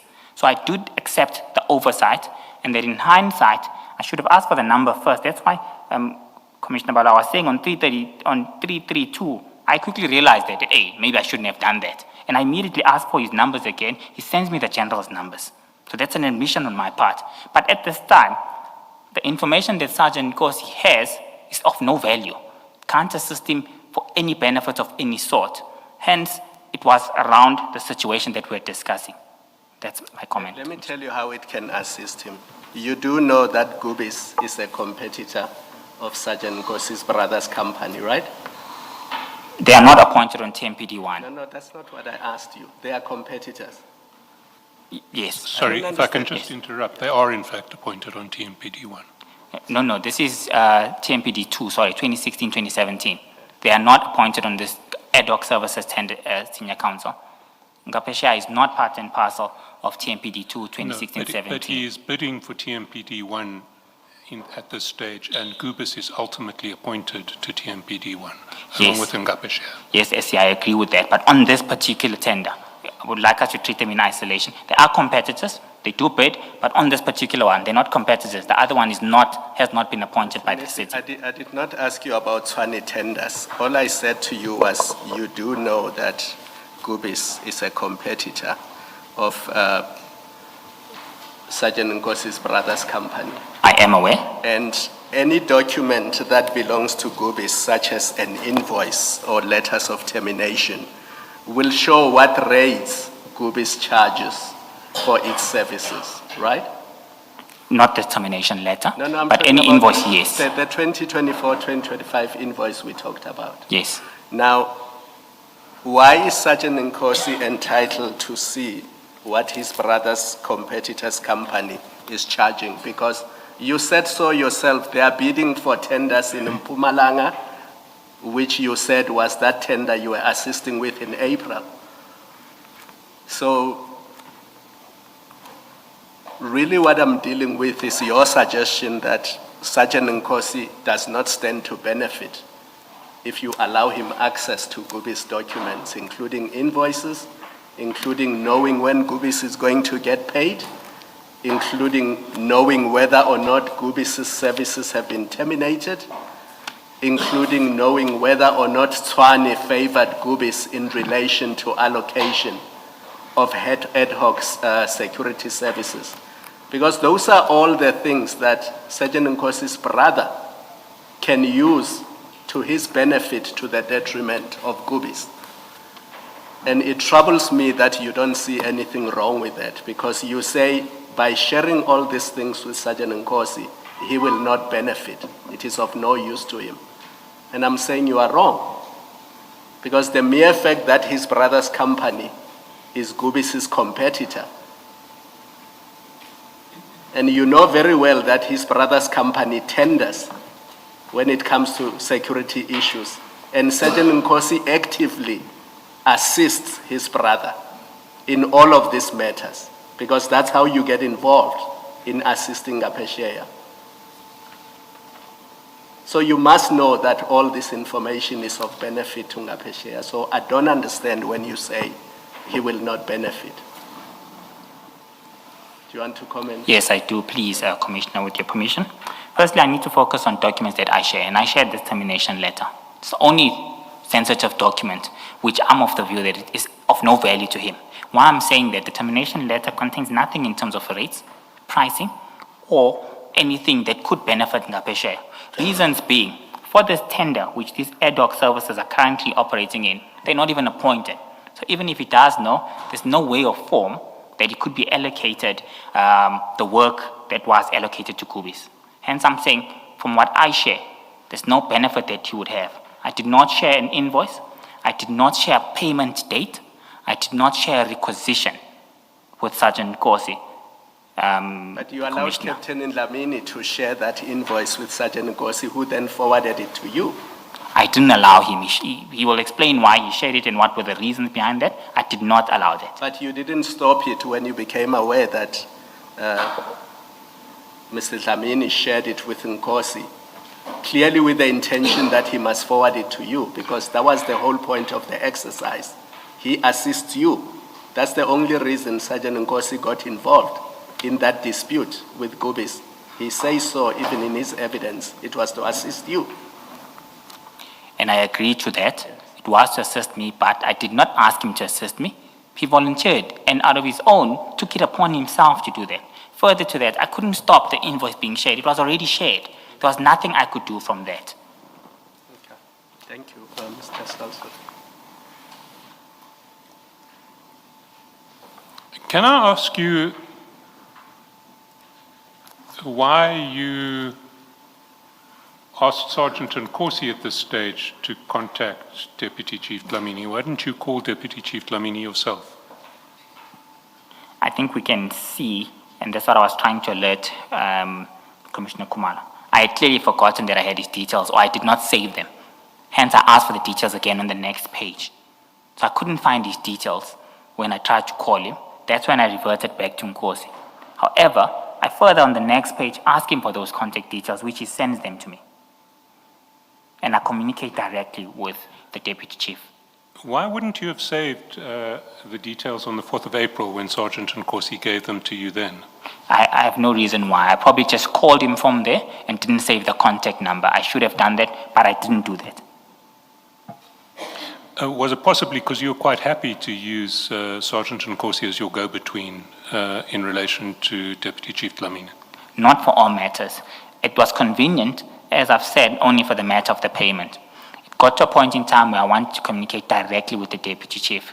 The reason why I'm saying it was not saved was pure oversight for myself. I probably made a direct phone call from WhatsApp without saving those contact details, and I couldn't trace them from there. Then I asked for them again in order to correct my own activities. I see. If we go down the chats, you've told Sergeant Nkosi to call the General at 9:57. You haven't asked for Sergeant Nkosi for the General's contact details at 9:57. Why not? I asked for them after that. I don't remember why I don't ask for them at that point. Why is your starting point to ask Sergeant Nkosi to be your go-between as opposed to getting the contact details so that you can deal with the General directly? So I think from my perspective, as I was stating to the Commission, that this was still a matter that I was relating to from my context to the ad hoc services, one. Secondly, to the issue of Kubis. Hence, I asked Sergeant Nkosi to do that. But immediately, I asked for the contact details as well, as an element of correcting myself, because it does click to my mind that, let me engage this directly. I don't need Sergeant Nkosi to assist with this. He then sends me the contact details, and I proceed with having discussions. It wasn't immediate. Let's look at the chats. You ask him to call at 9:57. Yes. What then happens is that at 10:12, we see on page 466, 466. that Sergeant Nkosi forwards the termination letter to General Dlamini. You see that? I see that. So he now has the document that you're going to need to speak to him about. At 10:13, there is a voice call between from Deputy Chief Dlamini to Sergeant Nkosi. That's chat number 4. You see that? I see that. At 10:21, back on page 331, foot of 331, Sergeant Nkosi, having spoken to Deputy Chief Dlamini, says to you, I found him, what time can we meet today? He gets no response by 10:29, so he sends you 2 question marks. That's over on 332. You see that? I see that. You finally get back to him at 12:58, saying, we'll confirm Mfwetu. And at 12:58, you also say, I need to call him urgently in the meantime. Can I have his number? This can't wait for the meeting, bro. So why, by 12:58, was it urgent for you to speak to General Dlamini, but by 8:57, approximately 4 hours previously, 9:57, 3 hours previously, it wasn't urgent? So I think this was me realizing that I should have asked for his numbers in the first place. So it was urgent for me to have a direct discussion with the General in reference to being on the same state of mind in terms of the termination letter. I was, in short, correcting my own actions of sending that to Sergeant Nkosi by saying I need to have this discussion with him on my own. Please send me his numbers. I need those numbers now. You're going to meet with him later that day. That's what Sergeant Nkosi has arranged for you, at your request. Yes. What is so urgent that can't wait for the meeting later that day and that requires your immediate communication with Deputy Chief Dlamini? From my perspective, there was no need for a meeting. I could address this over the phone. Hence my urgency in wanting the contact details in order to enable me to have direct communication with the Deputy Chief Dlamini. The context of the discussion was to ensure that everyone is on the same page in terms of the termination of these services, and he himself is aware that in the event he receives any communication of this nature, he need not entertain it. That was the urgency of that matter, and I wanted to close this, and there was no need for a meeting have we ensured that this is done accordingly. I still don't see any urgency. I mean, you could have just said, I can resolve this with a call, send me his number. What was so urgent that you had to speak to him immediately? You'll recall earlier on the escalations and the phone calls and the messages that were received. This was urgent for me because this needed to be resolved. I didn't want a situation of this nature to reoccur. We're sitting at a stage where we are sitting almost the end of the month. Account payables, from my perspective, must be dealt with accordingly. I can't have a dispute of this nature, which will have an impact on the city's books. At this stage, Chair, it's the end of the financial year. It's the end of the financial year. I need to ensure that we commence the process of closing our books, preparing financial statements accordingly. There is no way at this stage that I can afford a dispute from a service provider who claims that no, we still had outstanding invoice at this stage. This was particularly extremely important for me because we're engaging in our year-end closing activities. And at this point in time, my payables must be dealt with accordingly. The city was previously qualified in this matter. I was not prepared to receive another qualification in this matter. I had resolved this in the previous financial year, and I could see the materiality of the 14 million rand, and that would have been a significant problem. So the urgency is on the basis of the financial year end, getting our books in order to ensure that we prepare financial statements that are free from material errors. Financial year end is 30 June, is it not? Yes, it's 30 June. The letter only terminates services with effect from 1 July. Yes, The letter only terminates services with effect from 1 July. that's true. How on earth can it affect financial year end if no services that are provided up to 30 July will be subject to the termination? Firstly, SC, what essentially is that outstanding invoices from this point in time must be adequately reconciled and captured accordingly. If it's issued on the, can I just go to the page? You said it's page. I want to see the actual letter. 566. 566. I want to go to that actual letter.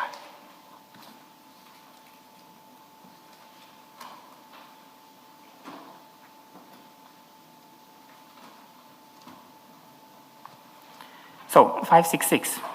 The letter is issued on the 24th of June, not July. Look at paragraph 3. Yes, but the letter is issued. So the point I'm trying to drive is that reconciliation of invoices must occur at this stage. As the Deputy Chief responsible for support and finance services, it's his responsibility to ensure full alignment. I wouldn't want to be engaged in a process after year end of dealing with outstanding purchase orders that couldn't have been dealt with at this point in time. So that was extremely urgent from my perspective, SC. Was the purpose of the meeting to get him to put in purchase orders, to ensure that purchase orders and invoices have been put in? Is that what made this urgent? No. The purpose was to ensure that the books are in order, that we don't get a surprise after year end, after financial statements have closed. At this stage, I had received no complaint. It was me being proactive in saying, this is something we might expect. This letter stops the services from the 1st of July. What happened between then and now? Were there any further deployments? How has those been dealt with? Was the budget available? Were purchase orders captured?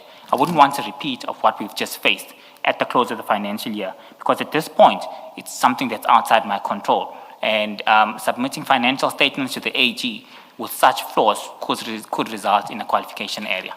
Are you saying the committee that you were part of, which made the decision to terminate, didn't take those factors into account? So that committee took a decision that internal controls around ad hoc services must only be dealt with by TMPD. Yes. So what are you discussing with Lamini? What I'm discussing is that we need to ensure that before year end, before the 30th of June, any outstanding matters in this regard have been resolved.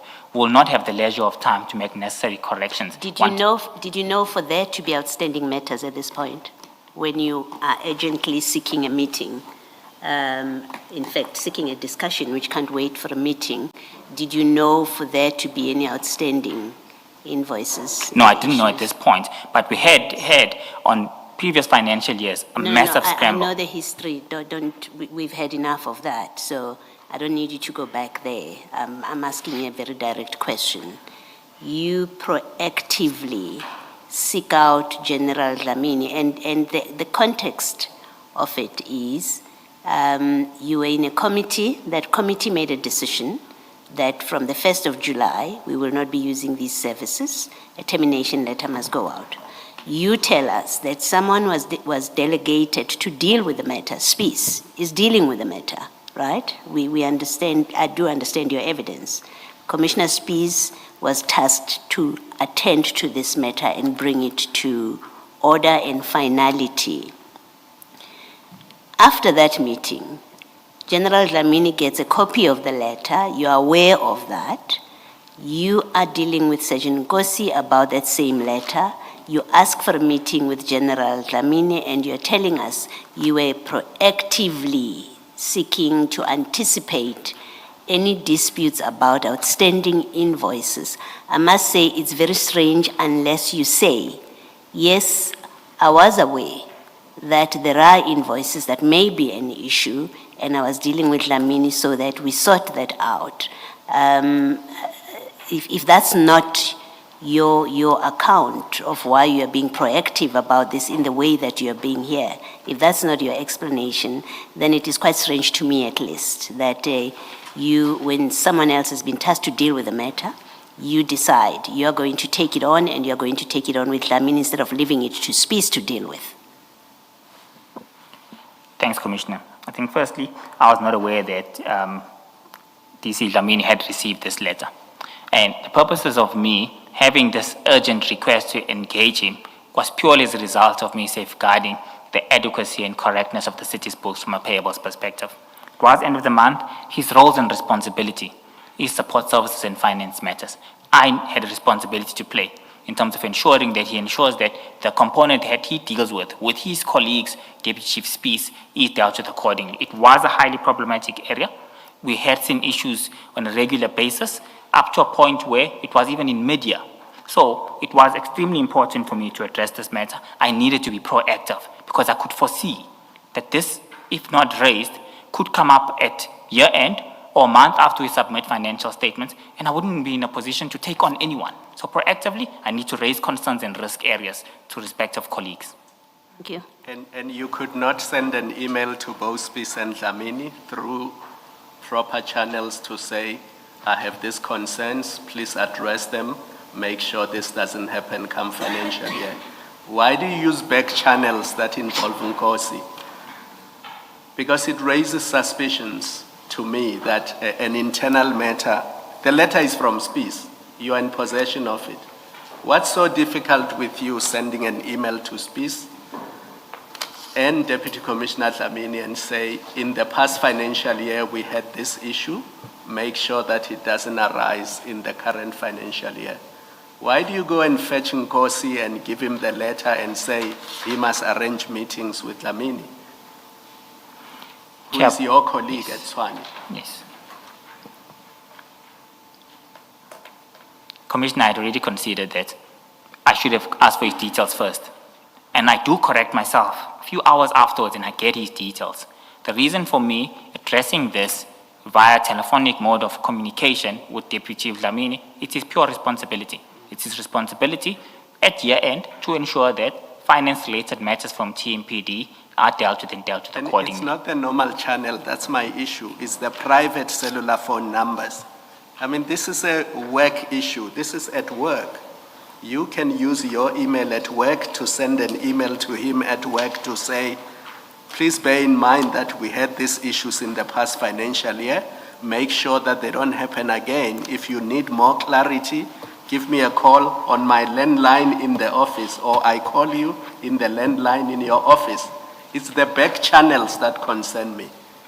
It's the back channels where the private cell phone, the private meetings arranged by Sergeant Nkosi, the private very urgent meetings that must happen immediately and cannot stop. Those are the back channels that concern me. Because this is a Tshwane issue, it's an internal issue, it's an issue between colleagues who can send each other emails and does not need the involvement of Nkosi at all. Because these are now year-end issues. Commissioner, if I can comment, modes of communication, there's different forms which I accepted. There was nothing untoward by me requesting his cell phone details and calling him. The area of concern is indeed that I first request Sergeant Nkosi to do that on my behalf. I concede and I do correct myself and I get his details directly. So there's nothing untoward with utilizing a cell phone mode of communication to relay a message to a colleague. It happens all the time. It happens between me and the city manager, the deputy mayor, all the time. It's a mode of communication that we might utilize. Further to that, even utilizing a private a landline number. My PA takes all my calls. I don't even have a landline number in my office. They're all redirected to my PA to handle because that phone constantly goes off the hook. So I couldn't have utilized that. And I preferred cell phone related communication because it would transmit the matter faster. It would help me to clarify any concerns from the Deputy Chief immediately, rather than waiting for an email communication, which he might claim, I did not see this, I only saw this the next day. So I use the cell phone mode of communication, not as a mechanism of hiding anything or doing anything illicit. It was a faster way for me to convey the message and to address any concerns that might arise. Okay. And the reason I'm mentioning this, so that you understand why I'm mentioning it, it's because of everything Sergeant Nkosi has been doing. And everything he has been doing, which you considered that by the third or fourth time, it looked like he was trying to influence a tender which was being evaluated. And everything we have seen that he was doing, and the conduct that even you said was suspicious. So when I look at all of that together, and knowing that even on your version, you thought he had misled you or was playing you at some point, you still engage him in these things. And it raises, to me, concerns.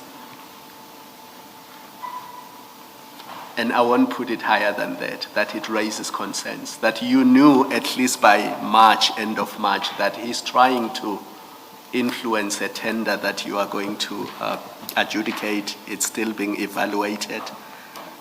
And you found his behavior suspicious, although he never expressly said to you, I want you to rig this tender in my brother's favor. But you now know that he's doing all those things. And despite that, you still involve him in Tshwane matters. That's where, to me, the concern comes from. Thank you.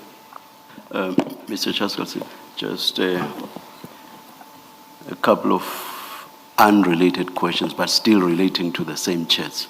Mr. Mnisi, you suggested quite a while back now, in response to questions by Mr. Chaskalson, that you wanted to make this urgent call so as to obviate the need for the meeting. You remember that? Yes, I needed to address this matter urgently. And yes. So once you got the number and once you made the call, there would no longer be a meeting. That's how I understood you, correct? There wouldn't have been a need any longer. Yes, yes. Okay, now let's look at page 332, the third chat on that page, where you say, I need to call him urgently. And here are the words that I want to emphasize. In the meantime. My understanding of those words is that something is to happen now, but something else is to happen later. I want to call him urgently in the meantime. That is, pending the happening of something else. Would you agree that that would be the ordinary reading of those words? I agree, Chairperson. Yes, yeah. Now, I do not get it then when you say that as soon as you would have called him, there would no longer be a need for a meeting. If you accept my interpretation of this as you have just done. Do you want to respond? Yes, please, Chairperson. Yes, yes. So, in the event that there's additional clarity-seeking questions, I had already requested for the meeting. I had already done that. And I'm sure Sergeant Nkosi had already informed the Deputy Chief. So I'm not sure whether he now moved whatever plans he had. So when I say in the meantime, I say if the need arises, and if there's any additional communication or clarity that we might need to have out face-to-face. So, Continue. yes, so it was in that context that I had already requested for a meeting, but I had realized that I should have asked for the number first. Yes. So, But you say in so many words that once you spoke to him, there would be no need for a meeting. So I don't understand the explanation you've just given. Chairperson, I had already requested a meeting. I say in the meantime. That means nothing. If you say, once I called him, there would be no need for a meeting. So it doesn't matter that you had already asked for the meeting. Because all you would then have to do would be to say, because I've now spoken to you, General, there is no need for a meeting, and you would then tell Sergeant Kosi that as well. You agree? I was being courteous to Sergeant Kosi, Chair. I knew that once we have a discussion over the call, we would be in a position to resolve this matter, and there might not be any further need for a meeting. So when I say in the meantime, I'm telling him that I'll call him urgently in the meantime, and I will inform you if needs be, if the meeting must still continue. But for now, let me address the matter directly with my colleague. But you can't say if the meeting will still be necessary. You've just said in so many words now, when I'm engaging you, and when Mr. Shaskalsin was engaging you, that there would no longer be a need for a meeting. You said so in so many words. Chair, our communications are informal, and I wouldn't express and expand in so many words. Hence, I'm taking you on your word, Mr. Mnisi. I'm taking you on your word. that's my word, and I stick to that. That I would have a correct, direct communication with the Deputy Chief, clear the matter, and if the need arises, we'll still have a meeting. That's what I meant by that. Okay, moving on to the second point. One chat down, you say, because earlier you said you want to call him urgently in the meantime. The next chat is, this can't wait for the meeting, my bro. This is totally at odds with somebody who's saying there would, once you've spoken to him, there would no longer be a need for a meeting. Do you agree? I agree, Chair. He was taking long to send me the details. I need the numbers now. I was trying to demonstrate urgency, that I want these contact details now. I can't wait. If he, in his mind, thinks, no, this can wait. So you accept that this too is an indication that you were still expecting that there will be a meeting, I accept that, Commissioner. which I say is at odds with what you said in response to Mr. Chaskalsin and me, that once you called him, there would no longer be a meeting. At this stage, I hadn't communicated with the Deputy Chief. But in the context of me sending these, I knew. That's something else. That's something else. You knew what you wanted to talk to him about, and you knew that once you did, that would kill the need for a meeting. So whether or not you'd spoken to him is neither here nor there. Do you follow me? Chair, I follow you, but I tend to disagree with that notion as a result of this being related. So, if I couldn't get hold of him for whatever reason, then the meeting must still proceed. So, I'm explaining it in the context of saying, I said that firstly to communicate that I already requested for the meeting, but I want to call this gentleman now. Please send me all these details. I send a variety of messages to try and show my urgency that I need the contact details now. But in my mind, I knew in the context of the discussions, it's just the informal nature that I don't go further to express. Yes. Yes, Mr. Shaskalsin. Just listen before you do that. The call him and you need to speak to him urgently. Was that precipitated by this termination letter, when you received the termination letter? Is that what triggered the request to make a call? In conjunction, or the need to make a call? Yes, in conjunction with ensuring that all invoices and account payables are dealt with accordingly. Yeah. So the sequence of these texts here is you first ask for a meeting. That's where you say we need to have a discussion with him. So all three of you, I accept that the use of we here is not what you've told us earlier, which is it was a reference to just the other party alone. You were all going to meet, all three of you, and then he says, I will call him, and then you get the termination letter. So the meeting was always on schedule, according to you. The meeting was going to happen. Then you get the termination letter, and then you then say, call him, and that follows with the urgently. I found him, what time do you want to meet? And then you say, I need to call him urgently. So whatever you tell us, you've testified you are going to discuss with General Lamini, it appears on the sequence of these WhatsApp messages that the telephone call, this urgent telephone call, was going to be a different discussion, or in addition to the meeting, in fact, because the meeting was with you, Lamini, and Sergeant Kosi. And the meeting was not precipitated by the termination letter, according to the sequence of these WhatsApp messages.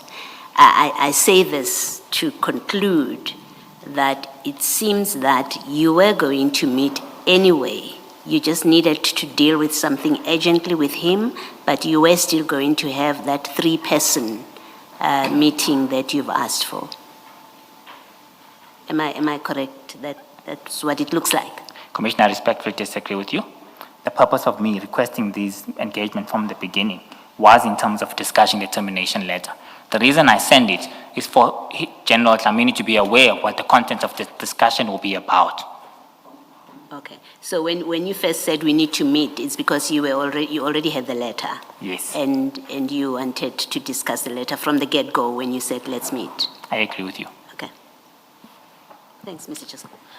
Mr. Mnisi, your version throughout has been that this urgent meeting was to deal with year-end issues. And outstanding invoices. And outstanding invoices. Well, the termination letter was completely irrelevant to that. How could the termination letter, which only took effect after year-end, be relevant to year-end issues and outstanding invoices? It's relevant because we need to reconcile any outstanding invoices for the current financial year. But you need to do that whether or not there's termination. But there's been instances where that wasn't done. We had seen that previously from TMPD. That resulted in 7 months worth of invoices having been dealt with only in January. So I needed to avoid a situation of that nature to reoccur. It was common practice that was occurring. If there was no termination letter, you'd be faced with exactly the same problem. If there was no termination letter, you would be faced with a problem that there is evidence that there is no reconciliation of invoices, and you're going to sit with the problem that by year end you can't reconcile. But the difference with their chair is that this matter must be concluded. So there might have been... Sorry, what must be concluded? Reconciliation by year end or... Sorry, Chair. Or termination? Sorry. So these events must occur concurrently with each other, whether we like it or not. In this instance, firstly... Sorry, what events? Please be clear now. I'm trying to work out what your version means, because I can make no sense of it at all. So firstly, it's the termination and ensuring that no further accrual invoices are raised by this company. Second component... Termination only takes effect on the 1st of July. There's nothing urgent, an email, a message. You can say to him, look, here's the termination letter. In 4 days' time, you're not going to be able to engage these people. Don't invoice them. I completely disagree with you from that point. Taking into account what had occurred in the past, this was an urgent matter for me to deal with, to address on both events. Firstly, the outstanding payables issue and reconciliations being done accordingly. Okay, stop at that first one. That first issue is going to be there whether or not there's a termination letter. You accept? I accept. So the termination letter has nothing to do with that? No, it does, because it's related. It's a related matter. We have seen major issue in the service provider. The service provider could have a deployment letter that we're not aware of. So this must be dealt with accordingly, and that all parties involved must work together. The service provider has received a letter that says you may not provide any services with effect from 1 July. Next financial year, you may not provide any services. Service provider can't, there are no issues with deployment letters that might affect the next financial year in the face of that letter. This was extremely urgent from my perspective, taking into account the past events. Let's take a step back. So do you accept that in relation to year-end invoices, this termination letter is irrelevant? It has nothing to do with making sure that accounting matters are in relation to the 2024-25 financial year are in order. Chair, like I said, these matters are interrelated. No, you can't read them in. I don't accept. Please let him finish, please. I don't accept that at all. These are interrelated events, and I stand to what I said. The urgency of this came in 2 aspects. Firstly, we need to ensure that the books are reconciled accordingly. Secondly, we need to ensure that this issue desists from reoccurring, completely moving forward. So the termination letter triggered my concern from the past events that we had seen and that were evident on board. So it was relevant for me to have a discussion on both matters to finally get this matter to rest. You were part of the committee that took the decision that gave rise to the termination letter. Yes. So you were aware of those issues from months before. So you could have anticipated that in relation to the reconciliation of invoices for the 24-25 financial year, there may be a problem given the track record of the department and Gubis. Why did it only occur to you that this might be a problem when you see a termination letter on the 26th of June? Termination letter triggered that, Chair. It was an issue that I was going to address in any matter. Termination letter triggers that, so that this matter is addressed urgently at this point in time. So the issue would have been an issue whether or not there was a termination letter. Or might not have, but it's an issue that I was aware of and it was persistently continuing, so I needed to ensure that there are systems and safeguarding controls in place to desist that from reoccurring. And the existence of the termination letter had no effect on whether that would or would not have been an issue. Like I said, that's not the only reason. Moving forward, how we Sorry, let's get rid of the first explanation that you gave us, because I want to put to you that first explanation is just simply wrong. I The disagree. termination letter could have had nothing whatsoever to do with issues as to whether invoices had been reconciled up to the point at which termination took effect. Respectfully, SC, I disagree with you. These matters are interrelated. One matter triggers another, whether we like it or not. There could have been You can say that again and again, but you actually need to give me some sort of rational explanation for it, because the termination letter takes place after year end. You're talking about a process of reconciling invoices up to year end. The two are not related. I disagree with you, SC. They are related. That's my answer as a result of this triggering, whether these matters have been reconciled or not, and also ensuring that we put systems in place to avoid this from reoccurring in the new year. We saw what happened in the previous financial year. Invoices from 28th of June 2024 were claimed by the service provider, which had to be dealt with as an ex post facto invoice. So from my perspective... But if we're talking about invoices from a year and a month previously, that's not going to be affected by termination. That is a problem that exists whether or not termination has taken place. You understand that? I understand that, and I've given my answer on the urgency of this matter and what triggered processes. And I think from my perspective, that was an urgent matter that I needed to deal with speed. It was also implemented by that. It's year end now. Further to that, moving forward, there must be systems to deal with this matter. It was an urgent matter from my perspective. So I want to put to you that your evidence is false and that one of two propositions must be the correct state of affairs. Either the urgency had nothing to do with the termination, or the urgency did have something to do with the termination, but it had something that you're not telling us about. I respectfully disagree with you on that proposition. I am giving evidence from an objective perspective. I am telling the truth to the Commission. The purpose of this engagement was in reference to dealing with the matters that I just raised. Firstly, year-end processes ensuring account payables are in place. Secondly, ensuring that this matter does not reoccur in the near future, as depicted by the sequence of events and the urgency of me actually wanting his contact details so I can further have discussions with him directly. But Mr. Mnisi, what's the happening or not happening of something in the future? What's it got to do with the financial year end of 2025? Well, what's the connection between the two? The future in the context of that financial year would obviously be something starting from the next financial year onwards. So what's that got to do with the end of this financial year? I just do not understand you. Firstly, Commissioner, I hope you are not going to repeat the same thing you've been repeating to Mr. Shaskalsin. I hope you're going to give a new explanation. I'm going to give you a true explanation of what occurred from my recollection and what happened on this event. Chairperson, risk management processes have dictated that there's a failure within the internal controls around this process. I will not repeat. We've already discussed it and we've seen the evidence towards that. Secondly, I am a proactive individual in terms of managing risk and mitigating measures from reoccurring in the near future. So So I don't just look at matters. What's your near future? What's your near future? The new Is it- financial is it- year. Is it from 1st July onwards? The new financial year and to put safeguards in place from the beginning. That's my proactive thinking in terms of addressing this matter and mitigating it from reoccurring in the near future. So I had to deal with it firstly. I assessed the risk management processes. There were severe issues that were reoccurring. It's evident we've seen that. Secondly, let's be proactive and stop this so that everyone is on the same state of mind. From my perspective, that was urgent. What exactly would you have had to say in your year-end report about this matter?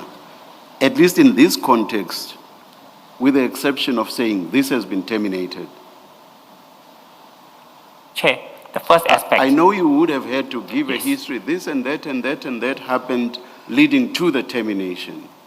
But my understanding is that you wanted to talk to the general about the termination, correct? Correct. Now, what's the agency in that in relation to the financial year end? What's the agency? If all that you want to talk to him about is the cancellation, that's my difficulty. Especially regard being heard, and Mr. Shaskalson has said this repeatedly, regard being heard to the fact that that cancellation was only going to take effect from the 1st of July. So telling the general that there has been a termination or discussing that termination with him, what's that got to do with you finalizing your report for purposes of the financial year end? What you've said thus far just does not make sense at all. Yes? Chairperson, with all due respect, this is what occurred, and I am giving evidence to the Commission that the purpose of me having a discussion with Deputy Chief was in relation to ensure that, firstly, account payables are recorded accordingly to avoid What accounts payables, the creditors, that if there's any matters outstanding, reconciliations must be done accordingly so that our books are Relating to complete. which financial year? To the financial year that was closing, which was the 30th of June 2025. Further to that, the termination moving forward and that the matter has been closed, that was urgent for me. I needed to address that. I saw that as something that's pertinent for me to have a face-to-face discussion with the general in order to avoid anyone saying anything else. We've seen in other chats that the general, between himself, what was presented to me, it's something that said Mfowethu is okay that, which I hadn't. So I needed to ensure that I have a direct communication with him and I outlined this in full so that this matter is closed completely. And then on something you consider to be that urgent, you don't get the number directly from within the system and you want it from Sergeant Kosi. It was easier. He had it readily available. And your PA could not easily have gotten it for you. I chose to ask it from Sergeant Kosi. I could have asked it from my PA, who would have phoned his PA, who would have first asked for permission. Would have been easier for me to Sergeant Kosi. On these chats, how long did it take him to give you the number? I'm just going to page 331.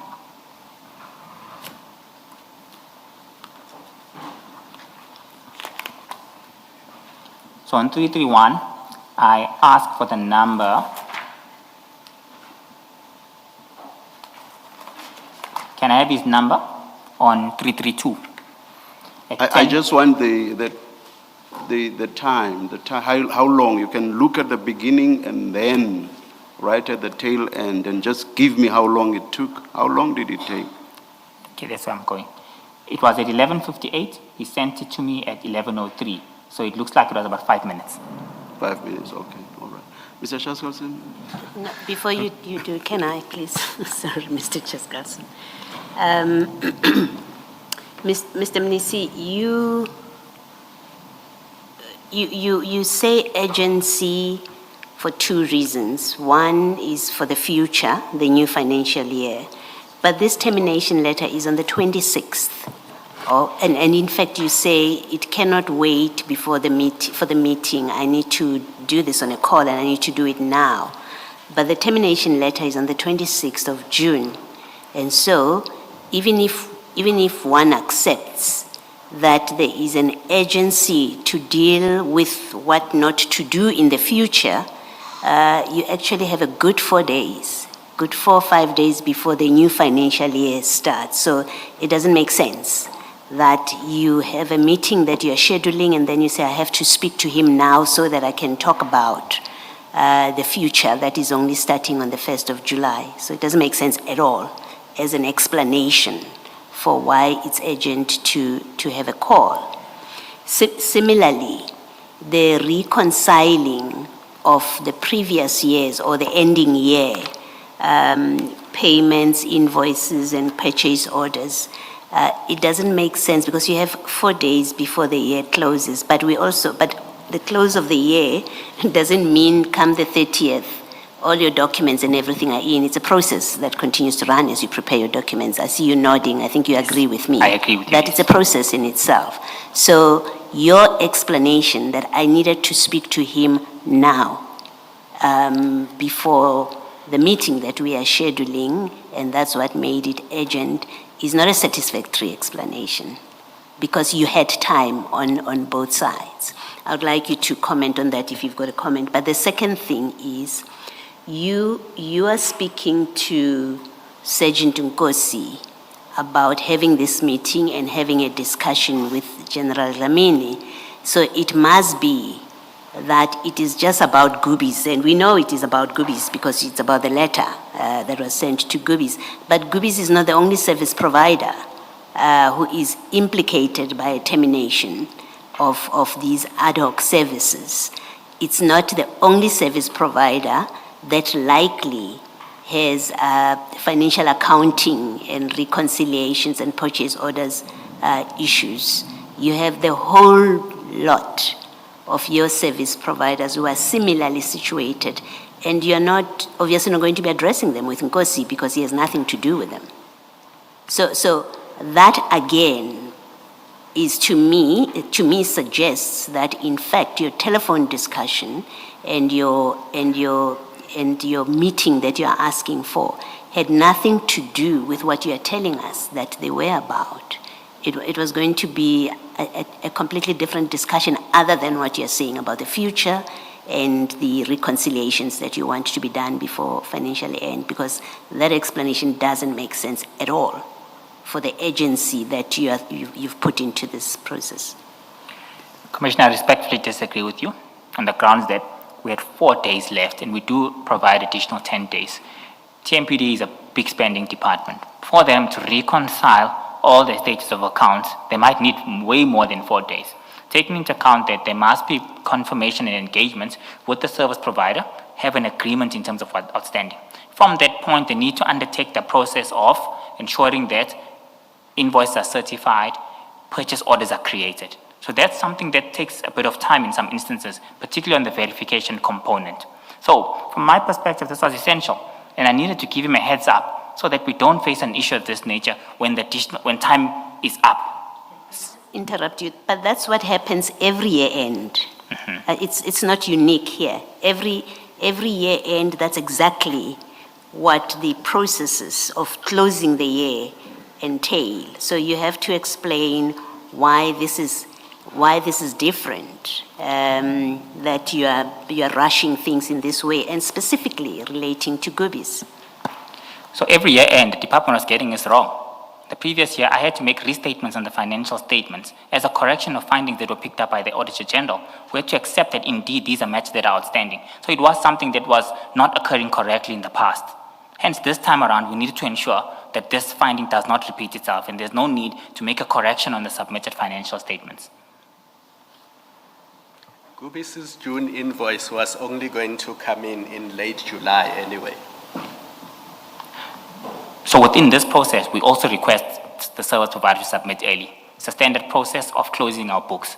All service providers are sent letters to ensure that you submit your invoice that's due for the year-end financial year before 10 working days. That's the last invoice. So that was going to happen in July, and all the recon would happen in July. There was no urgency on the 26th of June.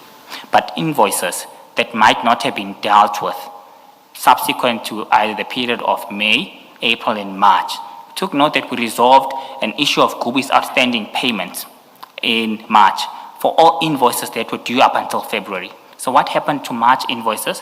What happened to April invoices, May invoices, and June? So there was 4 months that needed to be dealt with accordingly. But you said at this point you were not aware of any outstanding invoices. Yes, but there was a perception that I need to get confirmation. So the Deputy Chief Dlamini must ensure that that has been dealt with accordingly. I might not have been personally aware, but it's a process that must be undertaken.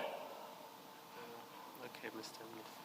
Can I try and spell this out in very simple steps so that you and I can actually find ourselves on the same page?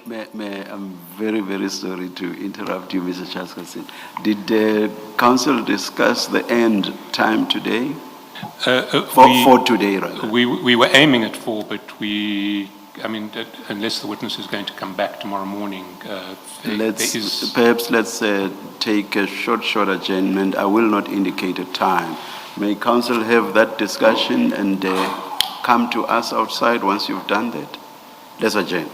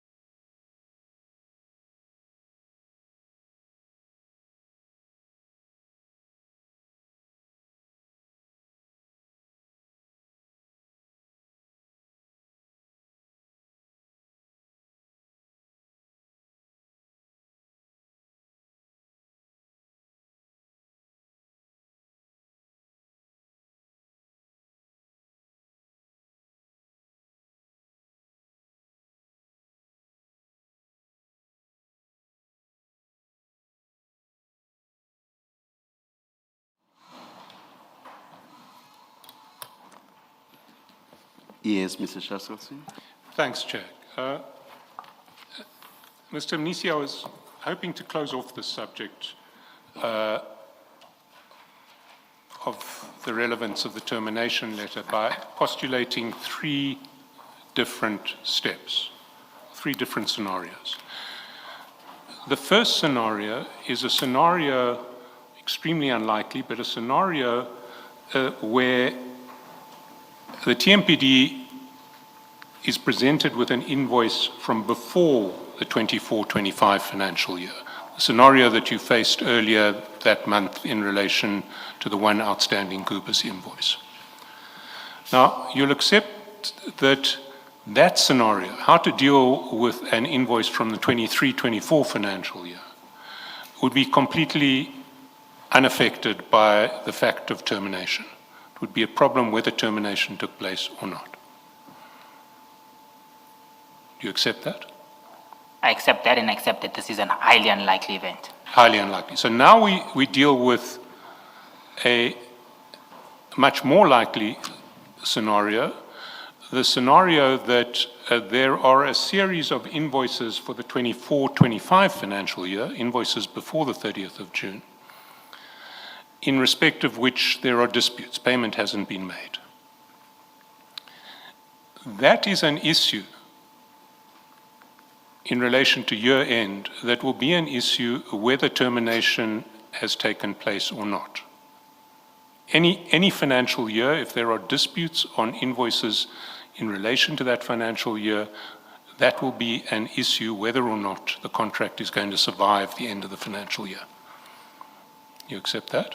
I accept that, which justifies my urgency in terms of dealing with the matter as well. Yes.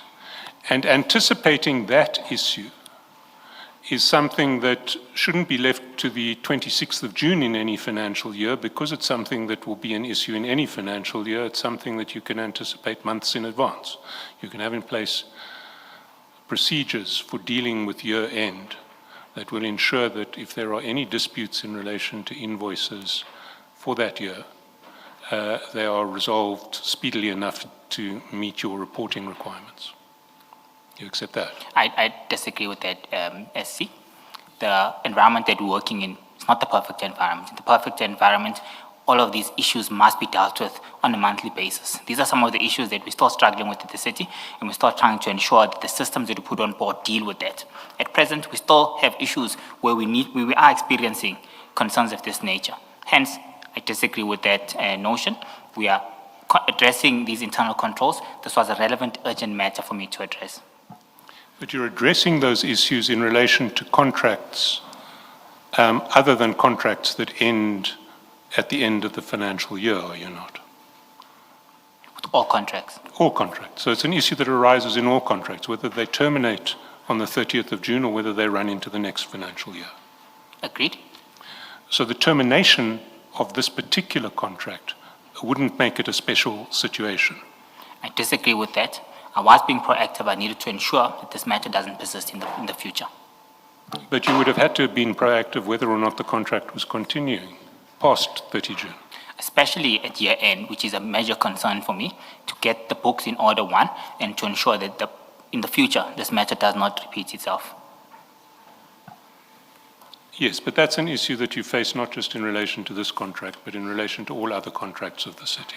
No, it's predominantly within TMPD security services. Yes, well, let's not take it outside of TMPD. In relation to all other TMPD contracts, whether or not they're terminating on 30 June. Other TMPD contracts are smaller in nature. They don't find themselves having complexities of this nature. Watchman Services one is where the biggest budget and expenditure is. They've got too many stakeholders and too many sites where they deploy service providers to do their work. Hence, this is a particular case. Well, let's change the counterfactual. Let's assume there had been no termination letter. That's an issue that you would still have faced in relation to this contract. You would have needed year-end books to be, year-end procedures to be in order in relation to this contract, even though it was going to roll over into the next financial year. I agree with you, SC. So the termination per se, it did not make that issue a different issue for this contract. I disagree with you, SC. This was an urgent matter for myself. I analyzed, knowing the context of this issue, looking at the risk that we faced in the past. For me, this was an urgent matter that had to be addressed. Well, look, I don't know if I can take it further in relation to the current financial year. Let's talk about the next financial year. The 25-26 financial year. If Gubis had received a letter saying you may not provide any services with effect from 1 July, you were aware of that? Yes, I'm aware of that. So if Gubis provided services with effect in August 2025 or on the 5th of July 2025, they knew they were doing something that the city had expressly informed them that they may not do. Agreed. And the city would be under no obligation to honor any invoice furnished for those services. Yes. So the termination letter couldn't have created any difficulties for the city in relation to what might happen in the 25-26 financial year. The city would just ignore an invoice that Gubis submitted for the 25-26 financial year. I agree with that. What I want to put to you is if we look at those three scenarios, the fact of the termination letter couldn't have had any effect on the urgency of a need to meet with General Dlamini. And I think you've given your answer in that respect, but what I want to put to you is that having regard to the situations with respect to the 23-24 financial year, the 24-25 financial year, and the 25-26 financial year, the termination letter, the fact of the termination letter, didn't make any difference to the urgency relating to year-end procedures. SC, I respectfully disagree with you. From my dealing with this matter, it was urgent and it was necessary for me to deal with. Well, let's leave it there. We may just have to agree to disagree.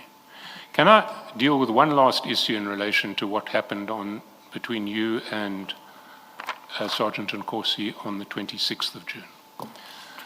If we... Page numbers, apologies, SC. So we were at page 332, and the last exchange between you and Sergeant Nkosi in relation to the meeting or the non-meeting with Deputy Chief Dlamini is at the foot of 332, where you say, please let him know, I'll give him a call. And Sergeant Nkosi says he's inspecting it, and that's at 1:49 p.m. Yes. That evening, over the page on 333, Sergeant Nkosi sends you a screenshot of a chat that he's had with the MMC, Ms. Morodi, and saying at the bottom of towards the foot of page 334 where it says today, which would be 26 June, appointment booked and confirmed 11 o'clock at Pretoria North Verosky Spa. Let me know when you leave home. Please bring your car so I can take it to valet while you're busy on your massage. That's from Sergeant Nkosi, and the MMC responds, thank you so much, I will do so. And Sergeant Nkosi forwards you that screenshot with a little message at the bottom, Mfowethu. Why did he forward you that message? What did you understand him to be saying in that regard? Well, I knew he knew and had an association with MMC Morodi.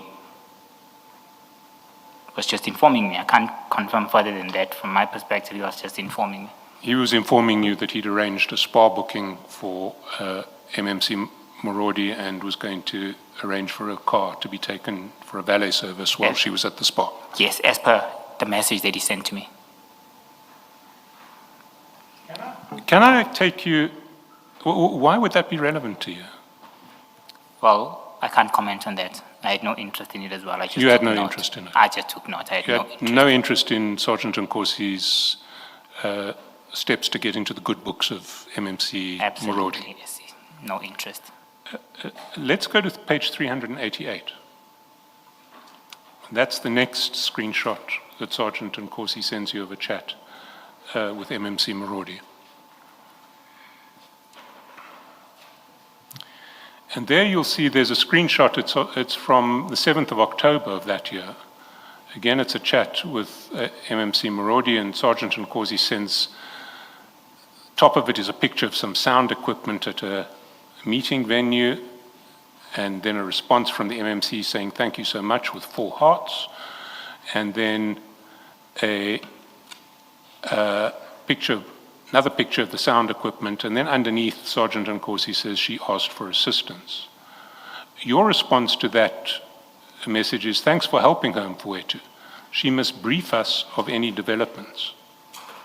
Now, why were you thanking Sergeant Nkosi for helping MMC Marodi? It was just a courtesy for me saying, oh, she asked you for help and you helped her. That's very nice of you. And what developments did you want MMC Marodi to brief you on? If there were any service delivery matters that occur from the meeting that she was in, she needs to raise it so that we're able to deal with these issues accordingly. Did you know what that meeting was? I wasn't aware, but it's clear to me. Well, I don't recall now, but I probably think it was a community meeting that all councillors have. She was a chairperson of a region where they discuss urgent service delivery matters. Within that context, billing issues are raised as well. So if she encounters any issues of that nature, I would like to assist in terms of resolving the concerns raised by the residents. But you didn't say she must brief us in relation to any issues or in relation to any concerns. You said brief us of any developments. What did you mean by development? I meant if there are any issues that come above from the meeting that she has with the community from a service delivery perspective, and if there are finance-related issues, kindly brief me of any of those developments so that I can address them. That's what I meant. I want to put to you that that's not the ordinary meaning of briefing someone on developments. When you ask for someone to brief you on developments, you're talking about an ongoing process that may change. I disagree with you, SC, respectfully. Myself and Sergeant Nkosi have informal discussions where we don't look deep into meanings of words. The purpose of this, like I said, was any service delivery issues or finance matters that are raised by community so that I can assist in resolving them. And when you said she must brief us, did you mean Sergeant Nkosi and Ngape Shea, or did you mean you and Sergeant Nkosi? No, I meant me. When I said us, it's a similar way of speaking with the hours and the way that I had previously seen on circumstances, like we said, when the number 1 issue came out, I said, should we be concerned? It was in that context. I meant me. So you meant you? Yes. So when you, in relation to number 1, when you said, should we be concerned, you were asking, should you be concerned about Sergeant Nkosi's meeting with Mr. Sibanyoni? He, not me. I referenced he. So we were using the words of we, ours interchangeably, as a result of us being close. Here I was saying, you must let me know of any issues that might have occurred so that I'm able to assist the residents. So when you say she must brief us of any developments, you mean she must brief me of any developments? Yes. Not me and Sergeant Nkosi? No. And when you say, should we be concerned about the meeting with Mr. Sibanyoni, you mean should Sergeant Nkosi be concerned about the meeting with Mr. Sibanyoni? That's exactly what I said as well, Leon. Yes, so you're using me in 2 completely contradictory ways in those 2 meetings. You'll accept. In short, this meant, when I say we, is your problems are my problem, my brother. So should we be concerned? Please, can you brief us on the developments? It was our way of speaking. So brief us of developments is brief me of developments. Should we be concerned is should you be concerned? Yes. So we is serving as a multi-purpose pronoun that can mean any singular or plural pronoun that you want. Is We had that an what you're informal saying? discussion. We didn't ensure that English grammar is up to scratch when we had discussions, SC. I see. Can I put to you? You're still on the same topic. No, it's Okay, maybe then let me ask my question anyway. This event, this assistance that is offered by, or that was provided by Sergeant Nkosi to the MMC, what did you know about it? I don't About- recall exactly, Commissioner, what was it about. So you say you don't recall? It was a service delivery meeting that she normally has, it looks like he or she requested him for assistance with additional sound systems. So I said, oh, in that meeting that you're in, if there are any issues that are raised, please let me know so I can assist the communities that you're meeting. So, and you say firstly, you don't remember what it was about? I don't remember the exact meeting where it was. I do remember the context around. And you say the context was what? Commissioner, I'm saying that she was in a service delivery meeting. Within that service delivery meeting, it's clear that she had requested Sergeant Nkosi from what he had sent to me. I said to him, oh, thank you for assisting her. I wasn't even involved. I didn't even know this was going to take place. From that point of view, I offer, say, if she encounters any issues, please, she must let me know. So I'm able to address the developments or the issues emanating from that meeting. Okay, so when you say she must brief us of any developments, you're saying if there are any issues, she must tell you? Yes, of yes, service Commissioner. delivery? Yes, Commissioner. She must tell you and Sergeant Nkosi? No, she must tell me. Well, he seems to think that she must tell both of you because he responds, yes, indeed, my brother. So according to Sergeant Nkosi, whatever developments means in this preceding WhatsApp message must be briefed to both of you. I can't comment on how he understood it, but when he responded, I'm fully aware that he knows how we speak because we don't have issues previously and our understanding is clear. So my assumption was he understood exactly what I meant when I said that. Yes, well, I'm looking at your text and his text. I don't know what he was thinking, but I'm working with the text and your text as well. Your text is she must brief us of any developments. Mr. Chaskalson has told you what his understanding of that is, and I agree, I concur with him. It's similar, I understand it the same way. But importantly for me, Sergeant Nkosi says, yes, indeed, my brother. So he agrees with you that the MMC must brief you of developments. That's his text. And on the plain reading and understanding of the text, it is not you, it doesn't refer to you in the singular, it refers to both of you, that you both must get that briefing. I've heard your response to it. I'm just putting to you that I share Mr. Chaskalson's view of what's here. You may comment. I don't mean to stop you if you want to comment. Thank you, Commissioner. I'd rather not comment on that message from Sergeant Nkosi's perspective, but on my understanding, I would stick to what I said earlier on, that he knew how we speak and he knew exactly what the ask would have meant, as did on previous occasions. Thank you.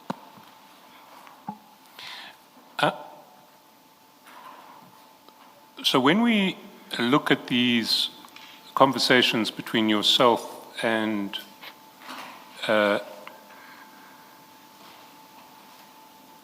Deputy Chief Dlamini, intermediated through Sergeant Nkosi, we see a pattern where messages get sent, a repeated pattern, not just through the Gubis email, WhatsApps that we've looked at, but also through the TMPD one emails, WhatsApps that we've looked at. We see a repeated pattern where messages from Deputy Chief Dlamini get sent to you through Sergeant Nkosi, and where messages from you get sent to Deputy Chief Dlamini through Sergeant Nkosi. So you and Deputy Chief Dlamini are in effect exchanging messages through Sergeant Nkosi. You'll accept that we see, probably more than 100 of those instances. I accept that we saw instances of that nature occurring, but my discussions in terms of the relevant matters that were discussed, in terms of TMPD1, in terms of the outstanding Gubis payment, which was only instances where we had those indirect communications as well as the termination, which I tried to stop. But my explanation on those matters and the reasoning behind without going back is still relevant and stands as well. But I do accept what you're saying with the provision of my explanations being taken into account. No, absolutely. We've heard your explanations. What I want to put to you is there is a possible other explanation. And in order to do that, I need to draw to your attention that in the WhatsApps of Sergeant Nkosi, we see the same mode in his WhatsApps with General Sabia and his WhatsApps with Mr. Vusimuzi Kat Matlala, and in his WhatsApps with a Mr. Stephen Motsumi. So we see that Sergeant Nkosi, that General Sabia and Mr. Matlala never communicate directly on WhatsApp, that we are aware of. General Sabia and Mr. Motsumi never communicate directly on WhatsApp that we are aware of. But we do see messages being passed from General Sabia to Sergeant Nkosi and on to Mr. Matlala, and then back from Mr. Matlala through Sergeant Nkosi to General Sabia. And similarly in relation to Mr. Motsumi, messages from General Sabia going to Mr. Motsumi through Sergeant Nkosi, and messages from Mr. Motsumi coming back to General Sabia through Sergeant Nkosi.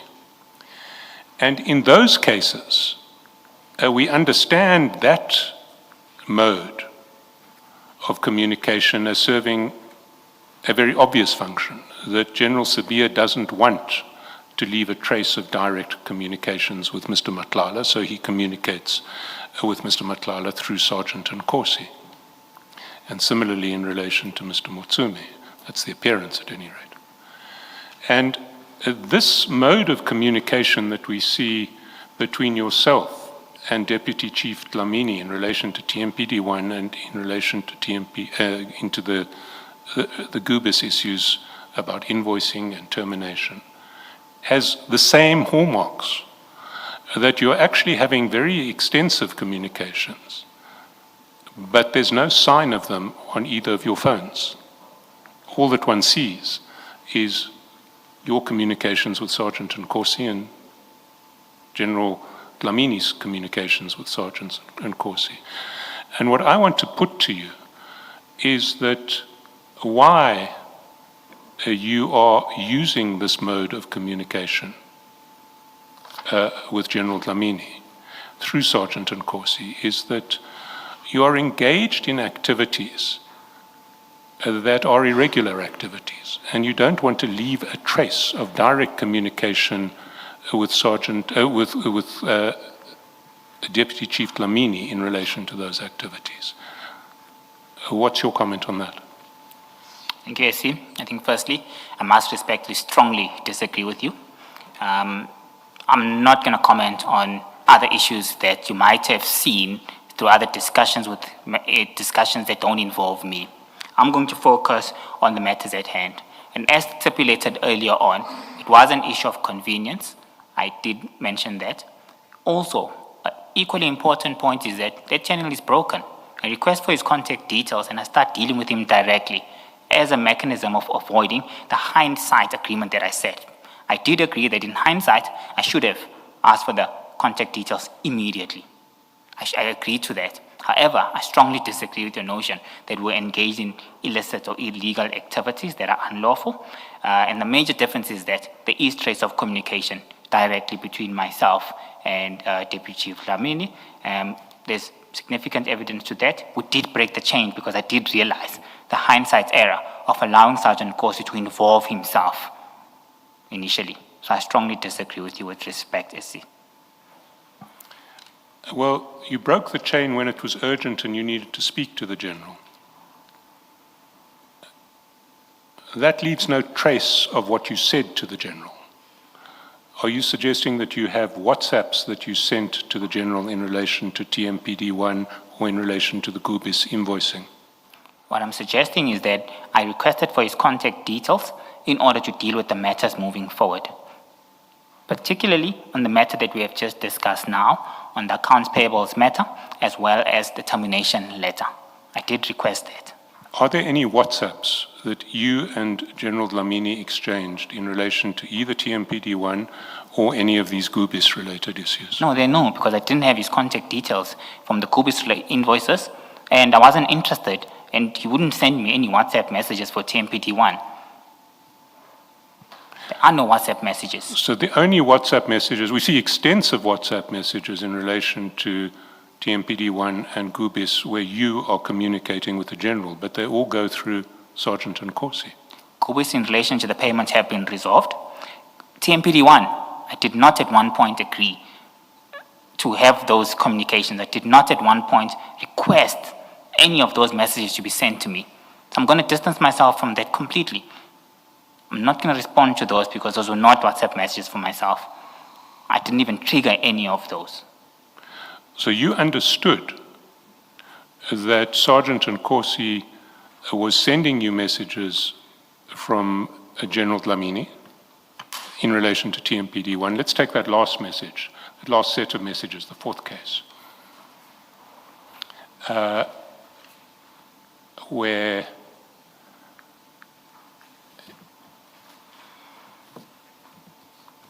on the 25th of March, you, I'm looking for my page now. It's page 177.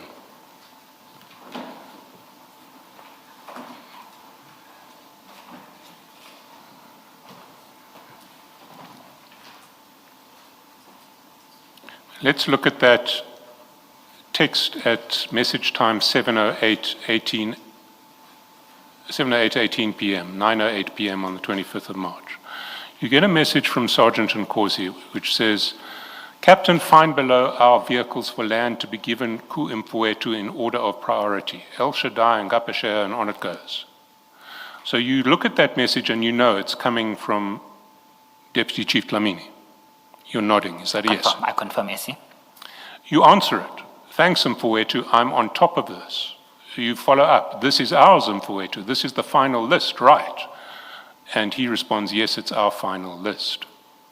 And follows up with another screenshot of an exchange from General Dlamini.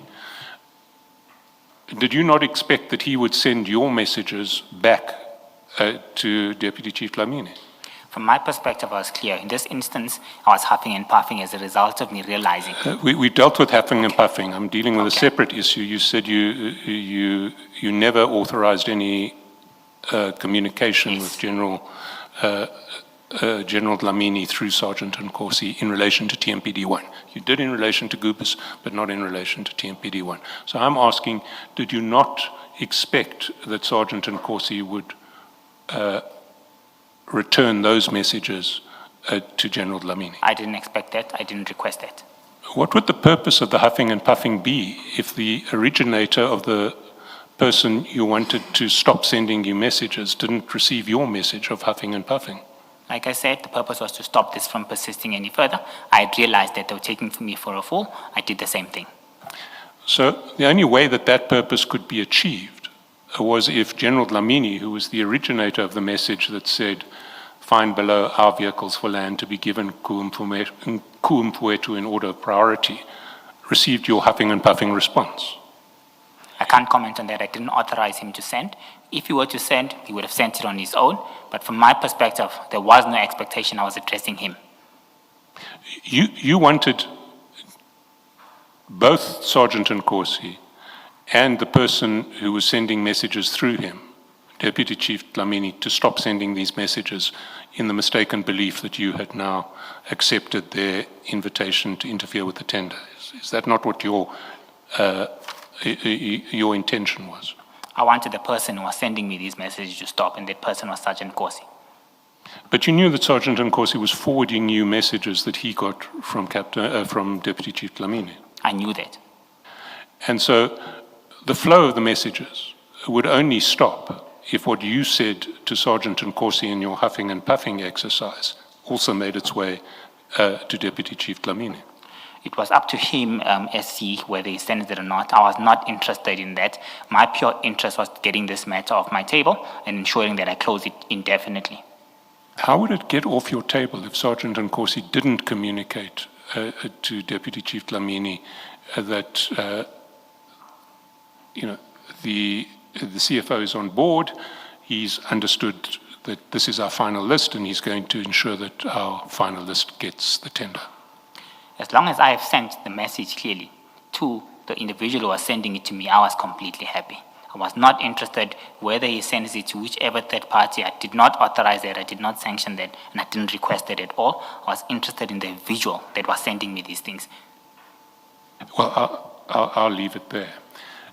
I want to turn to one brief topic before I get to the final topic, and it relates to paragraph 25 of your statement on page 6 of your statement, where you dealt with the problem with Mr. Lekukela, or your conflict with Mr. Lekukela, and how you reached out to Spiwe Mashile to approach Sergeant Nkosi to try and facilitate a meeting between you. I'm on page 6. I'm on page that. 6. Yes. Sergeant Nkosi explained, also testified about what we assume is the same meeting. And if you can go to page 665 of file 4, I think it's your bundle 3. 665, 665. bundle 3.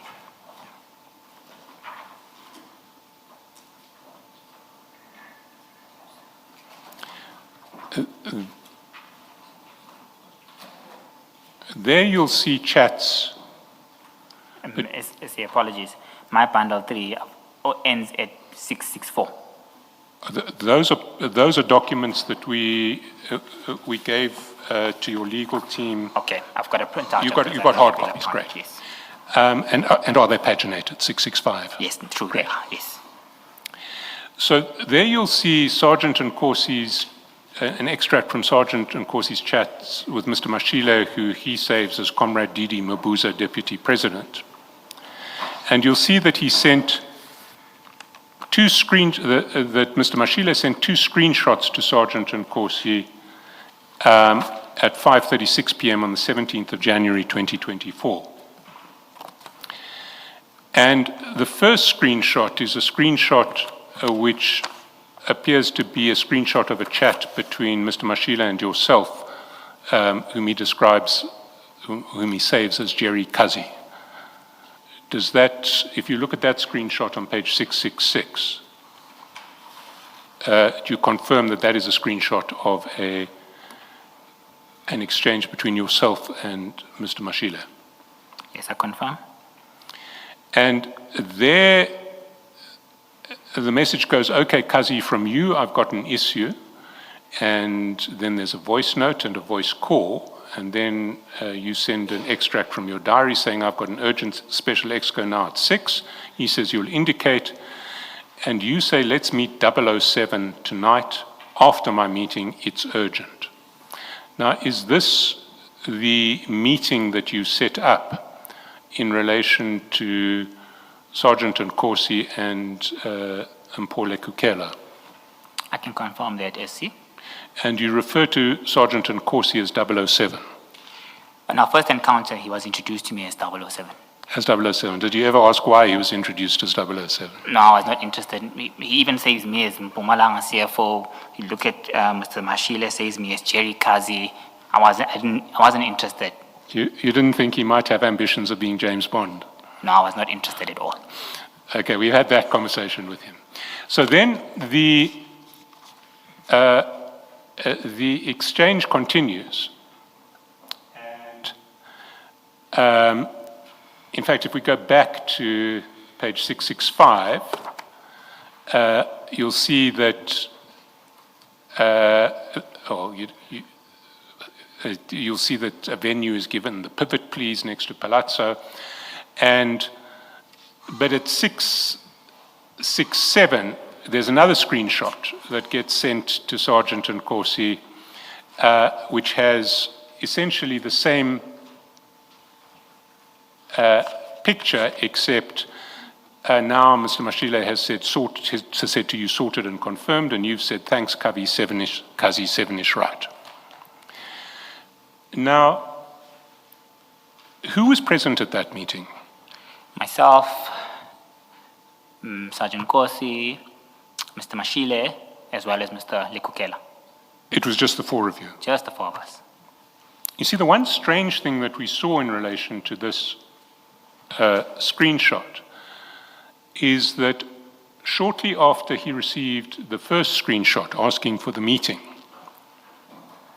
Sergeant Nkosi forwarded that screenshot to Mr. Steve Motsumi. That's page 668. Have you ever met Mr. Motsumi? No, I've never met him and I don't know who that is. You don't know who he is, so No, I don't. you can't comment on why Sergeant Nkosi would have told Mr. Motsumi about a meeting he'd been asked to attend to broker peace between yourself and Mr. Lekokela. No, I see, I can't confirm at all. I don't know who that is. The very last topic you'll be glad to hear. We don't have in the papers the declaration of interest forms that you signed as a member of the BAC, to the best of my knowledge. But I think they're generic, and maybe you can correct me. If you go, for instance, to file 5, page 109, there's one for the BEC. And I think that these forms, we know that the BSC also has the same form. Page 109. 109. In my pack, it's the fourth pack. Yes, your fourth bundle. 109. In fact, it's right through, it's 104 onwards to the whole series of them.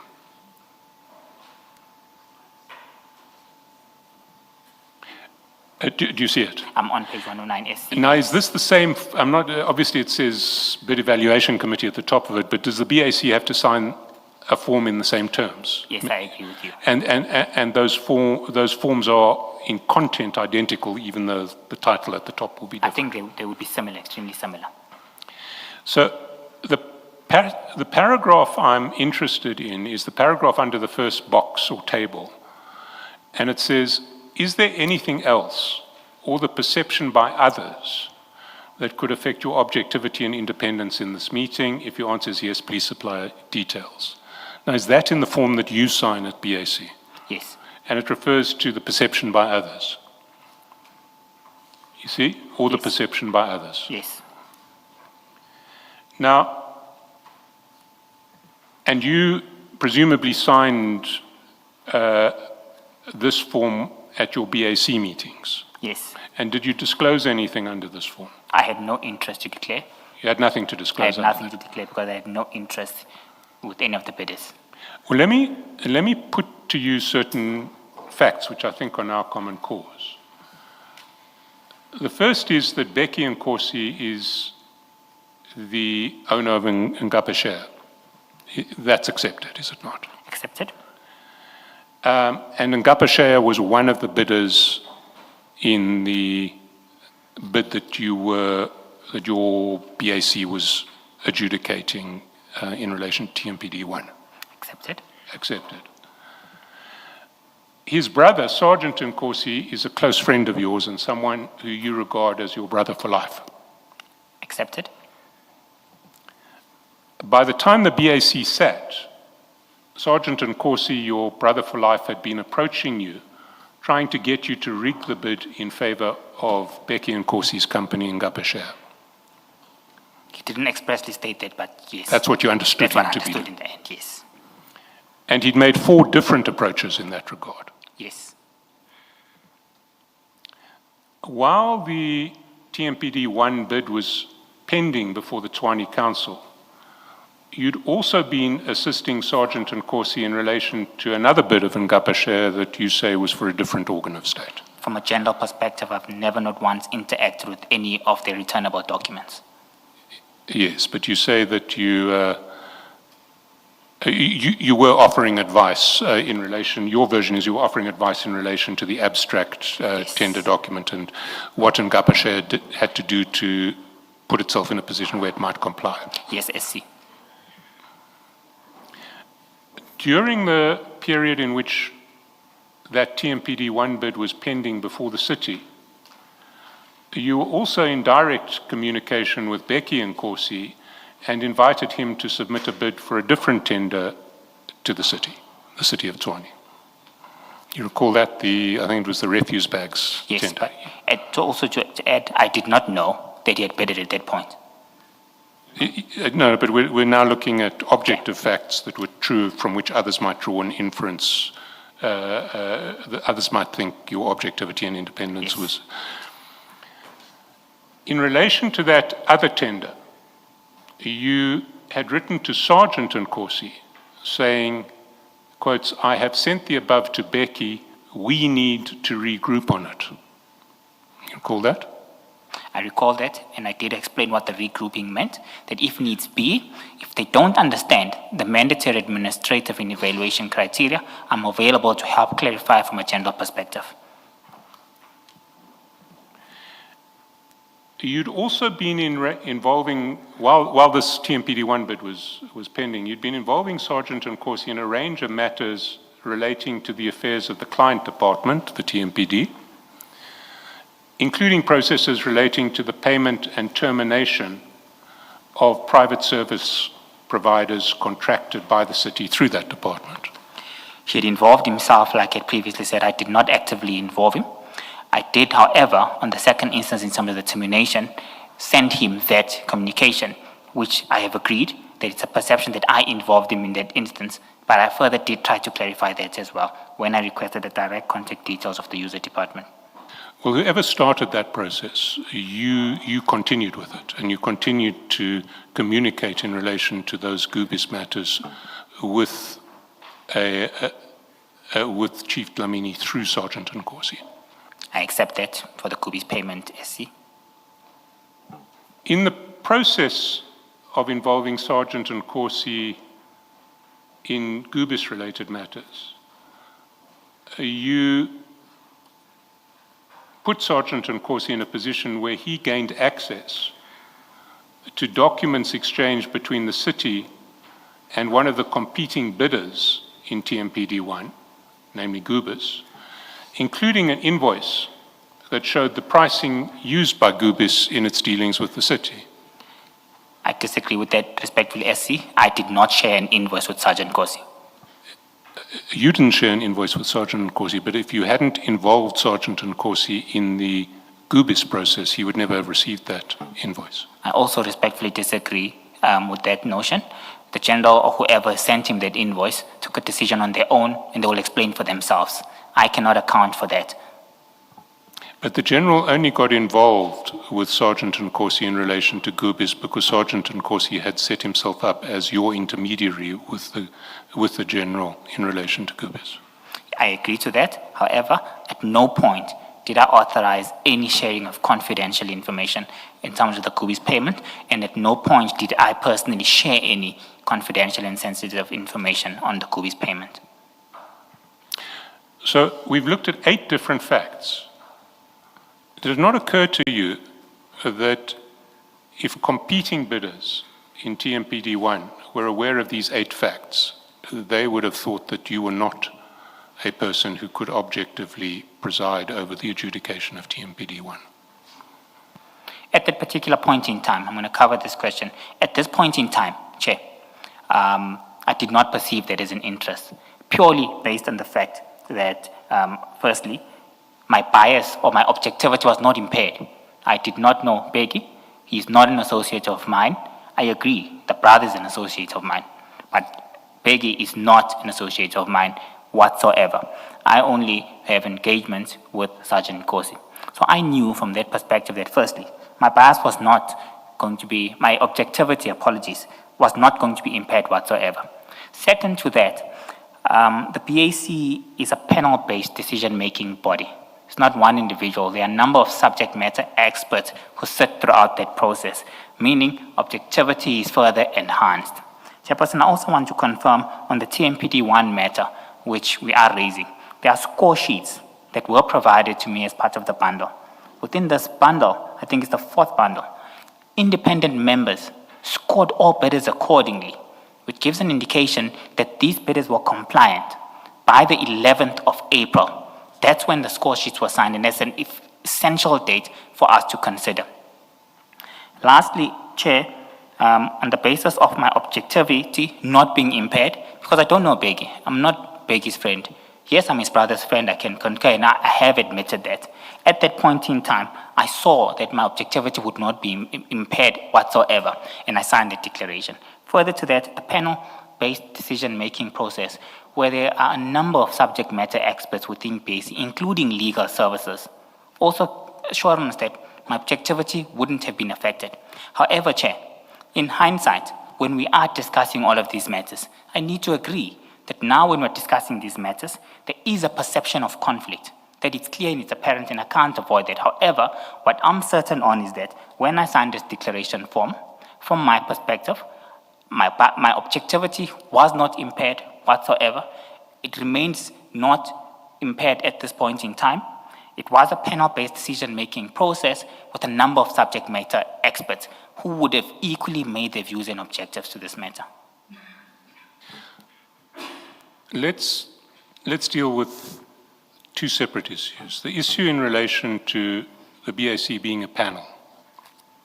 That can't affect issues relating to the declaration of interest, because the purpose of the declaration of interest relates to the bias or appearance of bias of any individual member of the panel. You'll accept that?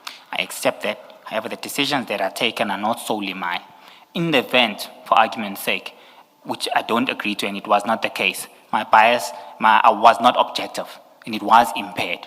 Based on this panel-based decision-making process, it would have been a further safeguard.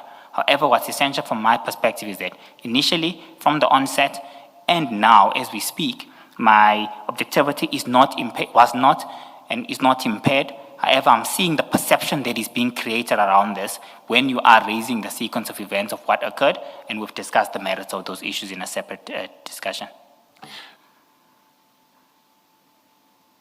The purpose of these declaration of interest forms relates to individual cases, doesn't relate to the committee. Each individual needs to sign them. So the fact that the committee acts as a safeguard is irrelevant to these individual interest forms. I see, at the time, when we're evaluating or adjudicating over this process, my bias, my objectivity was not impaired, and I still agree to that. I'm just adding a further factor to give you comfort that in the event it was, which it wasn't at all, and I confirmed that there's a panel-based decision-making. And in light of that, it is a further safeguarding process that I on my own would never be able to take a decision of this nature on my own. I also further agree that in hindsight, through the revelations that are coming out of this commission, there could be there might be perceived conflict of interest.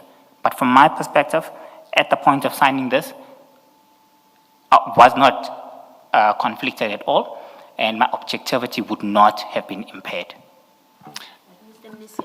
On your logic, the logic that the BAC is a committee and a decision that comes out of that is a committee decision, and therefore an individual couldn't impact the outcome.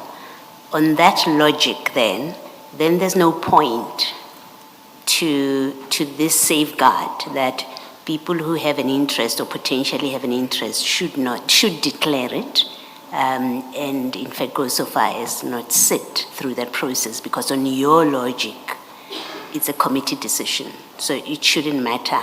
And so you could change the facts here and say, even if Begi were your brother, or he was your friend, your direct friend, that would not disqualify you or require you to make a declaration, because the BAC is a committee decision. So even your bias would not matter, because others would overrule you by votes. That cannot be. That's not correct. And I think, maybe I may say, I expect that as CFO and custodian of your procurement processes, you are not proposing that the way you are reasoning it is correct. It can't be correct. Commissioner, Begi is not my friend. No, that's why I say you could change the facts for purpose of my discussion with you, following your logic. Remember, your logic is BAC is a committee, so no one individual can sway the decision or can determine, in fact, the outcome of a BAC, because it's a committee which comprises other people. Effectively, meaning it really shouldn't matter that you may or may not have had an interest and not declare it because it's a committee. That's the effect of what you're saying. And I'm saying, but it cannot be correct. that is so, because then if you are correct, then there's no point to these declarations, to these committees, because it's a committee of people, and the decision is not the decision of a single person. Commissioner, I feel there is a point, because in terms of these declarations, you need to declare if your family members, your close friends, are directors within these companies. So it's still a relevant matter that must be considered. Fact of this matter is that Begi is not my friend. Sergeant Kosi is not a director of Ngapeshea. On the signing of this declaration, my objectivity was not impaired. I still maintain that till now. However, in hindsight, I'm agreeing that with the sequence of events, there is a perception of conflict. But at the point of signing, I had no conflict whatsoever. I still have no conflict whatsoever. But the perception, it looks like there is something that's there. Okay, I've heard you, thank you. Are you aware of what the administrative law in relation to perceptions of conflict is? Do you know that if there is an objective perception of conflict, that the administrative decision can be reviewed and set aside? I'm not aware of that. So in administrative review cases, you don't need to show actual bias or actual conflict. You only have to show a reasonable appearance of conflict or a reasonable appearance of bias. That is the law. I don't know the law. So I think I'll have to engage that with my legal team, but I can't comment on that. But what I do know is that there have been cases that we've seen out, particularly in reference to perception of compliance and how those were ruled against. There's many cases that we could refer here to. I think the first one that comes to the top of my mind is the previous Chief Justice Mogoeng, and I think his wife saving the State's Attorney presenting a matter to him. That was a matter that was deliberated on. There's another matter that I'm aware of which involves yourself, Senior Counsel Chaskelson, where your dad at one point in time was a president, you had been an advocate in a specific matter, and panel-based decision-making process was also considered. So I'm aware of the general matters around that in terms of the perception of conflict, but like I'm saying, I will address the matter further with my legal team for any further clarity. Look, in relation to my personal position, the issue of panel was utterly irrelevant. And there's certainly no suggestion in any of these matters, including the decided judgment that because it's a panel issue, it is different. It has nothing to do with being a panel court. But what I want to put to you is, well, let's just establish, you accept now that those facts that are common cause give rise to a reasonable apprehension that you may not have been objective. You say you were objective, didn't impair your objectivity, but a third-party competing bidder would have had a reasonable apprehension that you could not objectively assess this, be part of the adjudication of this tender. No, I don't agree with you. And I have stated the reasons why I don't agree with you. I'm only saying that in hindsight, there is a perception of conflict, which must further be assessed on its own merit. I do not agree with you. I was objective in terms of handling this matter. I have no interest in the company Ngapeshea whatsoever. And my reason behind that, I signed this declaration with my knowledge of objectivity not being impaired. So I don't agree with you on that perspective. Let's put it this way. A reasonable competing bidder could have had a perception that you were conflicted, could have had a perception that you were conflicted. I'm not saying that you were conflicted for now. I'm putting to you that a reasonable competing bidder, now in possession of all of these facts, could have had a perception that you were conflicted. I don't agree with you, SC. These facts have its own merits, and we've discussed that in general. If we present these as facts, it's as if we are not taking into consideration the critical discussion that we had around those. Hence, I'm saying I agree to the fact of there being a perception in general. I'm not saying any bidder would have seen this and said, yes, there was a perception, but in general, there seems to have been a perception. But I maintain that during me signing this declaration, My objectivity was not impaired. Further to that, the panel-based decision-making process was an essential step of concurring the process. So what is this? So there would have been a perception, or there could have been a perception that you were conflicted. You accept that? In hindsight, I accept it. In hindsight, you accept it, Yes. based on the objective facts, not that you were conflicted, but the facts that we've been through might have created a perception that you were conflicted. I've agreed to that, And taking into account the explanations that we had on each items. It's important for me to raise that so the record is clear. And just looking at those facts, would it have been reasonable to have had that perception, just looking at those facts? I don't know. I can't comment on that. Hence, I'm saying this matter must be adjudicated on separately. I can't comment on that fact. I'm just saying from my reviewing of this, a perception seems to have been created in hindsight. You see, Mr. Mnisi, what I want to put to you is that, quite aside from the true facts of whether or not you were biased and you were involved in Sergeant Nkosi's attempts to rig this tender, your conduct in continuing to sit on the BAC as a matter of law renders this bid capable of being reviewed and set aside by any losing bidder. And what you have done is you've put the city in a situation where this bid is capable of being set aside by any losing bidder because of your inability to see that the objective facts relating to your relationship to Ngapashe disqualified you from sitting on this bid. I completely disagree with you. A thorough supply chain management process was followed in terms of the evaluation and the appointment of this bid. Further to that, an external legal firm played a significant oversight in terms of validating the contents and the facts around the award. In terms of the declaration, I was clear.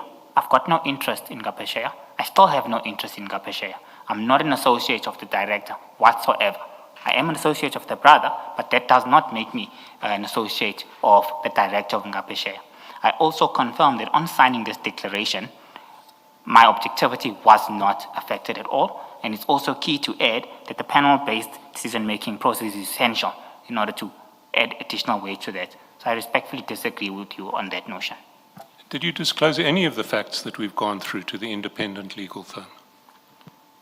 Which facts? Becky's brother, Sergeant Nkosi, is a close friend and someone who you regard as a brother for life. Sergeant Nkosi had been approaching you, trying to get you to rig the bid in favor of his brother's company. While the present bid was pending before the Tshwane Council, you'd also been assisting Sergeant Nkosi in relation to a bid that Ngapashe had submitted to another organ of state.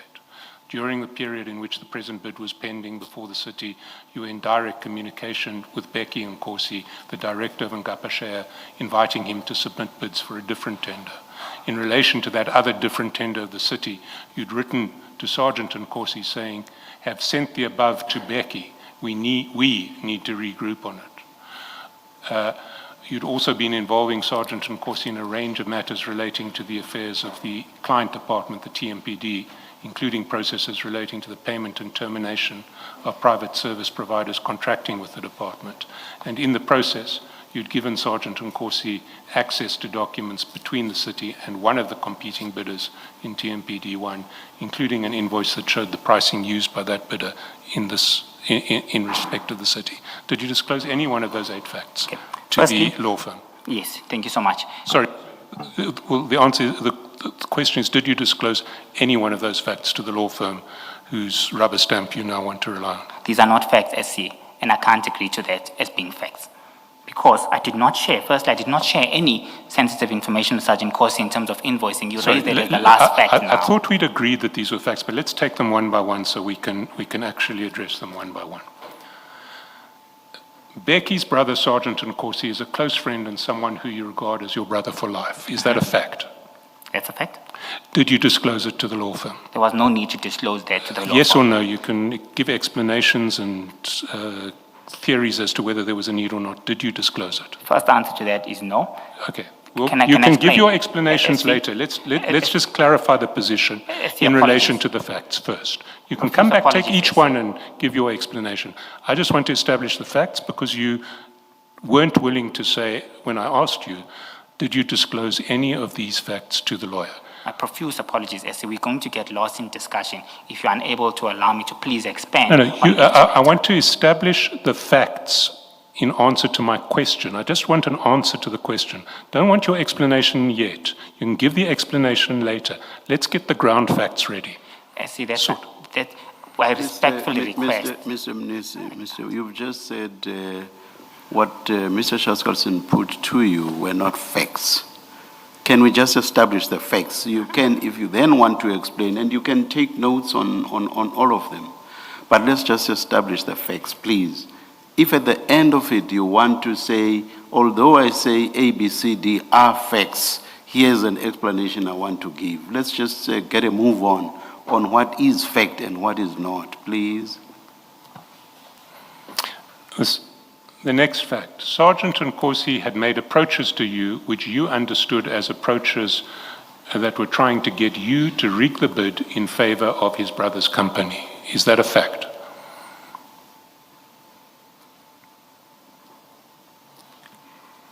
That's what I understood.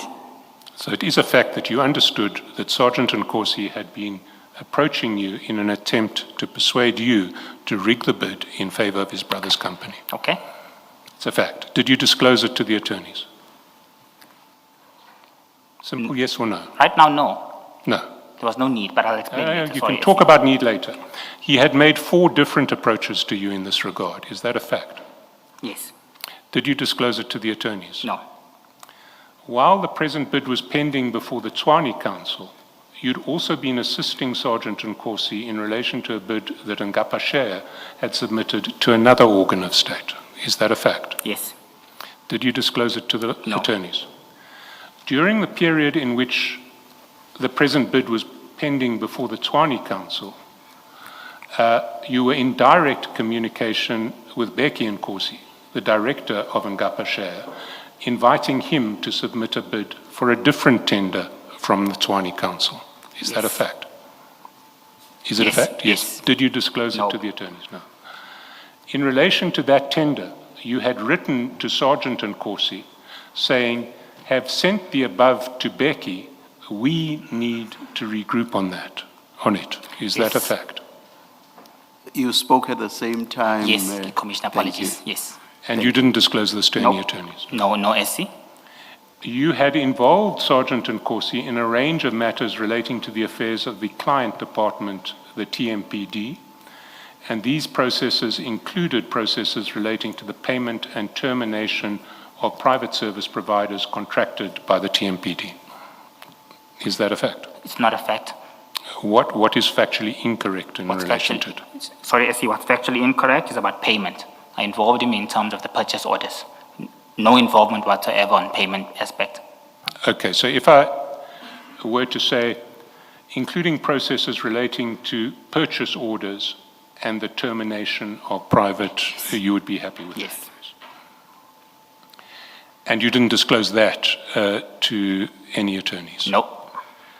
And in those processes, through involving Sergeant Nkosi, you put him in a position where he got access to documents between the city and one of the competing bidders, including an invoice that shows the pricing used by that competing bidder in relation to the city.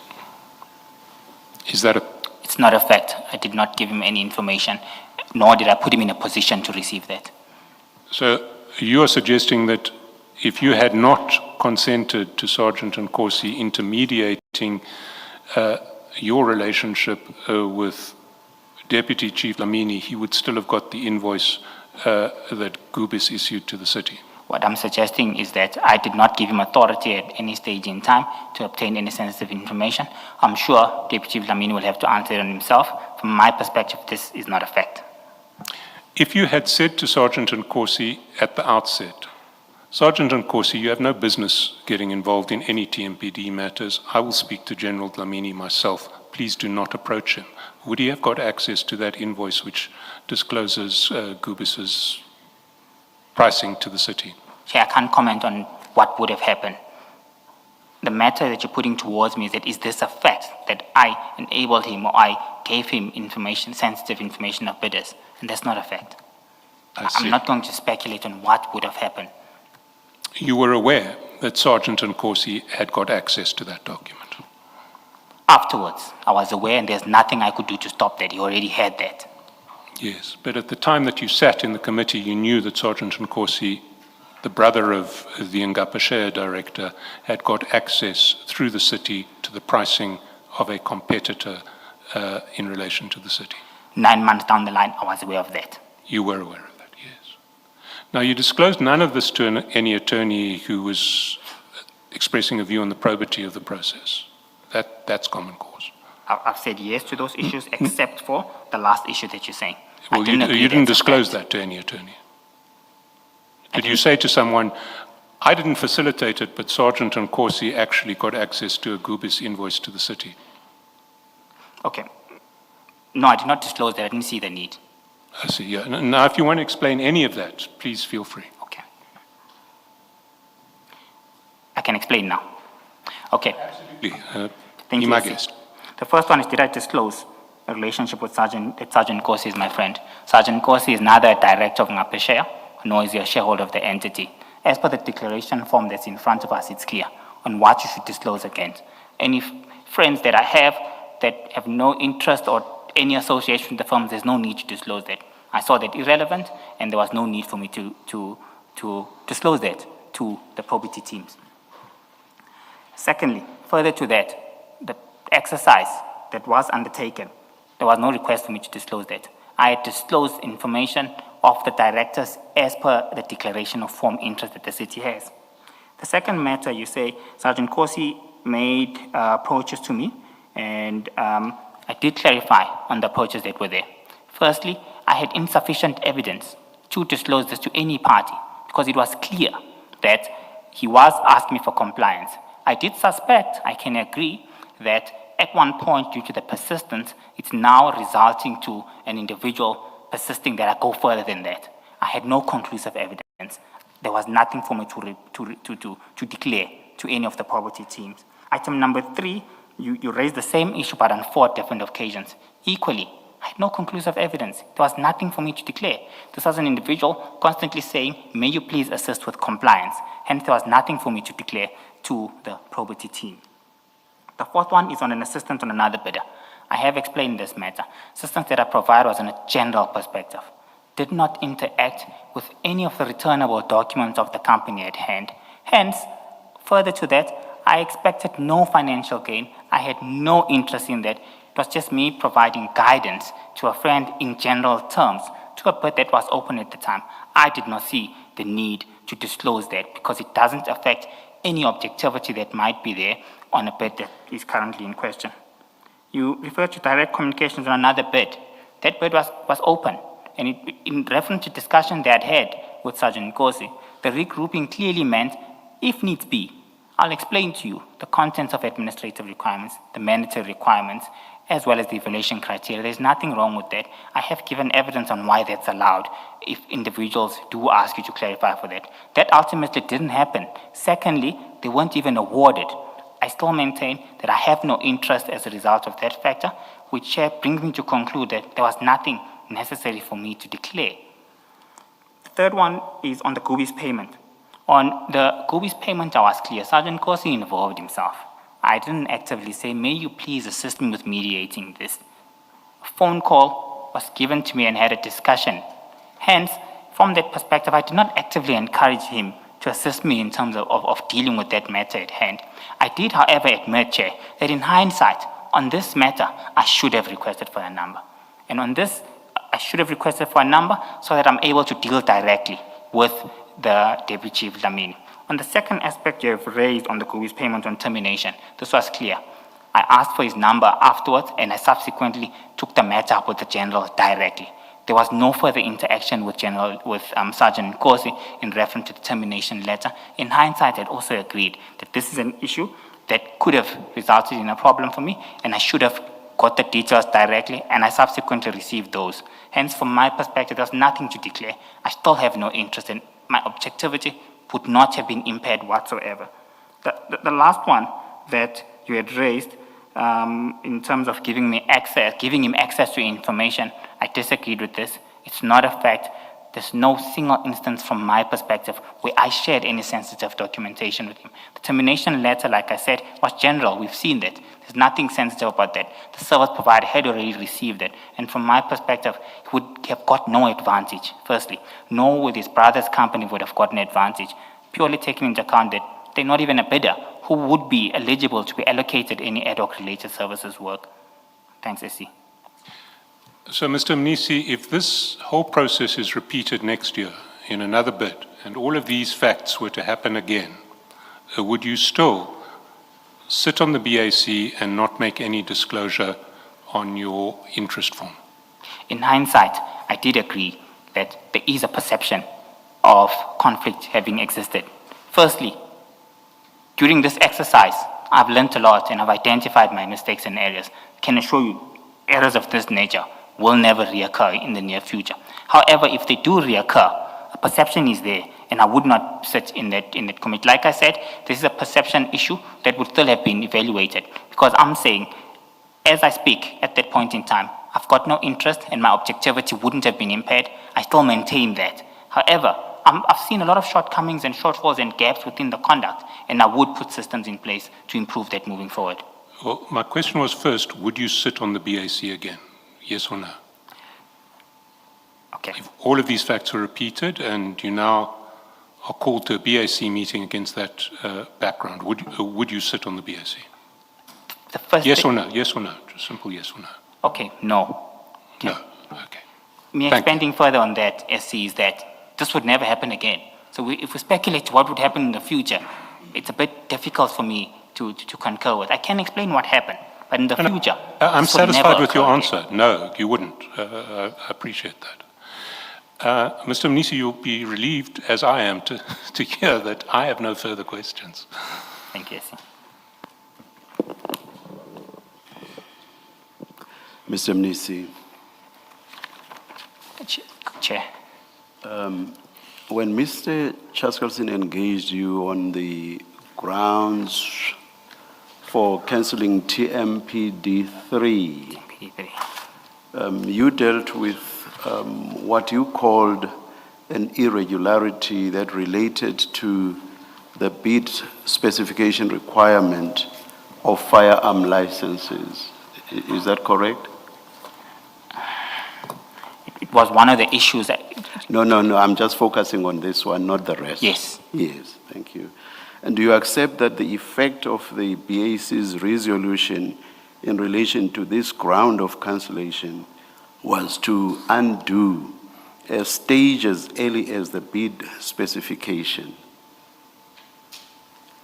Because you are effectively saying the bid specification ought not to have been framed like this, and therefore the tender document itself ought not to have been framed in this manner. So do you agree that your resolution as the BAC was effectively to undo a stage as early as the bid specification? I agree. It was one of those reasons, Commissioner. Yes. Now, can you show us where the BAC derives the power from to invalidate an entire tender process based on its view of shortcomings in the bid specification? Chair, this particular matter was not invalidated by the BAC. The BEC brought a report with these resolutions already there that the tender must be cancelled. The BAC assessed and found additional matters which were added, and it's the three requirements that you just made reference to. I'm asking you about the power. Can you just say, I may be wrong, as you seem to be suggesting, that it was the BAC that effectively, in fact, you've already agreed that it was the BAC that effectively upended the process going back to the bid specification. So what I'm saying is, show us where the power the BAC has to do that. The BAC has power to recommend. The BAC doesn't have power to cancel. They have the power to recommend, and the accounting officer has the power to cancel. He has the authority not to agree to the recommendation that the BAC has, so they don't have that power. Okay, where does the BAC, because the BAC can only make a recommendation that is based on a power that exists. So whether the power lay with the BAC or the accounting officer, show us where that power is. Within this pack, it's not here. A power, it does not need to be in this pack. Where does the power come from for an entire tender process to be undone from a stage as early as the bid specification? Where does that power come from? The city manager delegates that in the form of appointment letters when he's delegating his powers to the BAC. No, the municipal manager can only delegate powers that she herself has. So if you say that this is a power that rests on the accounting officer, the municipal manager, show me where that power comes from. I don't have that information with me at present offhand, Chair. I will have to come back to you on that. But I can confirm to you that that power is by law rests with the city manager. He delegates that to the BAC through a letter when he appoints members. You wouldn't know, you wouldn't be in a position to say by law that power vests in. If, as you've just said, you do not know where this comes from, would you? Chair, maybe I'm misunderstanding you. Maybe I'm not. So are you saying, please okay, rephrase. let me ask the question differently. Are you saying, as a matter of fact, if not law, the municipal manager does have the power to undo a tender process right from the start, the bid specification stage, based on shortcomings at that stage, undo it right at the tail end? Are you saying the the municipal manager, has that power? He has the powers, Chair. Based on shortcomings in the bid specification? Chair, he does have those powers. I'm specific. Yes, he does have those powers. If he picks up this is an anomaly that will lead to irregularities, he does have those powers. I'm just thinking, the bid process is a very expensive process for the tenderers. I would imagine there's a lot of expense, in fact, even for the municipality itself, not only in monetary terms, but also in terms of the person hours that have to be used to run this entire process from the beginning all the way to the end. So are you saying the municipal manager can just sit by and say, right at the tail end, I may undo all of this based on the fact that the bid specification ought not to have provided in this manner? He is the accounting officer, he has those powers. As long as he satisfies himself, he's got a duty to satisfy himself as well, with the reasons behind that, and he can take a decision of that. So by virtue of being an accounting officer, he does have those powers. Do you agree though that a sensible way would be for the municipal manager to be in the know right from the beginning as to what the tender entails? Because if that were to be the position, this strange process would be obviated.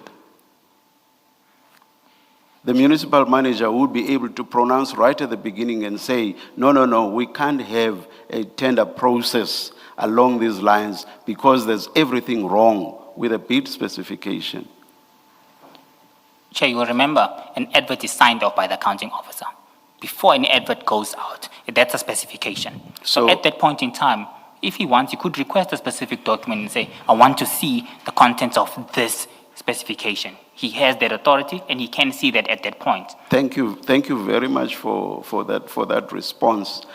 Then surely the accounting officer cannot, having approved the bid specification, which finds its way into the tender document itself, cannot, having approved it, at the tail end say, oh, by the way, I've since changed my mind, and now I'm saying there was everything wrong with the bid specification. Surely that cannot be, because, as you say, the municipal manager will already have signed off on that document. They can't change their mind. Surely not. Chair, I respectfully disagree with you. He is the accounting officer. We have to analyze the cost of compliance. In this terms, compliance is key. And if any irregularities amount, if there's irregular expenditure amounting this tender, and the accounting officer would have been alarmed that there is an issue on the specifications, he will be held accountable. So the powers are with him, he can decide. Signing off on that document right at the beginning, even before entities begin to put in bids, is an indication that the accounting officer is saying there is nothing wrong with this document. So the accounting officer is already happy that there are no irregularities. Otherwise, what's the point of the accounting officer signing off at the beginning? It would be pointless. So there's already a pronouncement on the existence or otherwise of irregularities. And in this instance, by signing off, the accounting officer is saying there are no irregularities. Surely, Mr. Mnisi. Chair, I agree with you on that perspective. He would sign it off. He might not have picked up any irregularities. And just to add practically how it happens, these are delegated functions. So we rely on the work that the bid specification committee would have done. In practice, he does not request to review each terms of reference of the tender document, nor do I request that. We rely on the work of the BSC, the bid specification but it committee. goes beyond the bid. It goes beyond the bid specification committee. It goes to the person who actually takes the final decisions on these matters, and that person takes a decision right at the beginning and says everything is in order here. That's the last point on that one, but you may comment. I'll move on. Chair, the accounting officer is ultimately responsible for the procurement environment of the city. He's ultimately responsible for ensuring that bid specifications are in place. The functions are delegated. He doesn't even look, he trusts the work of the BSC. As a result of them being constituted by members of the department, specialists within supply chain management, I rely on their work as well. At the tail end of that process, if we identify an irregularity, we can't ignore that, even though we had signed on it previously. So the accounting officer, on the recommendations of BAC, then takes that decision after analyzing that. It's a sore point to experience, Chair, but it's necessary in order to avoid irregular expenditure. I wouldn't want irregular expenditure to be recovered for me as a result of overlooking a matter of this nature. I can recommend to the accounting officer, he still has the duty to evaluate those reasons, concur or refer them back. In this instance, he concurred with the reasons, and he approved. Just one. There's a fancy Latin term, Mr. Mnisi, that says that an organ of state cannot revisit their decision if they are functus officio, which means basically that once an organ of state has taken, which would be the accounting officer here, once an organ of state has taken a decision on something, they do not have the power to revisit that decision. They would have to go elsewhere, court to be specific, to say, oh, by the way, I made a mistake by signing off on that document. Court, can you please set it aside? On what you are saying, which is the accounting officer is assisted by all the actors at these various stages and can then take a decision at the tail end, surely that has nothing to do with what the accounting officer has already signed off on. It will be whatever happens in accordance with what the accounting officer has already signed off on, cannot revisit the decision on that aspect. Do you want to comment? With your permission, yes, please, Chair. Firstly, in terms of the difficult legal terms that you had raised, I'm not aware of them. And of course, I'll request my legal team to help me clarify that if needs be. However, in the second aspect, I can confirm, I can comment on that, that the procurement process, Chairperson, is looked at holistically. Even if you pick up an error from the beginning of the process, you have a duty to raise that. If it's an error that's valid, that might lead to irregularity, you can't ignore that. We do take a decision to cancel that bid. We then leave that onus on any supplier who says, no, but you shouldn't have canceled this bid, because we make that public as well. Bidders ask us what happened on this, we'll inform them this was canceled because of these reasons. If a bidder chooses to take the city to court, we'll then deal with it at that stage. That's the process that we follow at the city from a practical perspective. I asked my question about an empowering prescript without the knowledge of what you later told us, which is that the accounting officer signs off right at the beginning. Let me repeat my question, but adding to it what you told us. Is there any prescript that entitles the municipal manager to revisit and alter a decision on the bid specification?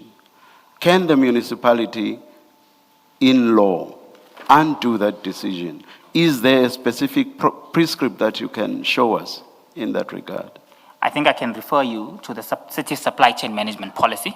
Yes. On that policy, it's clause 11, which terms evaluation of bids, clause 7. Which says what? Because the very reference to evaluation does not seem to have anything to do with the municipal manager undoing the bid specification. That clause, You are talking evaluation. that clause guides the cancellation of bids. In terms of cancellation of bids, That still says nothing about the power of the municipal manager to undo a bid specification. Chair, like I said, the accounting officer is responsible for managing the city in all respects. He Okay. has the powers to ensure Let's leave it. I'm not done, but Commissioner Baloyi wants to engage you on this. Yes. The city's SEM policy will tell us what the functions of the various committees Yes. are, including the role of the city manager, right? Yes. If I want to know what the powers of the city manager are, I'll have to go and look at the SEM policy when Yes. it comes to procurement matters. Yes. Okay. And unless it's in the policy, that power, unless it's prescribed by the policy, the city manager doesn't have it. Can we accept that as a proposition? That the powers of the city manager, they derive from the SEM policy relating to matters of procurement. Commissioner, I can't accept that. What I can put to you is that the accounting officer, he's accountable for all aspects of the city. Okay. He needs, Let me ask my question anyway. Are you saying to the chairperson and to us that the city manager plays a part in defining the specifications of a bid? And I'm asking you because my understanding from other evidence, including yours, is that the client, the user of that service that is being procured, is the one that defines the specifications. There's a committee, and it is that committee that takes into account what the user requires to specify the specifications. Now, your evidence suggests that the city manager is part of that process. that's incorrect. That's not my evidence. Those are delegated functions to this bid. Sorry, what is incorrect? That's not my evidence. I did not say the city manager has a role in defining specifications. I said those are delegated functions which rest with the bid specification committee. Yes. The user department prepares terms of reference and presents those to the bid specification committee. Yes. The bid specification committee analyzes and assesses the contents of that and approves it accordingly. Yes. But you see, you say the city manager, and I'm taking into account the other evidence you gave, in fact, the reason that you recommended, the BAC recommended the cancellation of TMPD 3. One of the reasons is the specification does not say anything about SIRA guidelines, and you say that was a valid reason for cancellation. Now, therefore, it must mean that should have been in the specification. You are saying to us that the city manager is entitled to refuse to approve on the basis that the specification didn't include the SIRA guidelines. That must mean that the city manager has a say into what goes into the bid specification. It means that, logically, it means that. It means the city manager has a role in what goes into the specification. In your case, right at the end, when the recommendation is made, the city manager would say, I don't like the fact that the specification did not include the SIRA guidelines, but that is to have a say in the bid specification. And unless it's in your supply chain management policy, which is not before us, but we will verify it for ourselves, unless it is in the SCM policy, that I want to suggest to you or to put to you that the city manager will be acting outside of his powers. If he tries to exercise a power that goes back to the specification and then say, that was not included and I don't like that fact and therefore I'm not approving. In short, what I'm saying to you, Mr. Mnisi, is you are not correct to say the city manager has any say whatsoever in the specifications. May I please comment? Thank you, Chair. Commissioner, I think firstly, the reasons for cancelling TMPD 3 is not only the 3 reasons that are recorded in the report, and I've raised that. And for the record, I just want to be clear. The primary reasons are contained in the probity report. These were 3 additional reasons. Let's not discuss that. Let's not discuss that. I have mentioned to you one of the grounds. One of the grounds, because you're mentioning the other things that I'm not referring to, ends up obfuscating, in fact. I'm very specific. You've given 3 reasons why that tender was cancelled, and you've canvassed this with Mr. Chaskalson at length, so we don't need to go there. I've given you just one reason that you've given. You've said the specification did not include the SIRA guidelines, and that's one of the reasons we recommended to the city manager that the tender should not be approved or should not be awarded. From those facts, which we've established from your evidence, that's the facts. I'm saying to you, if the city manager says, I don't like the fact that the SIRA guidelines were not included in the specification, that is to have a say in the specification. And the city manager, I'll be surprised if your supply chain management policy empowers the city manager to have a say in the specification of the bid.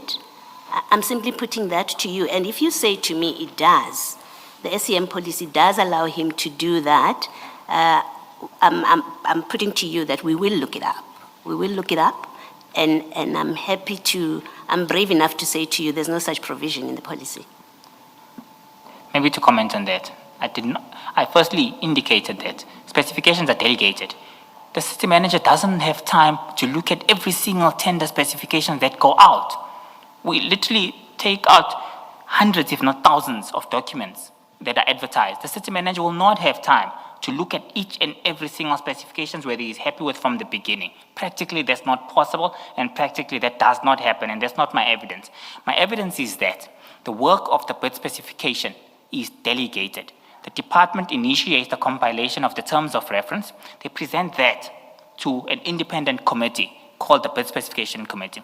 The Bid Specification Committee interacts with the terms of reference and the key conditions that have been set within that process. They could either approve or disapprove that for whatever reason that they have. They then approve that accordingly. Once that's approved, an advert is issued, which is endorsed by myself as well as endorsed by the city manager. We rely on the work that was done by the BSC, that indeed these terms of reference are compliant. However, at the tail end, if there are issues that emanate in relation to this bid, as a result of issues in bid specification, the accounting officer does have the power to cancel that. And you say that includes, the exercise of that power includes that the specification did not include a the requirement of CIRA guidelines. It didn't include that, and that the city manager has the power to rely on as a basis to refuse to approve the tender. It would include any shortcomings which... No, Mr. Minister, let's not do that. I'm asking you a very specific question. If I wanted to ask you a general question, I would have done so. I'm asking you a very specific question, and please answer my question. My question is, are you saying that the city manager has the power deriving from the supply chain management policy that when eventually the BAC presents to him its recommendation to approve a tender, he can say, the specification did not include the CIRA guidelines. I therefore am not going to approve because the CIRA guidelines were not included in the specification. You can say yes or no, and this doesn't require an explanation.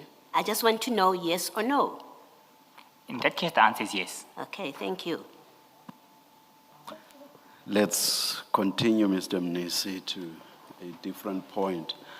Earlier, I think it was this morning, you said in response to a question by Commissioner Baloyi, you did not consider the tender process to have been corrupted by the fact that Sergeant Nkosi had accessed the draft admin report. Is that correct? That's correct. Yes. If Sergeant Nkosi had access to the BEC draft admin report, which starts at page 158, the possibility exists that he could access any other bid documents. Do you accept that? I can't accept that because I wouldn't know. But you can't deny it as well. I can't accept it and I can't deny it. So you cannot discount the possibility that he could. Is that No, so? Yes, yes. Yes. At the very least, it's not speculation, please. I'm testing the witness. This has nothing to do with speculation. At the very least, the known fact of Sergeant Nkosi having access to a BEC document must have raised alarm bells. Correct? No, not correct, Chair. There was no sensitive information, as I've stated earlier on. There's nothing confidential that's there or sensitive information in that leaked report that I confirmed is a leaked report.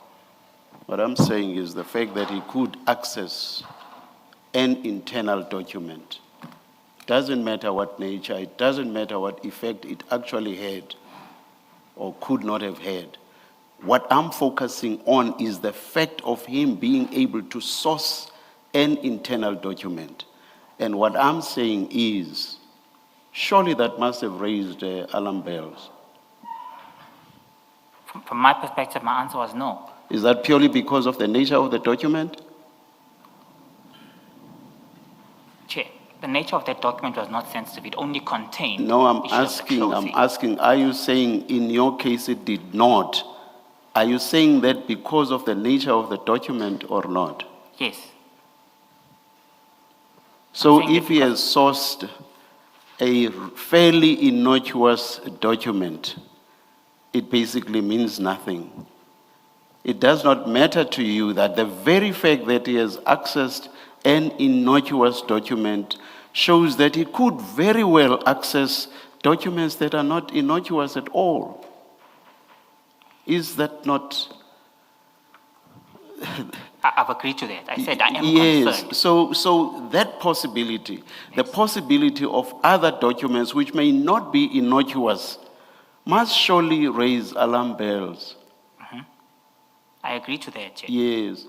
So I must go back to Commissioner Baloyi's question then. If the possibility of Ms. Sergeant Nkosi not only accessing the one document, but the possibility of even accessing others, Surely it must tell you that that may well be an indication that the process has been corrupted. As you sit there, you do not know whether he had actually accessed other documents, but you had seen that at the very least he had accessed one. So on what basis can you say, as you sit there, that the process could not possibly have been corrupted? Chair, I've agreed to you in terms of my concerns and him obtaining the document. I've also agreed with you in terms of his prospective ability to obtain further documentation. He could have.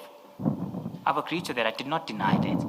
With the possibility of corrupting the process. My focus is on Commissioner Baloyi's question. So with the possibility of the entire process being corrupted, yes or no? I have agreed to that. Thank you very much. Mr. Mnisi, just one from me. Please go to page 52 of bundle 3.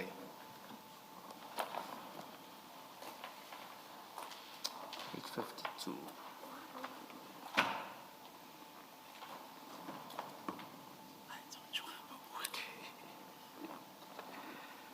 Yes, Are you there? I'm there. So this is the letter from the Hawks, Yes, DPCI, yes, addressed to the office of the CFO, yes. City of Tshwane Municipality. That would be your office, correct? Correct?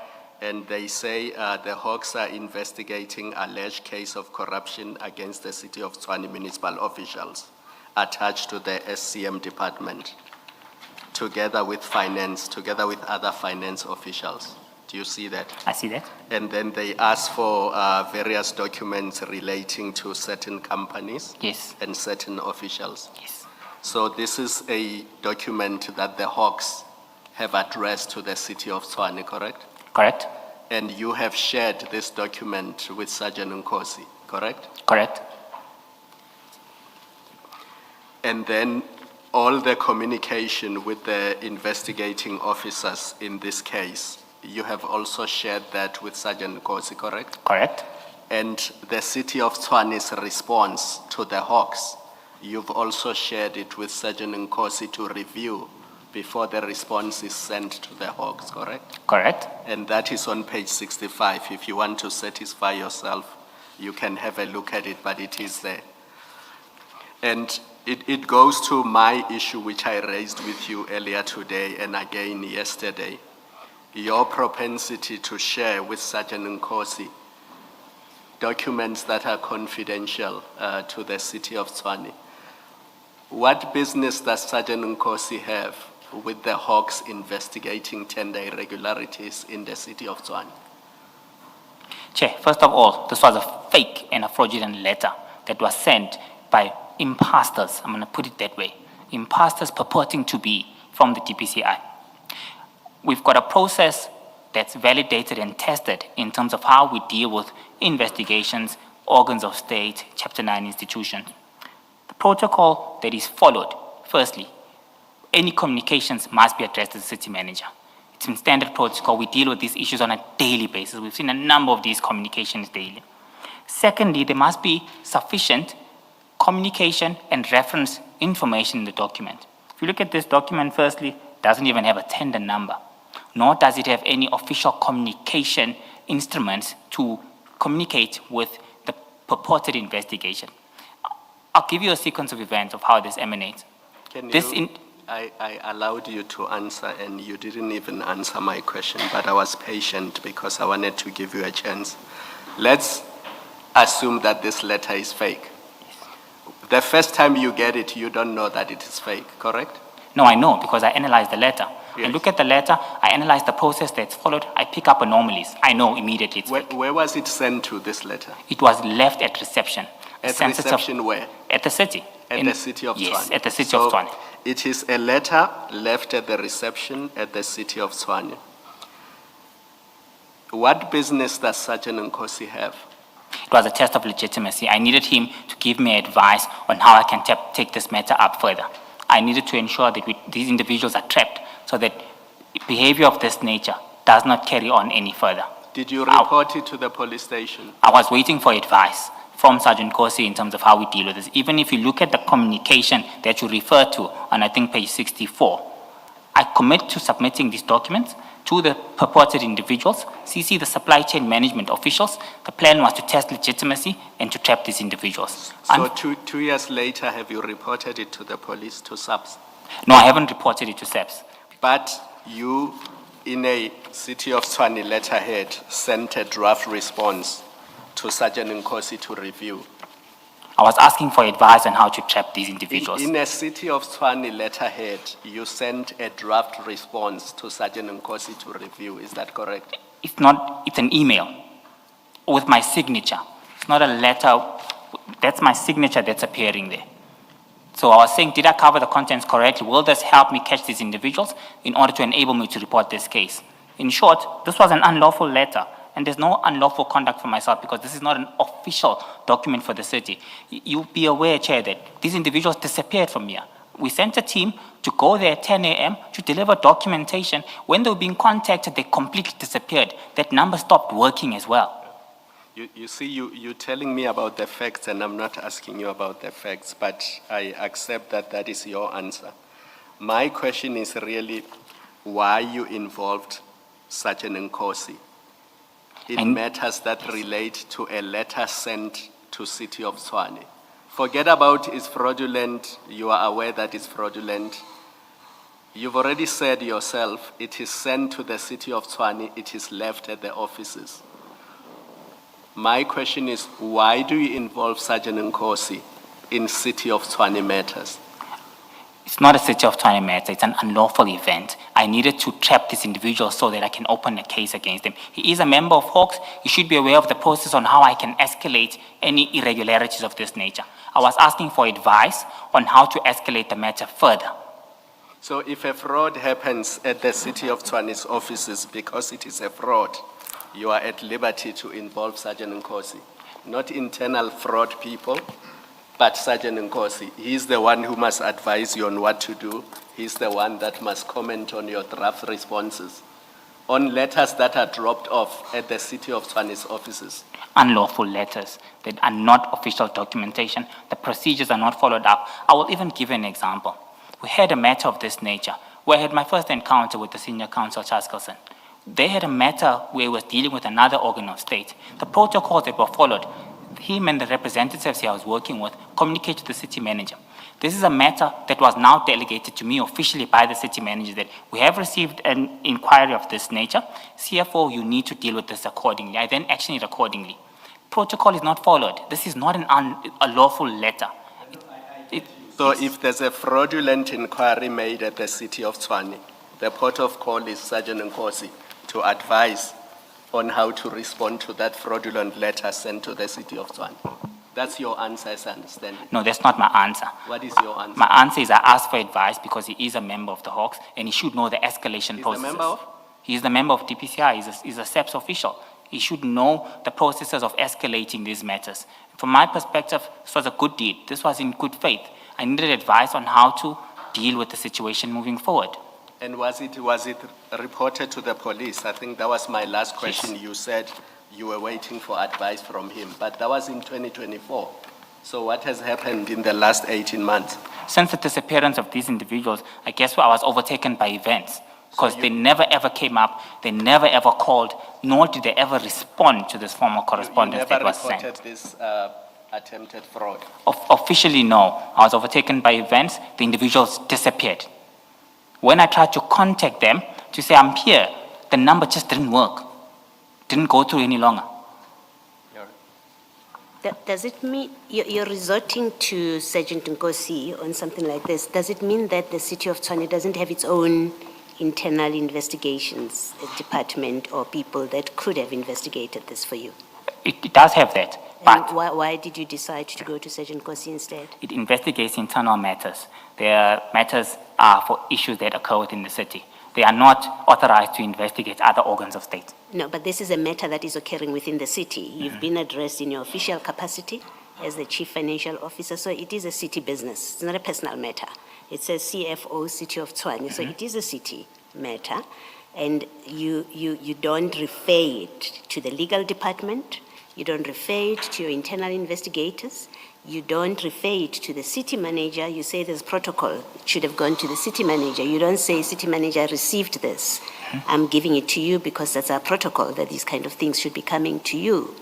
You go to, and then you don't lay a complaint with the SABS. And if I'm not mistaken, they'll correct me, Sergeant Gossi is not a member of the Hawks.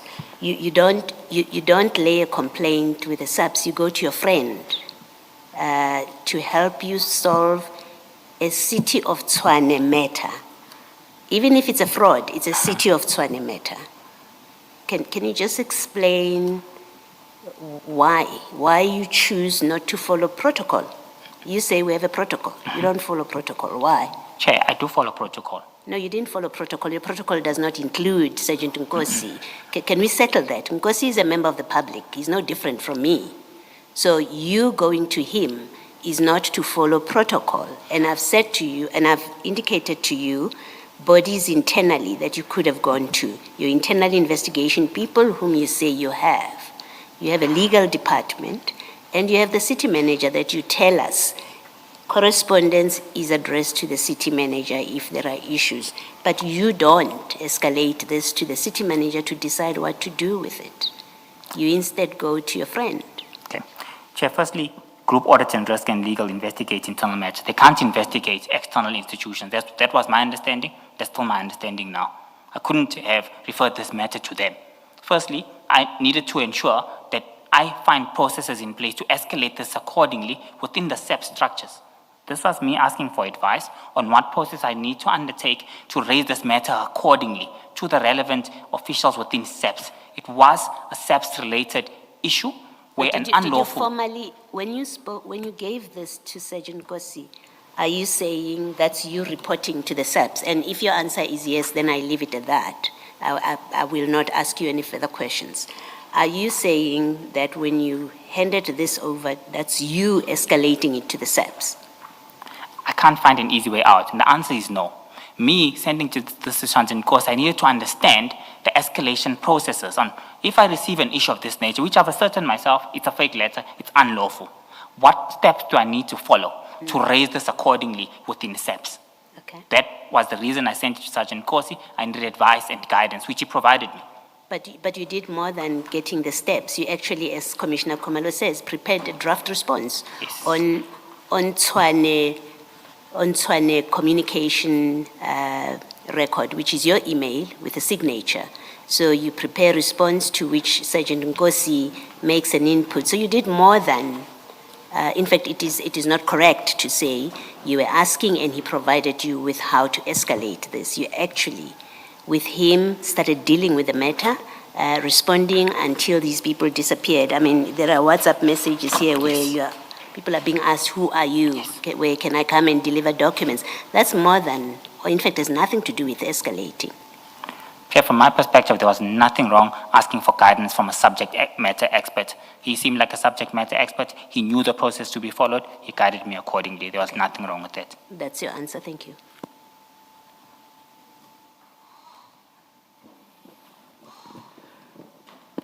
Ms.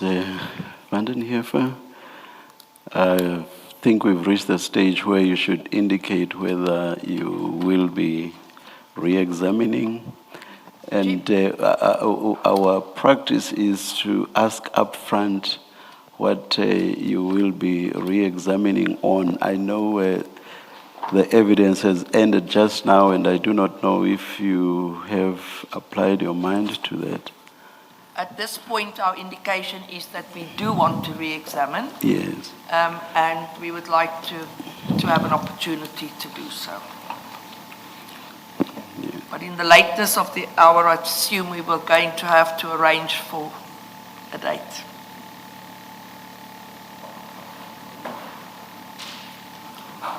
We certainly cannot say no to that.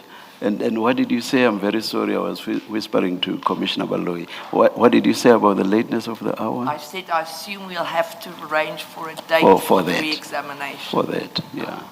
I think we cannot avoid that. Let's just adjourn without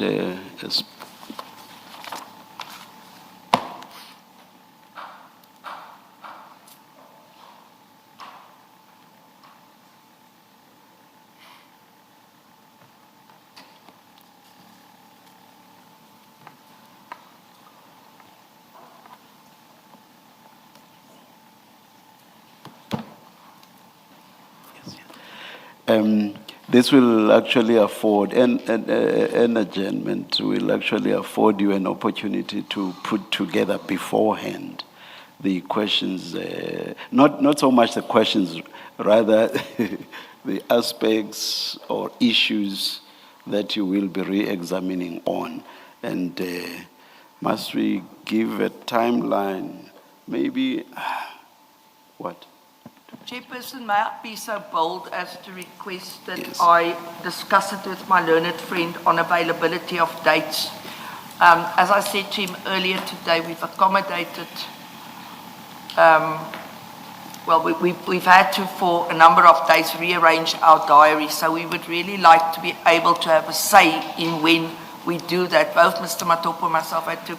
By all means, and I would not suggest otherwise, yes. Mr. Shaskalson, do you want to make a suggestion with regard to the timeline on the issues that the re-examination will deal with? And perhaps before Mr. Shaskalson's response, let me just alert you, Ms. Van den Heever, that is it the rules? I think our rules, or the regulations provide that after your re-examination, the evidence leader may again examine the witness. Just, you are aware. Thank you very much, thank you. Mr. Shaskalson? Chair, I certainly if we could get an indication, I need to have a sense of the topics just so I have a sense of how long the process is going to be able to schedule it.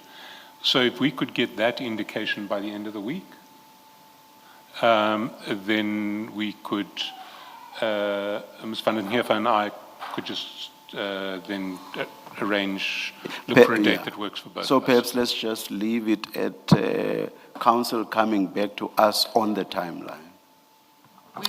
We would be indebted, Chairperson, Commissioners.